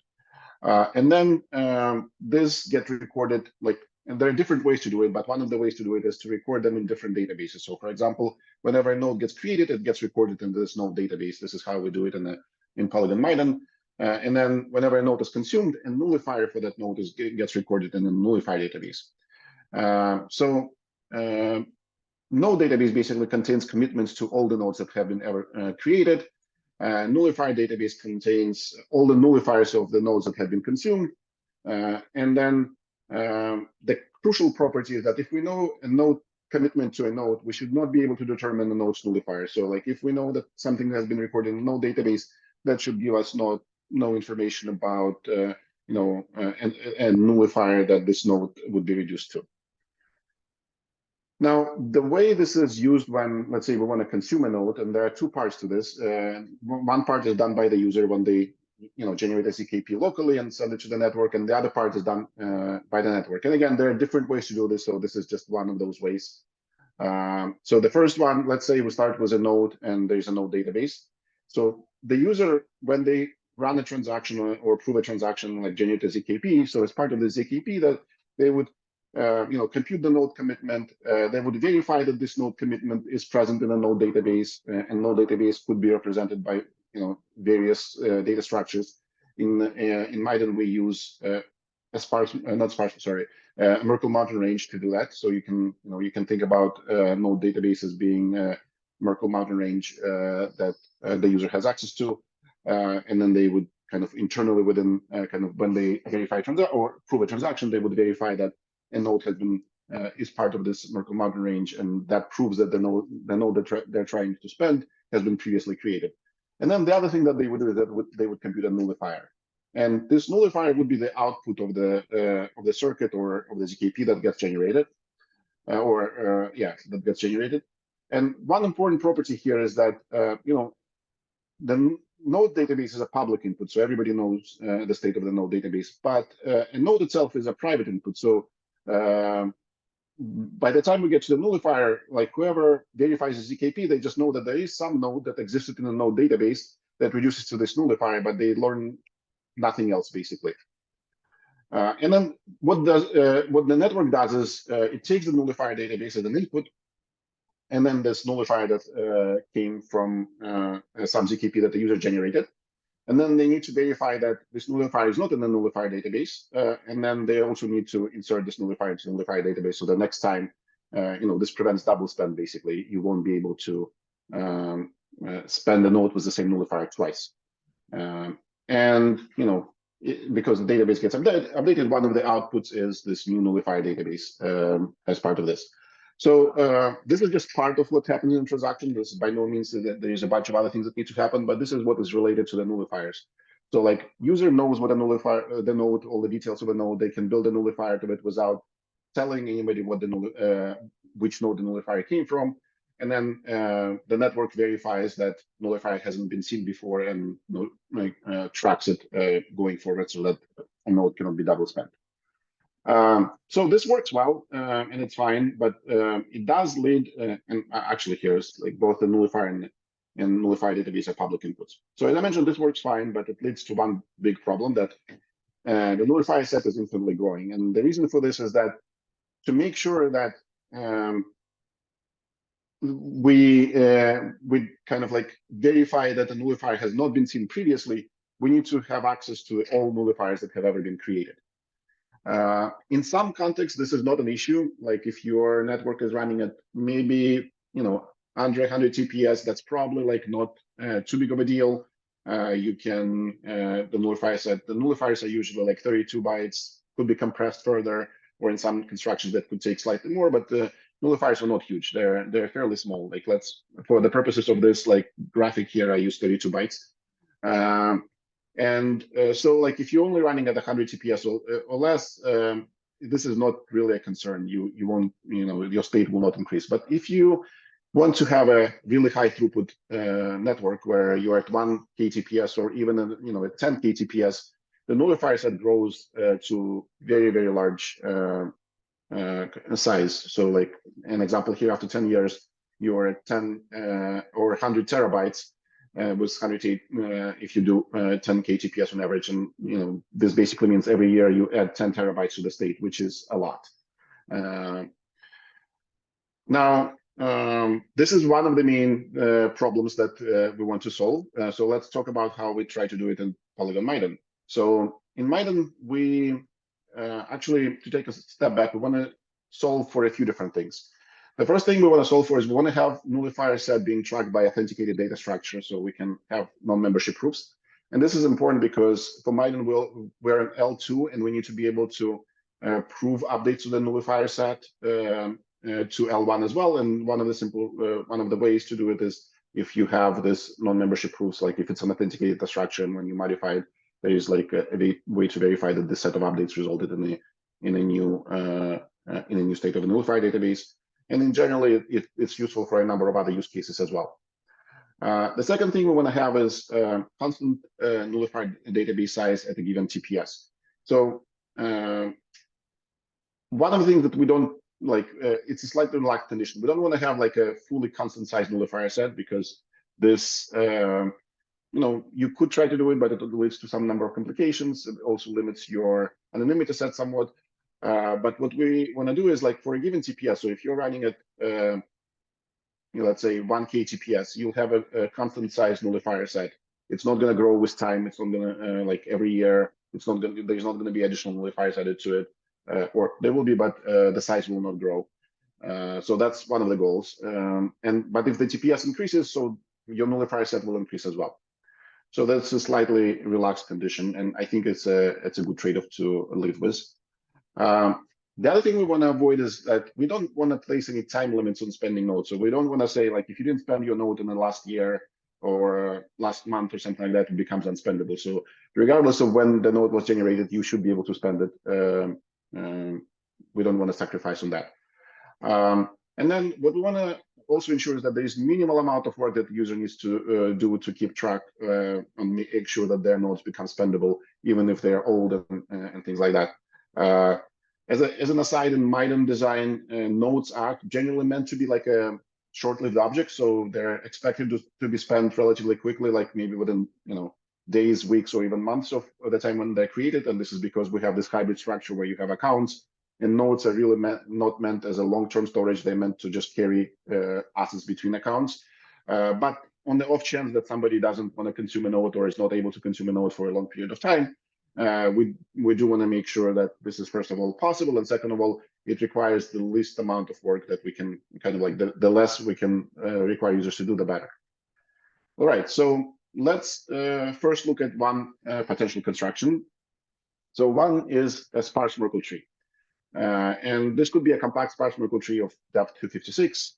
The way it will track nullifiers in this is a nullifier value, and let's think of it as 32 bytes, defines a path in the tree. So like, if it starts with 0, we go to the node on the left. If it starts with 1, we go to the node on the right, and then we traverse kind of like the path all the way down to the leaf. And then we get to the leaf identifying a specific nullifier. And then the value in the node will indicate whether a nullifier is spent or not. So 0 means the nullifier is not spent, and 1 means the nullifier is spent. So this, if I go back to the previous slide, this actually addresses a lot of these things. So it's an authenticated structure. It has no limits on when the nodes could be spent, and the work that the users need to do basically the minimal possible. But it does have one big problem, is that the size of this Merkle tree, sparse Merkle tree, grows constantly. And there are some optimizations that we can do to, like, we wouldn't use the actual sparse Merkle tree, we would use a compact sparse Merkle tree to make this a bit more space efficient. And there are other ways to compress things. But overall, the size of this data structure would grow indefinitely, and this is the problem that we're trying to avoid. So our solution to this is that we'll have not a single nullifier tree, but we'll have a sequence of these nullifier trees, and we will break them into epochs. So you can think about many trees being created over time, and we would say that the last tree, we'll call it a current epoch, and then we'll also have this notion of the last two last two nullifier trees as being in the current window. And then again, like the idea is that as one tree gets filled up, the next tree gets created, and I'll define what filled up means in this case, and so on and so forth. So what are the key properties of this new data structure? The first one is that we only insert nullifiers in the tree of the current epoch. All the historical trees, like once they kind of become historical, once the epoch rotates, these trees are no longer updated. They become static. And then the nodes in the network only keep track of the last two epochs, which I define as a current window. So as soon as the epoch becomes more than 2 epochs old, the tree becomes more than 2 epochs old, we discard the tree, or the nodes discard the tree, and they don't need to keep track of that anymore. Now it does, and the other one is like epochs last for a fixed duration of time, and there is no specific kind of duration that we picked right now yet, but it could be on the order of months. So like 6 months could be a good time frame for an epoch. So if you think about it, a node needs to keep track about a year's worth of nullifiers with that. If we make an epoch shorter, it would be, let's say, 3 months, then the node needs to keep track of just half a year worth of nullifiers, and so on and so forth. So it does introduce some new requirements. So the first requirement is that for every node, we need to assign or be able to at least to determine the epoch in which that node has been created. So we'll call this creation time NC. And each node, it's actually not too difficult to do this and doesn't sacrifice much. And then the second thing that is kind of more difficult and more problematic is that we need to verify that the node nullifier is not present in any of the nullifier trees with epoch that is greater than NC, and greater than or equal to NC. So basically, previously we only needed to check one nullifier tree. Now we need to check multiple nullifier trees. Now, if we go back to like the original picture of how this works, there are some changes that we need to introduce here, and I highlight those changes in bold. So first, if the nullifier has been spent or if the node has been created a long time ago, we also need to include past nullifier proofs. So in addition to computing the node commitment, verifying that it's in a commitment in a node database, and computing the nullifier, we also need to verify that this node is not has not been part of any of the nullifier trees from the previous from the past nullifiers that are not part of the current window. We still get nullifier here, and in this case, the past nullifier proofs could be private input. They don't need to be public input. So like the user just has those Merkle paths, and then in this case, the proofs would be Merkle paths for the sparse Merkle trees. So the user just has those paths, and they can provide them as private input into the circuit, and the ZKP will verify that for anything that is outside of the current window, we've proved that this node hasn't been part of that nullifier trees.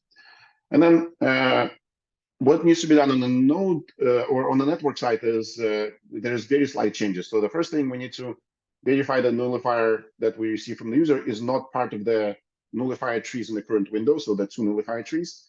And then we just need to update the nullifier tree in the current epoch. So these are the main changes. And then again, we get the new nullifier database, and as before, this 2 inputs into what network needs to do are fully public. Now, what impact does it has for users, and what complexities does it create? So first, if a node was created in the last 2 epochs, there is really no impact for the user. They don't need to do anything extra. And if you take last 2 epochs as being a year, if you create a node and consume it, and this node gets consumed within a year, there is really no change for the user. Nothing else needs to be done. If the node was created earlier, there is a couple of things that you need to do. First, you need to download and store non-membership proofs against old nullifier trees. So anytime, so let's say you have a node that is fairly kind of getting old, and new epochs were created. Anytime a new epoch gets created, you need to download the non-membership proof for that nullifier for the nullifiers that for the nodes that you kind of control and expect to spend in the future. Fortunately, this only needs to be done very, very rarely, so once per epoch, so like once every 6 months you may need to do this. And it also can be delegated to someone else to do it. If you are not online, someone else can do it. You would need to give up some privacy against this third party that will kind of keep track of this nullifiers for you, because you will tell them effectively which nullifiers you're interested in tracking, but you don't give up anything else. So you give up privacy in terms of like for this for tracking your nullifiers, but nothing else. They can't spend your funds. They can't kind of like do anything else with your wallet, something like that. So there are some trade-offs here, but I think they're fairly acceptable. Again, there's only one time that per epoch that you need to do updates, and you can, if you are not sure you'll be online, you can delegate this to someone else. And there is an extra cost for verifying this non-membership proofs as part of what the proofs that you generate locally. So depending on how old your node is, if your node is like 2 years old, there is will be 4 extra, or I guess 2 extra Merkle paths to verify. If it's 5 years old, there will be like 8 extra Merkle paths to verify in your kind of transaction proof. But it is not too bad. Like it's actually compared to what all other things like signature verifications and other things that you need to do as part of the transaction, this is actually not too bad. Very, very small part of the cost. And then on the network side, the additional extra costs are very, very small. So like the only extra thing that you need to do is do this extra check, verify this extra Merkle path against the second nullifier tree in the current window. And this is sufficient for you to know, because you verify the ZKP that the user sends you, so you know that user checked that they're or attested to the fact that the node they're spending is not part of any of the previous nullifier trees, starting at the time when the node was created. And then you can very easily check that the nullifier is not part of the current window by doing this 2 Merkle path verifications instead of 1. And this also, like, very nice property of this setup is that the anonymity set that you have is actually, it doesn't get reduced. So like it's the full history of your ledger is the anonymity set. So like you don't have a fixed size anonymity set or like a very limited anonymity set. So in this setup, the anonymity set kind of grows as the size of the network grows, because from the standpoint of the network, they don't know if they're verifying a node or kind of processing a node that has been consumed in the last year, in the last 5 years, in the last 10 years, or whatever else. All right, so just to wrap this up and highlight some other approaches that are out there, and I'm not going to go into the detail, and this is like some select alternatives. This is not like by any means a comprehensive set of alternatives. One interesting approach that recently came out from the Triton or Neptune team is this mutator set. One of the new things there is that using of the sliding window Bloom filter for non-membership proofs. So instead of using sparse Merkle trees and kind of this rotating epochs, they're using a sliding window Bloom filter, which in some ways is similar to epoch-based sparse Merkle trees, but also there are some significant differences, especially in how they use a Bloom filter. Polygon Zero, previously Mir, had this interesting approach where they use this liveness mask, which can be compressed with using modified Huffman coding. I think the benchmarks they got there is that like each nullifier could be, each active nullifier and spent nullifier would require only 5 bits or something like that of storage. So it was very efficient in that. And then I think Zcash had some proposals of how they could have scalable nullifier sets, and I think the proposal was about kind of sharding nullifier spaces, and basically so that not everybody needs to store full nullifier tree. You only need to store parts of the nullifier tree, and that's how you would limit the size of the kind of like something that a specific node would need to store on their system. So with this, yeah, this is my talk. I think I managed to do it in 20 minutes. Yeah, thank you, Bobby. So I guess just on my side, I had a few questions I wanted to kind of ask around on the nullifiers. So you kind of like defined the epoch as, I believe, half a year, right? Yes. Yeah. I'm just kind of curious, like, what's the considerations behind like the epoch's length, and also like why do you decide that as a half a year instead of other timelines? Yeah, so I think there are a couple of trade-offs here that it's kind of a balancing act, because the bigger the epoch you make, the more nullifiers a given node needs to store. So like, let's say if we're running at 1 kTPS, if you make an epoch half a year, then a node needs to store 2 epochs. That's roughly like close to 1 terabyte of data that they need to store. And this is a stable 1 terabyte, doesn't change with time, but it's still like significant. So you may ask, well, do they need to store 1 terabyte? Can we make an epoch 3 months for them to store less? And then kind of the other lever that is pulling in the other direction is kind of convenience for the user. Like, the shorter the epoch, the sooner you may need to like download those extra proofs. So like if you spend your node in the first 2 epochs, you don't need to do anything extra. You don't need to worry about anything. But if you go beyond the first 2 epochs, then there's some extra work that you need to do to download those non-membership proofs and keep track of them. So it is kind of annoying. So like the question is like, if there is sufficient infrastructure to make epoch shorter. So like on the safe side, I think a year is probably safe, at least in Polygon Maiden design, where nodes are meant to be the short-lived object. 99.9% of people should spend their nodes within a year to move funds into their accounts. But if you make it like 1 week, for example, it would be very, very efficient from the storage standpoint of the nodes. Like there's very little data that you need to store, but then it would create more inconvenience for the users, where like you need to make sure that every 2 weeks you download an additional storage proof, and not everyone like logs in every 2 weeks and spends things within every 2 weeks. So it's just like basically a trade-off between user convenience and how much data you want to store on your nodes. I see. And I can also say that if let's say the users are not spending anything and just like, I guess, leaving the funds and also the nodes just like sitting on Maiden, and you did mention like there's like although you said like a not much cost, but there's like some additional cost of like proving let's say that the nodes were from epochs that were 2 epochs ago, like more than 2 epochs ago, and I presume that every epochs that progress forward, the node have to create a new proofs. Well, I'm not sure if it's like recursively, but some sort of like new proofs, right? So is it like a linearly increasing amount of cost that the longer that the node is not touched?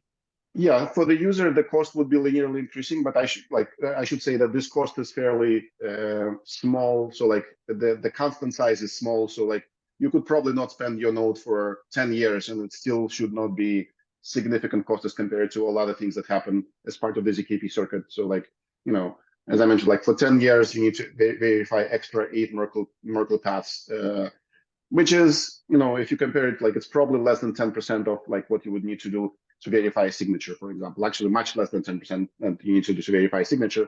So it's not a huge amount of cost. I think the more annoying part is that they need to kind of periodically download those Merkle paths, like once every 6 months. That's the more annoying part in my view. The cost is there, but it's like almost negligible. But the fact that you need to like either log in once every 6 months and download that path, or have someone else track this for you, and then you kind of give up a little bit of privacy. That's like the most annoying part of this design, in my opinion. Right, and then in that case, the users who would have to, I guess, agree to delegating that kind of like a half a year downloading, but then that things itself is like a bit of a UI UX challenges there, right? Because then like you kind of have to let users know that whether you want to delegate this or not, and if you do delegate, then what is the kind of like the privacy aspect that may be a bit compromised in there as well. Yep, exactly. So that's why you don't want to make the epoch too short, because again, if you make it too short, this problem become much more exacerbated. But if it is, and I don't know if half a year is the right answer. Maybe it should be a year, and then it's like it's something that I think we'll learn. Again, with Polygon Maiden design specifically, we're not expecting that nodes should remain you can. So in Polygon Maiden, you have nodes and you have accounts. And nodes are just like, I send you a node, and then the next day you can take the node and move it into your account. So you move funds into an account. and at that point you don't need to keep track of that node anymore.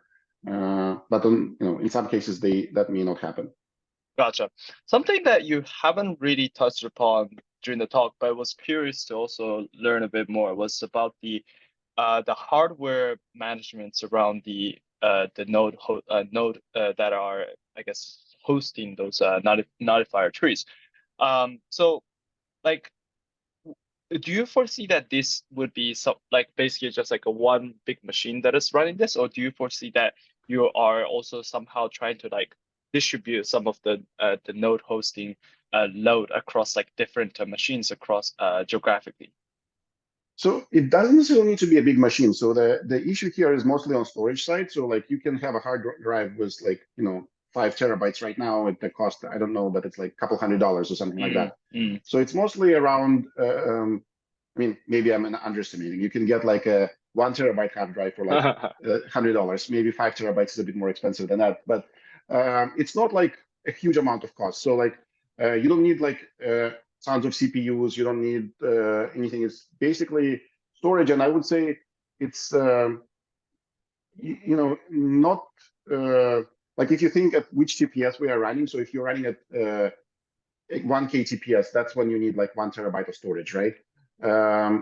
I think like Ethereum right now running at I guess like 15 to 20 TPS is already at like close to 1 terabyte of storage that you need. So it's not like hugely different, and especially at the kind of at the kind of the level of throughput that you get. So it is not going to be like a Raspberry Pi probably, so unlikely to be a Raspberry Pi that you can run this node on. But it shouldn't be anything more than like a mid to high-end laptop that you should be able to run this on. Gotcha. I see. And do you think that you would also like prepare some sort of like a redundancy around the actual hosting of those data? Like as in like you would have maybe like some multiple people just hosting in case if some liveness. Yeah. So like yeah. So for sure, like in a decentralized setting, you would have multiple nodes, and each of them have copies of this nullifier tree. So like that's not a or that's not something that, and in all honesty, like there might be like somebody chooses to be an archive node type of thing where they store, they don't even discard the previous nullifier trees and just store them, and you can always go to them and ask for this nullifier. So maybe like another solution to that annoying problem that I mentioned is you don't need to download that. Somebody will give you this at extra cost later on because they will just keep those. Storage is not hugely expensive. Even you don't want everybody to have a hard drive with 50 terabytes, but some machines out there could have 50 terabytes available to them that store everything, all the historical nullifiers, and in that case, like it solves a lot of problems. So it kind of like gives this flexibility there as well. Gotcha. And also like in terms of the like from the incentive alignments of those like people who are running those nodes, do you foresee that like what Ben previously have mentioned, that the bring back of like the POW type of things, or even like maybe a parallel would be like something like a Filecoin where the Filecoin's node operators also get some sort of like a Filecoins as an incentive for them actually running their machines for storing that data in a similar manner. I think there is no extra, like there isn't a lot of extra work that the nodes need to do as part of just running that kind of the protocol as intended. So they should be compensated with fees that transactions. So like you would keep, if you want to be able to process transactions and get fees for transactions, you need to keep those nullifiers. Otherwise, you won't be able to process transactions. So you kind of, in a way, are already compensated for storing those nullifiers with transaction fees. So I don't know if there needs to be an extra mechanism for doing this. I think, as I mentioned, like just like a minute ago, there could be extra incentives for somebody to store even historical data that you are not required to store by the protocol, like something that is outside the last 2 epochs, and then charge extra fees for that. A node could say, I'm going to store the last 20 epochs, and anybody can come and get the data, but you have to pay extra in terms of fees for. So there could be some incentive design, something extra to what the base protocol kind of like envisions to provide that convenience. Gotcha. Okay, great. Thank you very much, Bobby, for the great talks and explanations around the design space of nullifier tracking. And it was very honored to have you on today. And looking forward to any new developments from Maiden team as well. Thank you for having me, and thank you for your great questions. Thank you. All right, so next up, we will have Brian from RISC-0. And I guess a little background on the RISC-0. So they are building ZKVM. As other projects have mentioned a couple of times, it's a verifiable compute primitives that is built on top of RISC-V, and it's also a Stark-based VM like Maiden is, and but they have different use cases and I guess assumptions around the way that people can use those RISC-0 VMs as well. So Brian, welcome, and feel free to take it over. Glad to be here. Thanks for having me, and always great to be able to hear Bob and talk about anything. So always happy to follow him. Let's see. Can we see everything on the feed now? Yeah. Great. I can see. Yeah. Cool. So I'm Brian Redford. I'm the CEO at RISC-0, and today I want to talk about ZK parallelism, specifically in the context of continuations and some of the work that we have been doing there. For people who are unfamiliar with RISC-0, it's the company itself is focused on building general purpose ZK computing technologies, but our sort of main product at this point is the RISC-0 ZK VM, and then the Bonsai proving platform or ZK application development platform that is really focused on making it easy to use ZK proofs.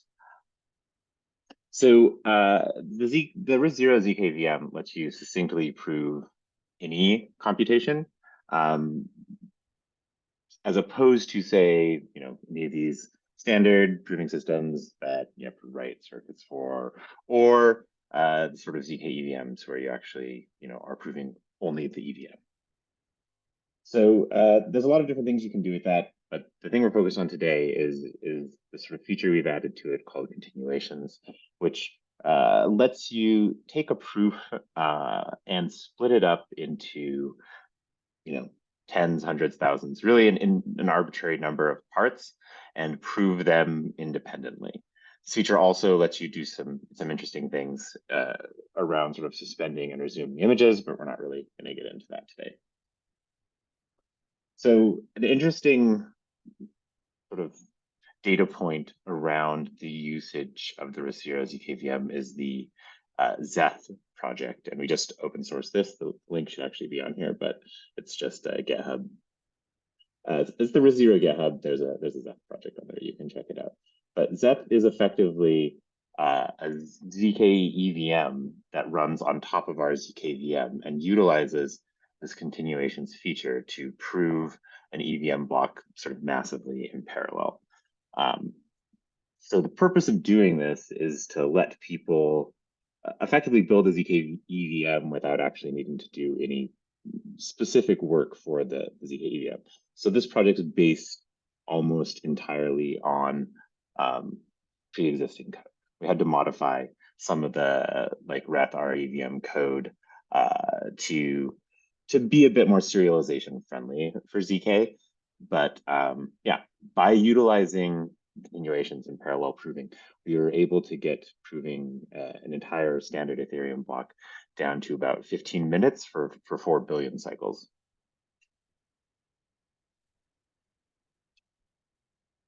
So as far as we're aware, our ZK VM is sort of the first system that's actually able to stitch proofs together in this manner and actually prove an entire regular Ethereum block. And this is sort of part of this pattern of enabling limitless parallel ZK computing. So how does this work? The RISC-0 ZK VM actually is based on the RISC-V instruction set, or ZK proves programs that are expressed in RISC-V. So typically this looks like you take Rust, some compiler turns it to RISC-V, and then it gets proven through our ZKVM. Now, in a world of continuations, what this actually looks like is this executor takes the RISC-V source code and then splits it into a bunch of these sort of separate segments, which are then proven separately and together are then potentially rolled up into a single proof.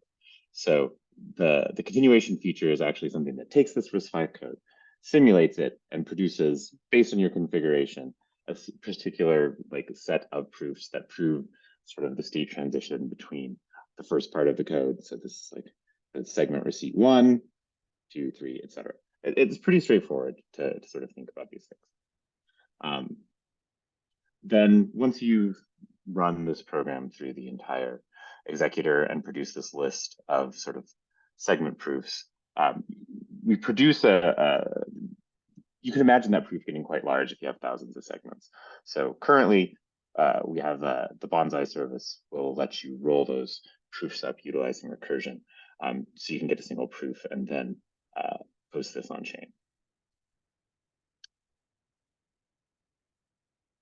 So if you want to think about how this actually works at a sort of technical level, the executor, what it's doing is actually simulating the execution of a particular program. So in this case, say we're running the EVM, it's actually taking the block that we want to produce a proof for, and then running, like the EVM gets compiled down into RISC-V, and then that block is provided as input along with all of the rest of the data you need.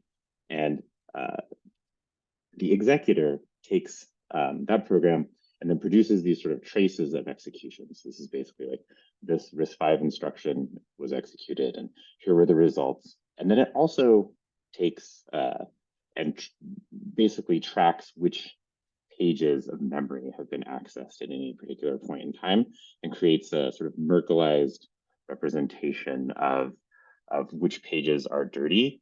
And that sort of memory image and the data of what cycles have been run through is sort of the necessary proof data that you need to link the segments up to each other. So you can imagine that this executor produces this trace that says, hey, here's what actually happened in RISC-V, and then here's all of the memory movement through this memory management unit collapsed into this Merkleized page table. And as soon as the executor produces a single segment, you can imagine anyone else can take this sort of data and then actually produce a ZK proof of it.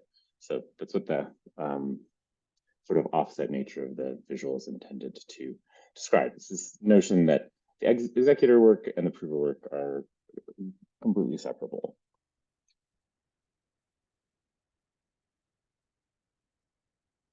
So if we look in the context of the Zeth system and think about what parallel proving for this actually looks like, sort of a demonstration, time moving this direction. Right now, so proving a current ETH block is about 4 billion cycles, and by default, we split programs up into segments of exactly 1 million cycles. And there's a lot, that's pretty arbitrary, and you can imagine that the choice of segment size actually has quite a large impact on performance depending on how a system is configured. We won't get too much into that right now. So this is just a sort of demonstration that as the executor starts chewing on this ETH block, it starts spitting out segments until it produces the sort of full 4,000 segments. But you can imagine that as soon as you've produced a single segment, you can send that out to your proving cloud and sort of overlap the proving of those segments with the actual generation of the segments themselves. However, if you want to get down to the single proof that you actually want to post on chain somewhere, you also need to take all these sort of initial 4,000 proofs and then recursively collapse those down to 2,000 proofs and then 1,000 proofs, et cetera, until you've gone through a sort of full, log the number of segments, levels of proving. And at the end of all of this, you have a single proof. So right now, as I mentioned at the start, It takes about 15 to 50 minutes, depending on whether you're using 3,000 GPUs or 50 GPUs to sort of produce these proofs. Obviously, the faster you can produce these, the better you're going to be, and the more use cases you're going to be able to support with these kinds of proofs. So, 15 minutes is pretty far away from the sort of goal that Ethereum has of creating enshrined rollups, where you would actually be able to do something like this in 1 second. So when we think about the gap between where we are now at 15 minutes and moving to hopefully 1 second eventually, it's interesting to sort of think about where the different bottlenecks in the system are. So before we dive into that, though, I want to talk about how you can sort of naively think of how long it takes to generate a single proof. So you have to generate all the segments first, obviously, and then you have to take those generated segments, distribute them out to all the nodes that are going to prove them, and then they need to prove these initial sort of leaf proofs, which are the proofs of the actual traces. And then you have to produce these join proofs that collapse the 2 proofs into 1 proof, or 3 proofs into 1 proof, or however many you choose to collapse. And those are actually quite different. They end up taking quite a bit different amounts of time. So like on a single machine, the join proof time for 2 to 1 is about 6 seconds. And then for proving 1 million cycles, it could be about 100 seconds, depending on which machine you're using, more or less, depending on which GPU you have. But you can imagine the sort of theoretical maximum for an arrangement like this being effectively the time it takes to generate the segments, plus just 1 sort of segment proof and 1 join proof, if enough things were overlapped.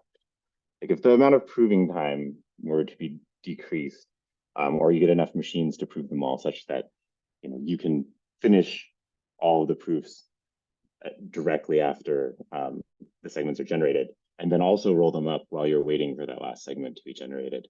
At the end, you potentially only have to do 1 proof, although the sort of roll-up tree in that context looks a bit different. So when we look at a system like this, there are a bunch of different bottlenecks, and there's one that I didn't really list on here that we can talk about later. But obviously there's this segment generation or execution, which is effectively the simulation of the RISC-V chip, and then the sort of recording of all of the memory transfers. Then there's taking these kind of segments, which are the full sort of memory state of the virtual machine at that point in time, and the execution trace, and then distributing those to all of the provers. And then those provers actually have to prove things, and then that proof needs to get distributed to a bunch of other machines potentially to be combined down to this sort of single proof. So we see about 5 main points of potential bottlenecks in the system. There is a question around the sort of execution right now is single-threaded, whereas obviously most machines are not single-threaded.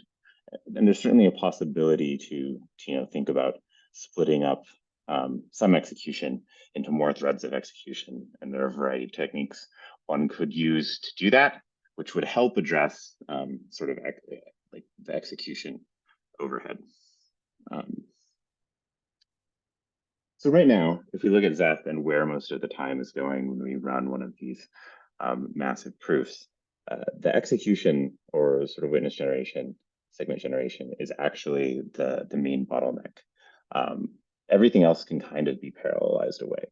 So at this point in time, we sort of have an interpreter for RISC-V. So we're only able to really get up to about 15 to 30 megahertz, depending on the sort of circumstance, the exact thing that's being proven anyway, and how much memory movement is involved.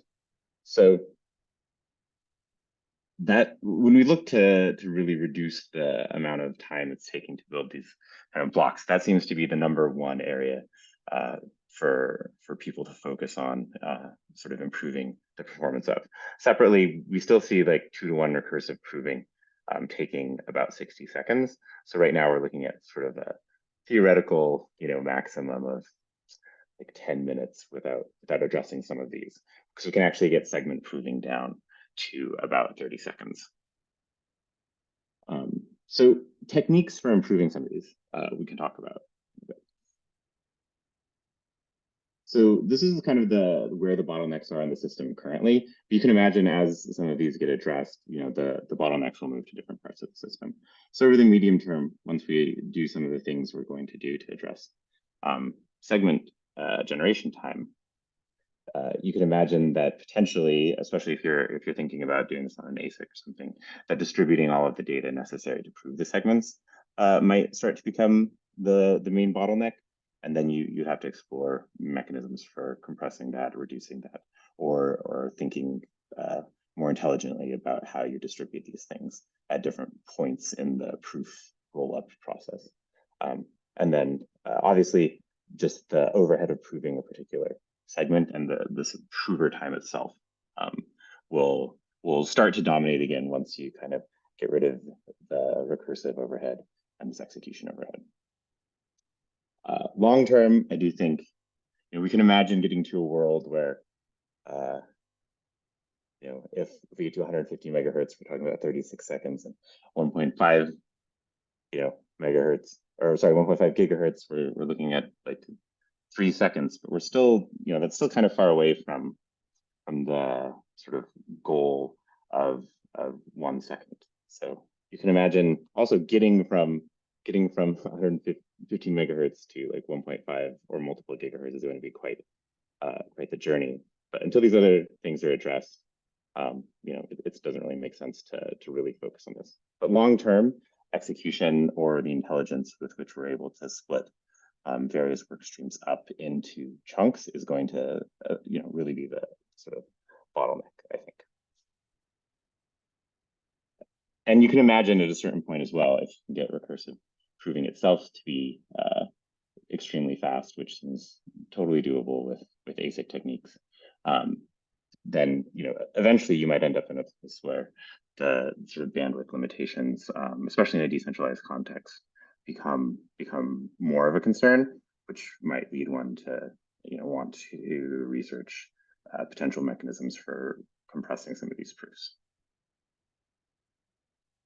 So when we think about eliminating some of these bottlenecks in the system moving forward, there are a bunch of different sort of techniques you could employ. So for execution, which is at this point the sort of major bottleneck, rather than just simulating the execution of RISC-V, you could imagine actually taking the RISC-V instruction set and then JITting a native sort of set of code that would actually execute the RISC-V instructions and sort of build the Merkle tree as you go. There's a lot of work necessary to build a system like this, and maybe that's going to get you sort of 10x. But because the RISC-0 ZKVM is based on RISC-V, you can also imagine building something that increasingly looks like hardware that is specifically focused on sort of witness generation or generating these segments. So we do expect to see in the medium term some utility of FPGAs just for this part. So I haven't seen a lot of people talk about breaking down proving systems, this problem of generating proofs into sort of phases when thinking about hardware. You tend to see people trying to tackle sort of the entire problem at once. However, I think taking a RISC-V sort of core that's already designed and figuring out how to modify that to be able to spit out these segments would be a really interesting research problem that has the potential to massively speed up these kinds of very parallel proofs. And then obviously, you can take that a step farther and then think about actually building an ASIC that is very much focused on segment generation. And that could obviously be joined to hardware that's doing proving as well. But I actually think it's really interesting to think of these problems as mostly separable. So in terms of segment distribution and generation, right now, when we think about the way these things sort of get Merkleized, It's pretty inefficient with our current approach. We haven't really tried to optimize it, but there's a million techniques you can sort of imagine for compressing memory or becoming more efficient about which parts of prior memory that were touched you pass forward as you go through all of these segments. Additionally, you could think of becoming like a lot smarter about how big these sort of segments are and start to think about potentially having dynamic segment size. So obviously the sort of fewer segments and the more compressed they are, the less data you need to spread out over the network to later prove. Yeah, and to some extent also you can imagine sort of changing the topology of the tree rollup to not necessarily just be a strict 2-to-1 tree rollup. In terms of actually improving the sort of segment proving time itself, obviously we're trying to stay abreast of all the developments in all of the proof systems, and we'll continue to keep the sort of RISC-V ZKVM at the bleeding edge of performance. But there's also, the ability to run this existing code on a variety of hardware, and we're actually partnering with a couple teams to work on building these more efficient HALs, which will help accelerate the actual proving itself. However, as we've noted, it's not really a bottleneck yet, at least for sort of the ZEP scenario. We can basically prove all 3,000 or 4,000 segments in 30 seconds right now. Over time, also, this is a Stark-based proving system, so hash performance is a major component of the entire system, especially the sort of recursive proof generation. So you can imagine advances in hash functions, and we've seen this with Poseidon 2 and 5. But there's probably room to go in terms of producing even more custom hash functions for systems particularly like this. Additionally, we currently have a number of accelerator circuits like SHA-256 and ECDSA or just big integer support in general. So you can imagine for particular problems, making it easier for people to build these acceleration circuits and incorporate them into the overall system will be a sort of big unlock for some sets of problems.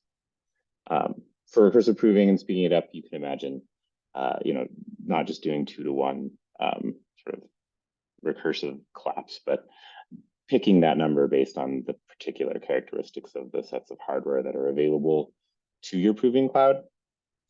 And then, one could imagine using some of the flexibility that exists inside the Stark-based systems to trade off performance time for size. In the long term, if you ever get to a place where these sort of proof sizes are actually causing problems. But in any kind of parallel proving system, you're going to be constantly running into sort of new bottlenecks along these kinds of lines.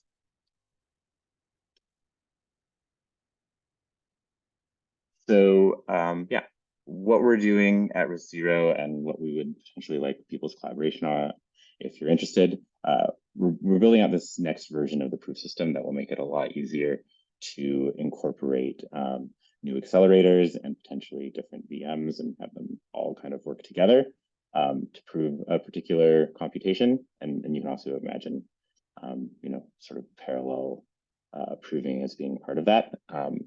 And we'll be releasing that later this year, along with this Zergen circuit construction or accelerator construction toolkit. I'm not sure exactly when that will get released, but hard at work building new versions of the circuit that utilize this technology.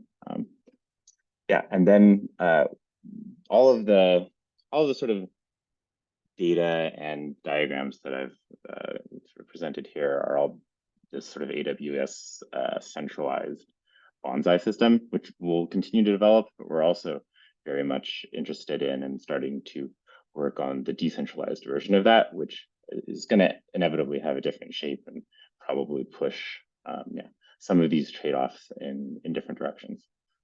And then obviously we're hoping to see more and more projects start to seriously consider ASICs and FPGAs for specifically for the sort of witness generation or execution generation part of the system. Yeah, so it's kind of a speed run through the sort of massive parallel system that parallel proving system that is Bonsai. That's actually all I have. All right, thank you, Brian, for a very thorough overview and I guess a bit of details on a lot of the continuations and segmentation stuff that you guys are working on. I guess just to kind of like dive into some questions. So one thing that I was noticed, like you mentioned that you want more efficient house. I believe house you're referring to like the hardware abstraction layer, right? Yeah. And when you say like more efficient house, like could you if you can elaborate a little bit on like first like what kind of like house that you have, and then second, what's the ideal types of like improvements that you want to gain from like more efficient house? So currently we have like a CPU HAL, and then we have a metal HAL and a CUDA HAL. The CUDA HAL in particular, you know, requires a lot of effort to really optimize all the various bits and pieces of the sort of Fry and overall Stark algorithm. So we are working with like supranational right now on a separate CUDA implementation that you know, has a much more optimized NTT. We could also, I think it would be really excellent to see people build out sort of the Vulkan HALs, and then potentially you know, HALs that target FPGAs or hardware specific to mobile phones. You know, you have a lot of really interesting kind of acceleration targets on mobile phones, and I think, you know, pushing proof generation out to the edge over time is really interesting. Currently, like, you know, I don't know if people are ever going to want their mobile phones to participate in parallel proving networks, but I guess if you can, you know, earn tokens while you sleep, while your phone's recharging, maybe. But it's a yeah, that's a different world, maybe. But Gotcha. someday. Gotcha. And then also like right now, I'm not sure like how much details they would kind of get into it, but for the segment generations and also like actually defining where you set the bound for each segment, because I know for a fact that when you sort of like set how much segment you want, the unit of it is based on like the cycles of compute, I believe, right? So it's not like time or anything, just like cycles of compute.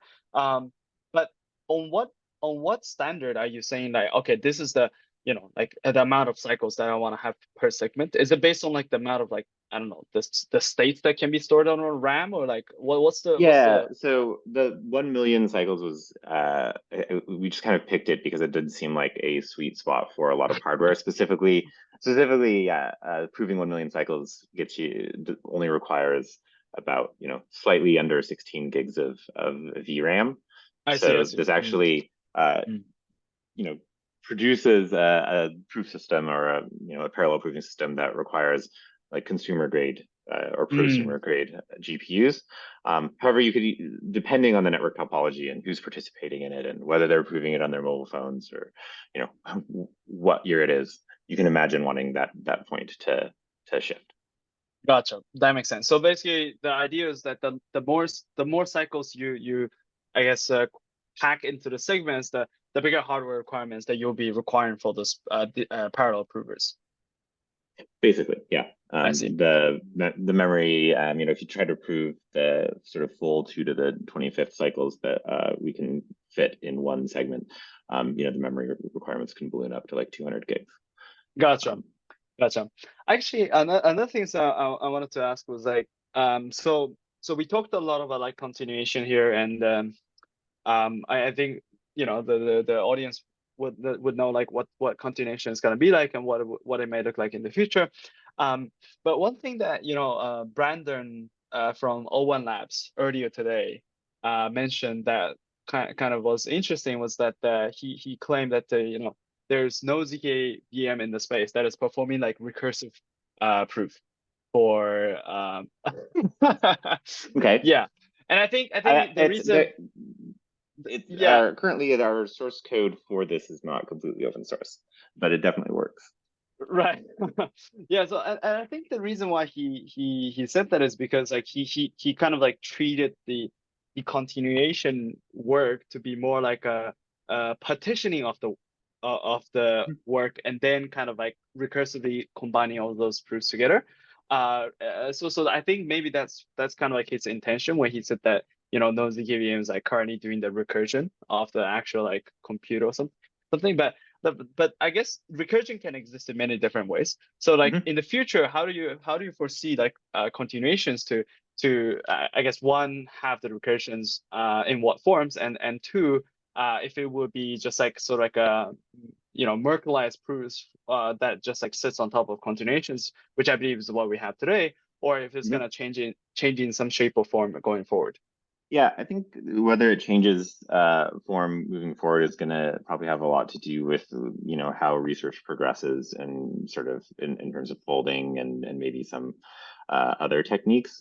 Although, at least from our perspective, it does seem like recursion, because you're utilizing the sort of succinctness property of ZK systems, like at every step, it really does help address some of these sort of communication overhead issues, right? Like at every sort of step of collapsing this tree, you're really only needing to pass a 200 kilobyte proof. So that's pretty appealing. Whereas I think in the sort of folding world, you might end up shuttling along a lot more witness data as things sort of accumulate. But yeah, that's the only major kind of change I would expect to see, I think, other than, you know, the recursion system being fully open source. Gotcha. And since you mentioned like about folding, what's your current sort of like prospect around like actual practical usage of folding within this kind of like ZKVMs, and what's sort of like the bottleneck that you see imminently with using let's say some variations of folding schemes that we have in the space?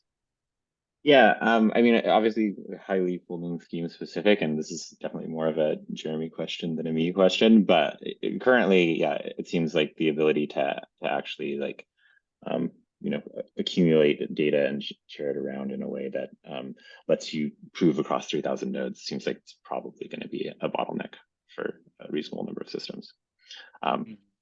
Yeah, and we just, yeah, it's true that like right now it takes, you know, 5 seconds to do this sort of 2-to-1 recursion, but there's pretty clearly some paths to make that a lot better, somewhere between somewhat better and much better. You could also imagine potentially creating an ASIC that's very tuned to sort of recursion as well, rather than trying to also do the sort of broad set of segment beef proofing, because that's very amenable to GPUs, and you know, GPU performance will continue to increase. But this recursion, sort of the join system and predicates are very constrained. Gotcha. Regarding the FPGA and the ASIC, I think you also mentioned about the witness ASIC for segmentation work. Like, what's your sort of like general stance around like usage of FPGA, usage of ASIC under like different circumstances, whether it be for segmentations or whether it be for actual like proof generations?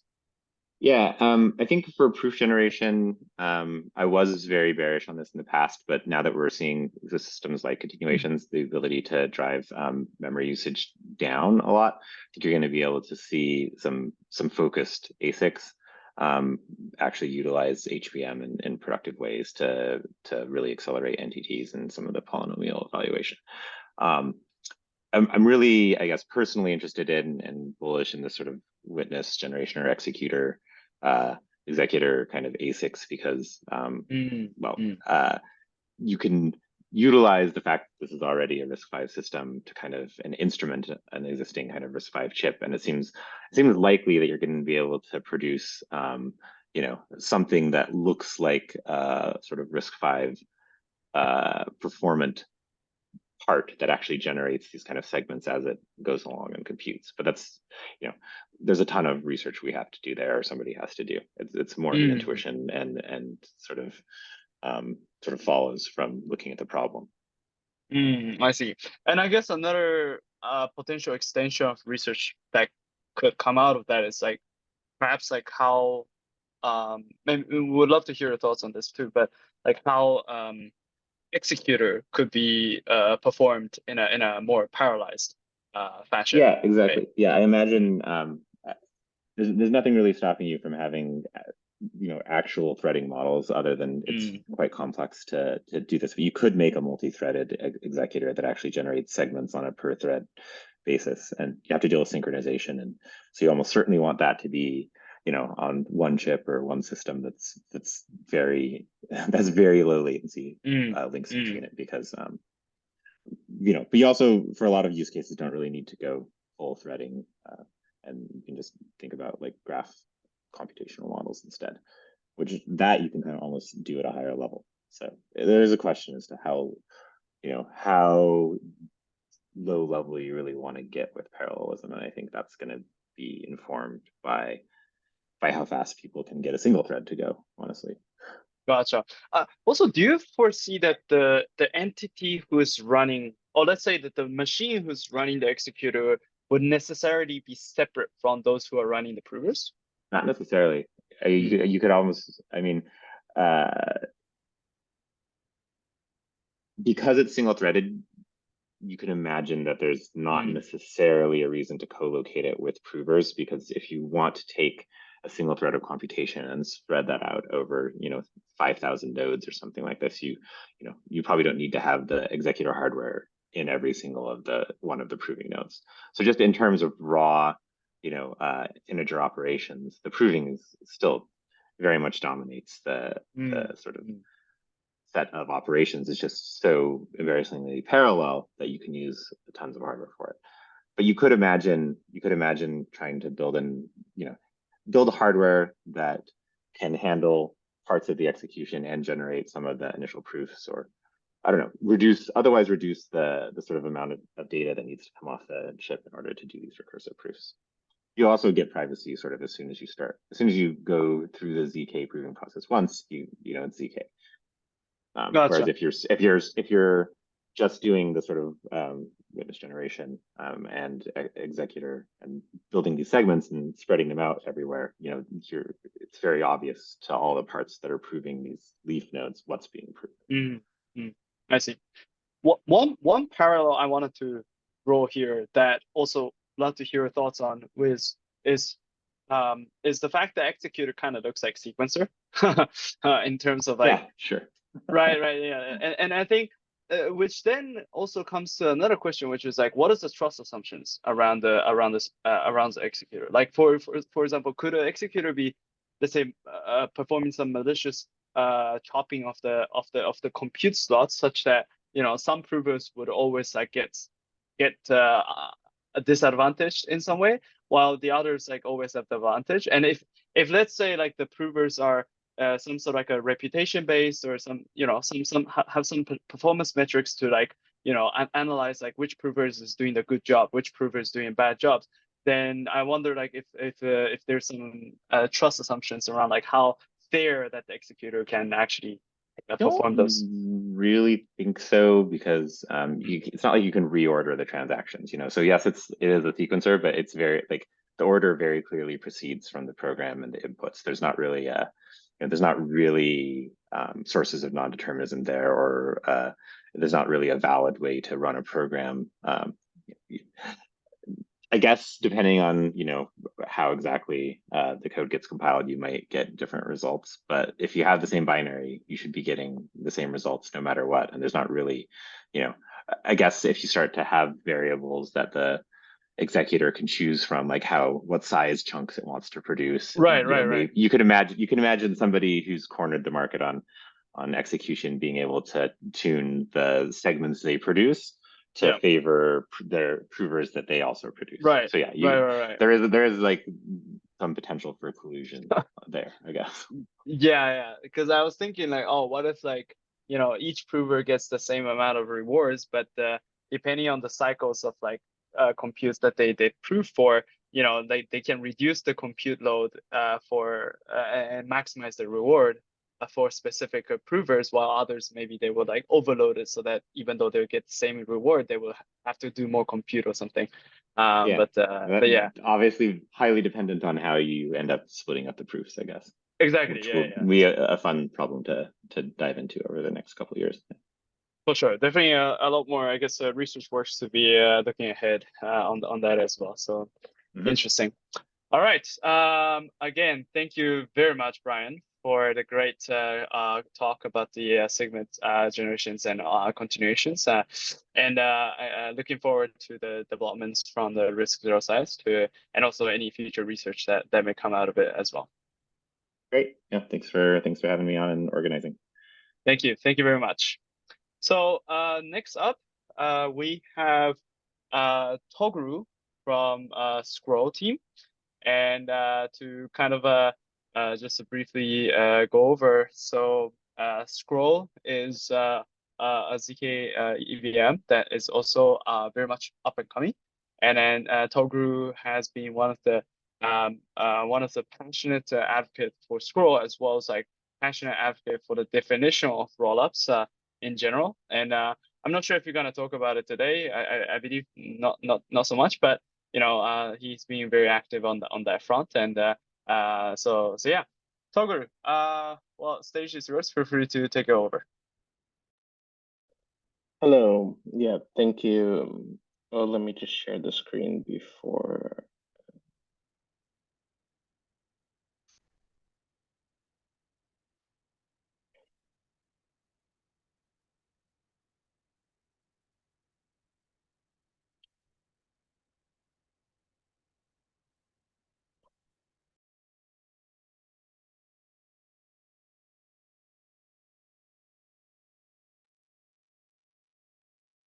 Cool.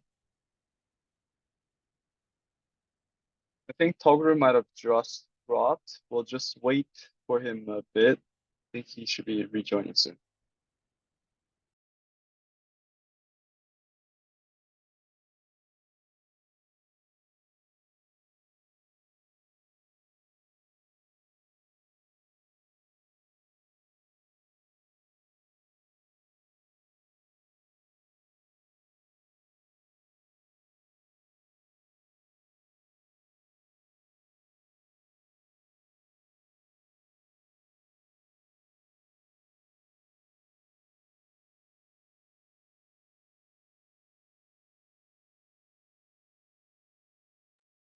Oh, I think he's back.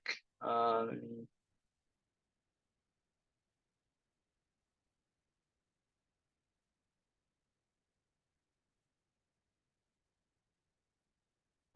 Togru, you're back. Yeah, sorry about that. My laptop decided to restart Zoom at the worst moment. Yeah, no worries. No worries, no worries. 1 second. Let me share the screen. Yep, I can see it. Perfect. Let me just.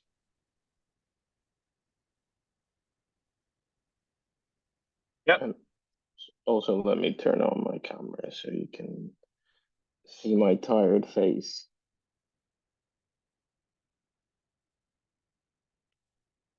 Yeah. Hello. Nice, hello. I see you, man. Hello. Long time no see. Hello. Yeah, can you see my screen? Yes. Perfect.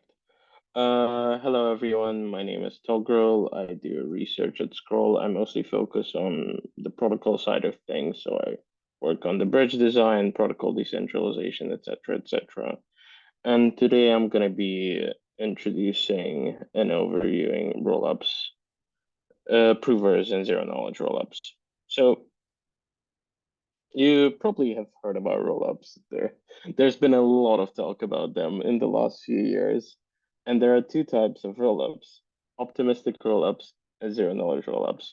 Or I'm kind of forced to say it because the Starkware folk don't really like it when we refer to them as zero knowledge rollups, validity rollups.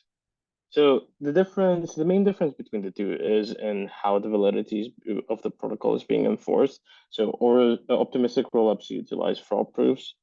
So you have a sequencer, it proposes ordering, then the ordering is published on the base layer. Then the executor fetches the ordering data. It publishes the state root. And then if the state root is invalid, the challenger fetches the challenger fetches an ordering and the state root. And then in case the state root that was committed by the executor is invalid, it just challenges the state root. And there are two ways to challenge the state root. One is a non-interactive single route challenge. So essentially, you just replay the entire transaction or a subsection of the transaction from the start to end on the base layer, which is not ideal if you are not using P2P proofs, because essentially you're limited in how much gas your transaction can consume. This was originally used by Optimism, but then they realized at some point that actually that's not really viable for complex transactions, and so they switched it out for Canon, which is another type of fraud proof, which is called an interactive multi-round fraud proof. In this case, instead of just the challenger re-executing the transaction, the challenger and the asserter, which in most cases is the executor, but anybody can take the position of the executor, go back and forth, dissecting the state to the point where they get to just one opcode that they have to execute on chain. This is not ideal from the perspective of efficiency, because you have to go back and forth. So the time consumed in the worst case scenario where there's censorship is longer than just re-executing the entire transaction. But the benefit of it is it's much cheaper to execute on chain, and on top of that, it's also possible that your transaction cumulative gas consumption of your transaction can be drastically higher than the block gas limit of the L1, which means that you can essentially challenge anything trivially on the L1. And zero knowledge rollups utilize, surprise, surprise, zero knowledge proofs. So you can see there's some proposed preliminary ordering. The ordering is published on the base layer. Then the prover fetches the ordering data. It computes the proof and publishes the validity proof, and voila, a certain batch is finalized. So typically there are two protocol participants within a ZK rollup. There are possibilities that you can have one, but usually we just use two protocol participants. So one role is a sequencer and the other is a prover. And a sequencer are responsible for defining the preliminary ordering. So essentially they are in direct contact with the users. The users propagate their transactions to the sequencer. Sequencer either provides some receipt that guarantees that they'll include that transaction or doesn't, depending on the implementation. They combine those transactions in a batch and then publish the batch. And the provers are responsible for forcing the validity. And they do that through zero knowledge proofs or validity proofs, because in reality, in this case, zero knowledge proofs, we use zero knowledge proofs for succinctness, not for the privacy aspects of zero knowledge proofs, and therefore we actually usually refer to them as validity proofs. And basically, the validity proofs allow the L1 to succinctly verify that a certain state was committed without re-executing all the transactions. And proving can be competitive or it can be collaborative. So what I mean by competitive proving, it essentially emulates Nakamoto consensus. So you have multiple different entities that compete to have their block included in case of Bitcoin. And in this case, you have multiple entities competing to have their proofs submitted and finalizing the block that way. There's a drastic disadvantage with this approach is in the context of provers, competitive proving is centralizing. And the reason for that is unless you insert some form of randomness, unlike Nakamoto, the most efficient prover is always going to win. So in Nakamoto, your probability of having your block selected for a given height is proportional to your hash rate percentage in the network. Whereas in here, your probability is essentially 100% if you have the most efficient prover, unless there's some networking issues for you, etc., which means that long term, everybody else is disincentivized to compute proofs, and you'll end up having 1 or 2 provers maximum competing with one another to have their proofs submitted, which is not very resilient. It doesn't really affect the security per se, but it's still not an ideal situation, because let's say if that prover fails for one reason or another, you're stuck with a liveness failure and you need some fallback or whatever. And collaborative proving assigns a prover per batch. So think of how Gasper in Ethereum works.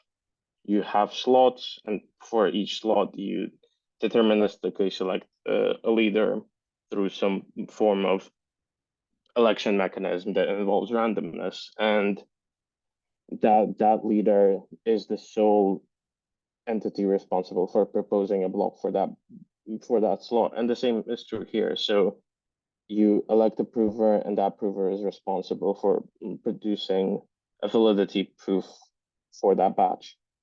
And in collaborative proving, you need a fallback scheme, because let's say if the primary prover fails for a given batch, then your protocol will just stall. And therefore, you have to have a fallback which elects a second prover or makes it permissionless. There are different ways that you can implement it, and basically still retain your liveness guarantees. And proving can be sequential or parallel. The problem with sequential proving is that if the proving time is longer than the block time, your finality time increases superlinearly. So think of it this way. Say you have 100 blocks, and the proving time is 2 minutes and the block time is 10 seconds. You can see if you wait until the previous block is proved before you start proving the next block, you can see how as the number of blocks grows, your finality time grows superlinearly to the point where at some point you'll have finality guarantees that are slower than the finality guarantees of optimistic rollups, rendering zero knowledge proofs and zero knowledge rollups pointless. And therefore, it's not a good way of implementing things. It can only work if your proof time is shorter than the block time, which is unlikely, at least for the foreseeable future. And the lower bound on finality for sequential proving of n blocks is n times proof time, as I explained previously.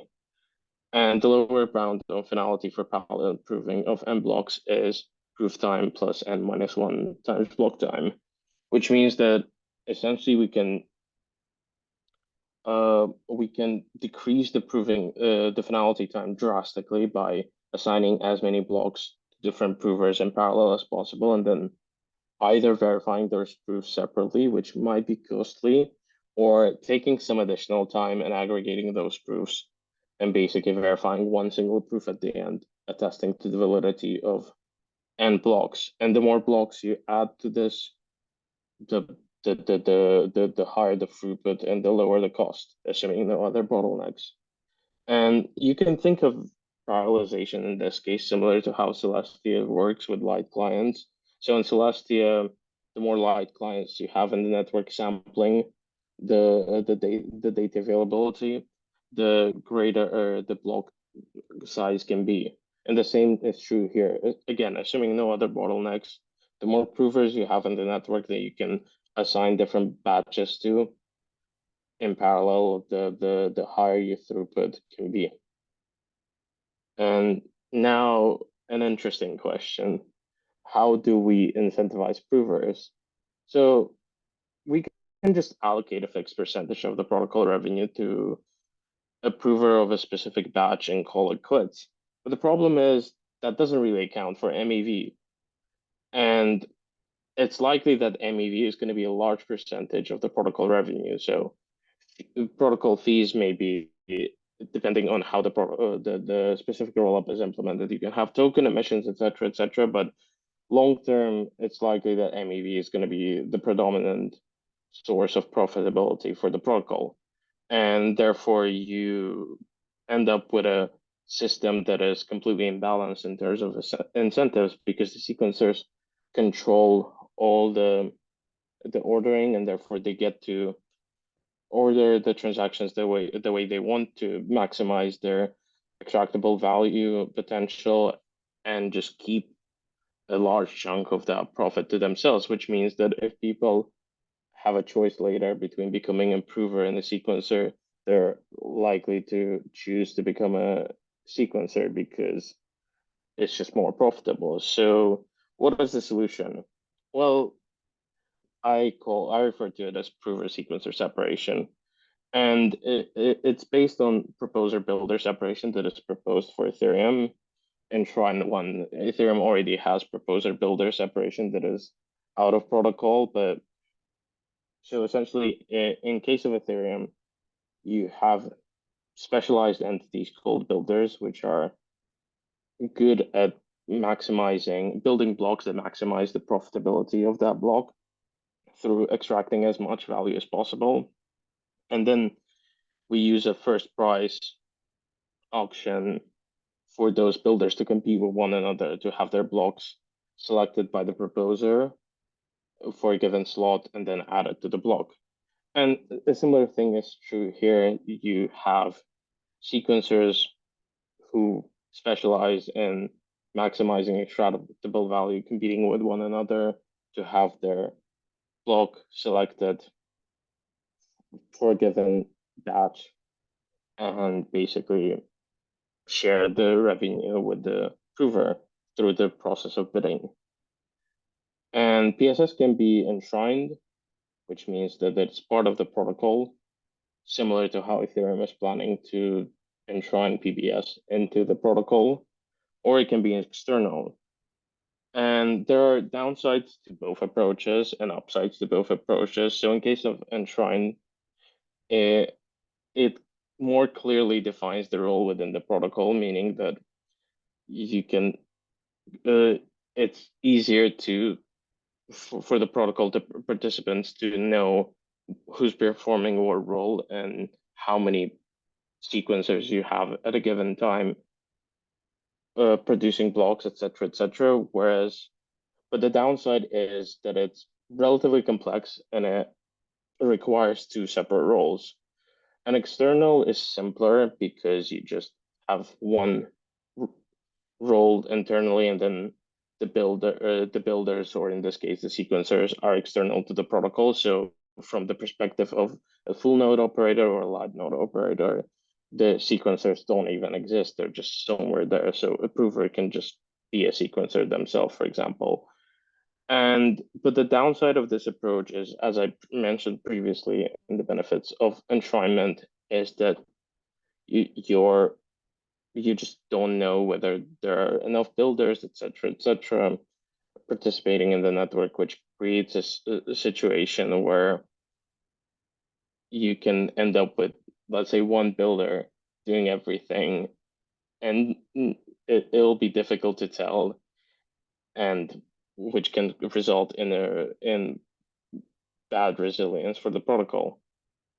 And before I end, I'll shortly touch on a few other things that have emerged recently in this space. One is prover markets. So you can think of prover markets as general purpose marketplaces for provers to purchase computational power to compute proofs, similar to how NiceCash works in case of proof of work. So an example of a prover market would be Nil Protocol. They're working on a system where you can essentially generalize a prover for any protocol and just have one market where anyone can just purchase computational power from this pool of provers. And then there are also prover networks, which are application-specific marketplaces, similar to how Lido works in case of Ethereum. So you have a prover market that specializes only on one chain or a specific use case, and it just provides the computational power for that specific use case. So thank you for your attention and feel free to ask any questions. All right, thank you, Togru. I guess it had a lot of touch point with PBS, with the PSS. And one thing I kind of also wanted to discuss briefly with you about was the fact that you did mention like the builders of the block could well, the sequencer of the block could also centralize in a way, in a similar way that the builder on L1 can also centralize.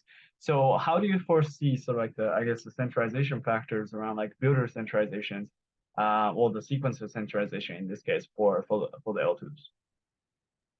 So in the case where you have enshrinement, centralization is more difficult because you can, let's say, set a certain minimum amount of sequencers that the protocol should have. So let's say 20 or 30 or whatever.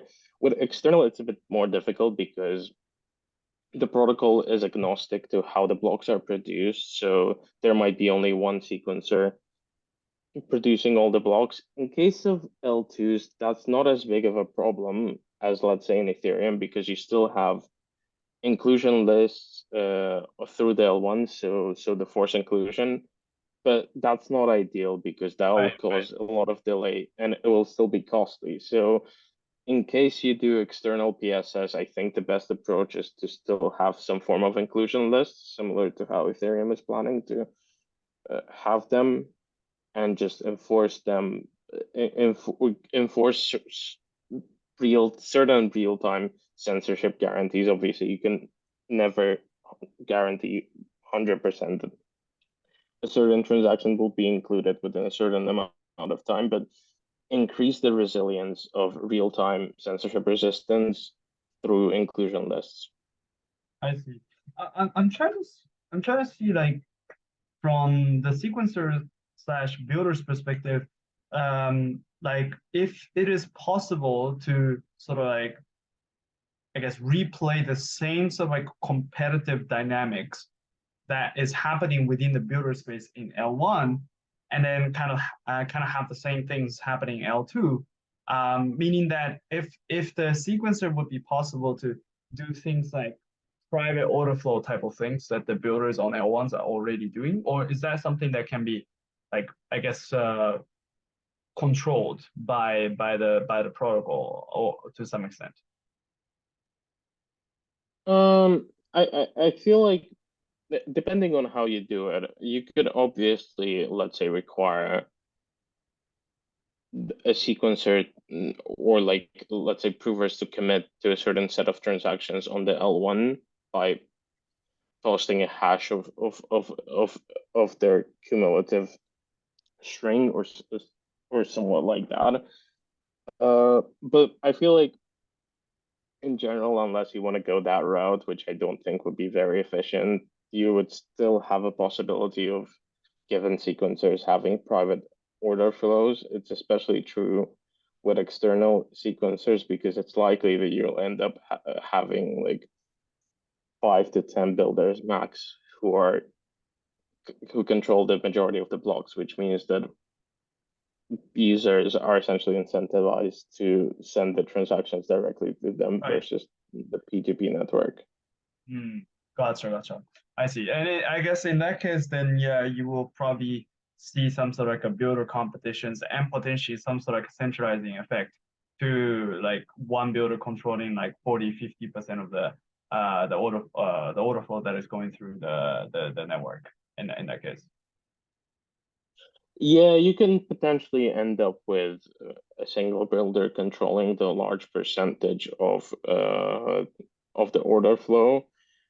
But again, there are certain mitigations here. So let's say if you have inclusion lists, then there's not a lot a builder or a sequencer can do in this case because they're bounded to they're essentially forced to include certain transactions even if they don't want to, or they'll just be forced, they'll be just slashed.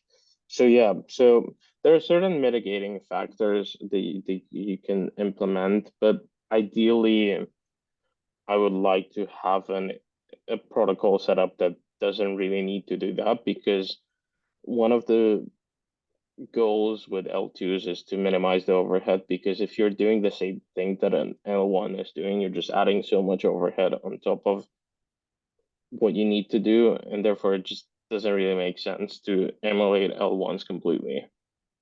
Gotcha.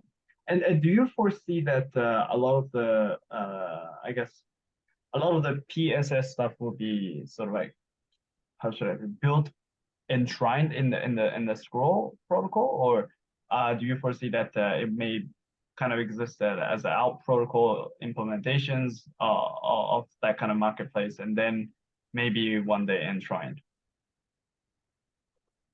I'm not sure. It depends on other factors that within the protocol. So, for example, whether we decide to use a BFD consensus or something else.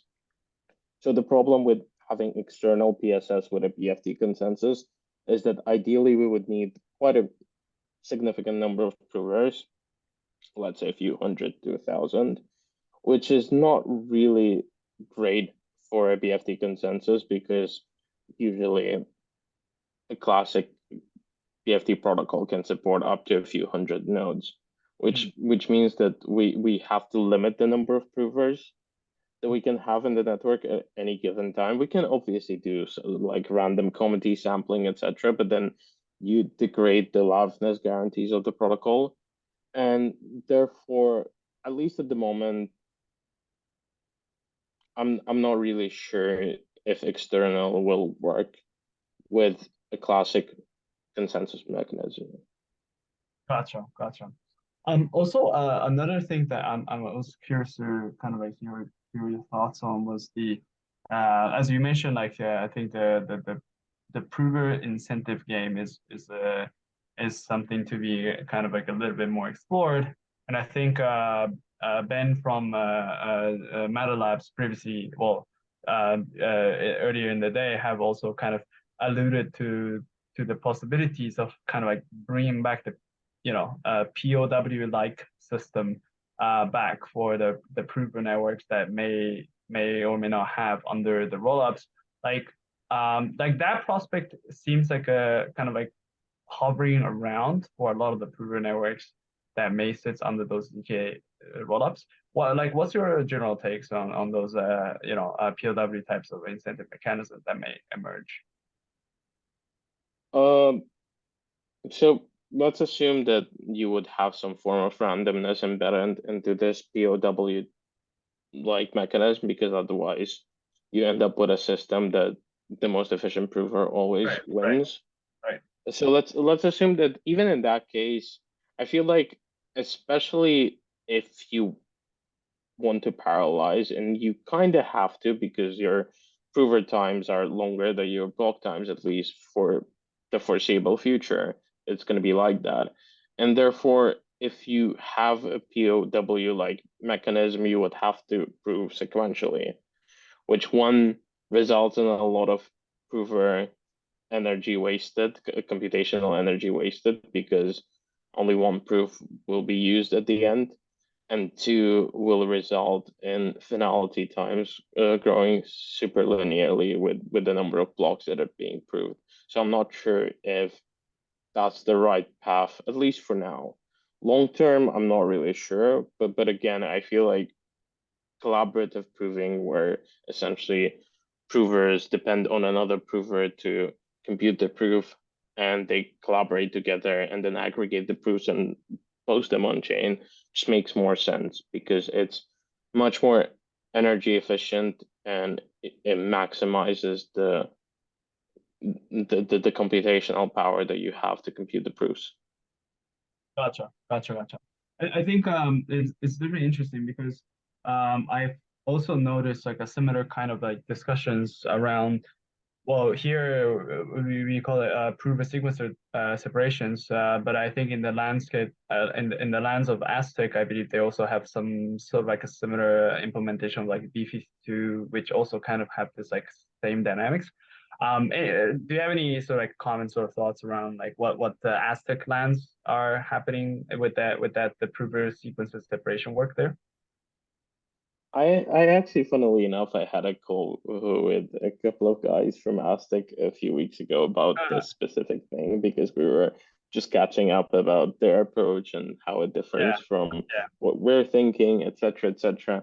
Yeah, I feel like a lot of L2s are, especially ZK rollups, are going to converge on the same problems at the end of the day.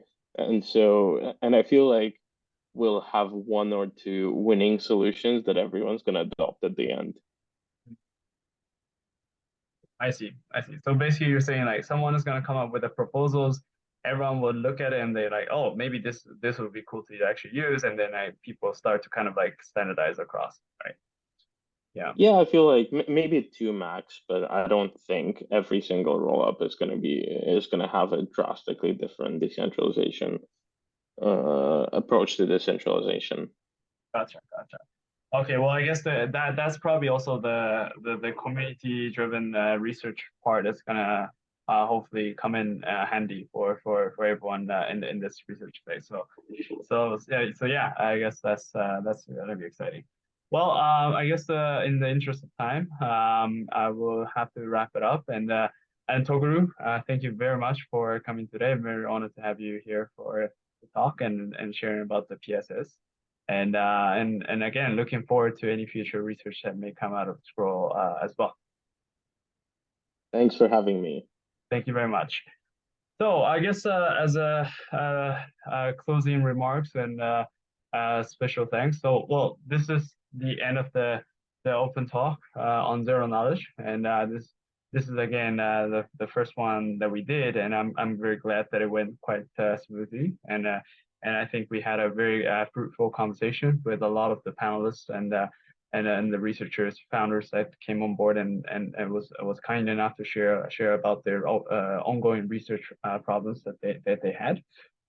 So I'm very glad that you guys from the audiences also stuck around, and feel free to message me at my Telegram or my Twitter, which Chloe hopefully we can also drop in the message. And feel free to reach out for any questions you may have, and also please reach out to the project teams and the speakers panels that have attended today as well. So yeah, just for any further questions or any research stuff that you guys want to do, please do reach out. Yeah, I guess lastly, please make sure to follow Fenbushi for any future updates on events that we are planning around DevConnect and beyond, and also just like any similar types of open talk that we may host in the future as well. So yeah, make sure to follow the Fenbushi chat as well. And lastly, I want to thank all the speakers and also Chloe from our team, as well as Fawn, our for all the amazing graphics here that they made as well. So thank you very much for helping organize this thing. So yeah, that's it for today. Thank you, and hopefully we'll see you guys soon at a different venues for maybe different open talk. All right, then that's it. Bye. Bye.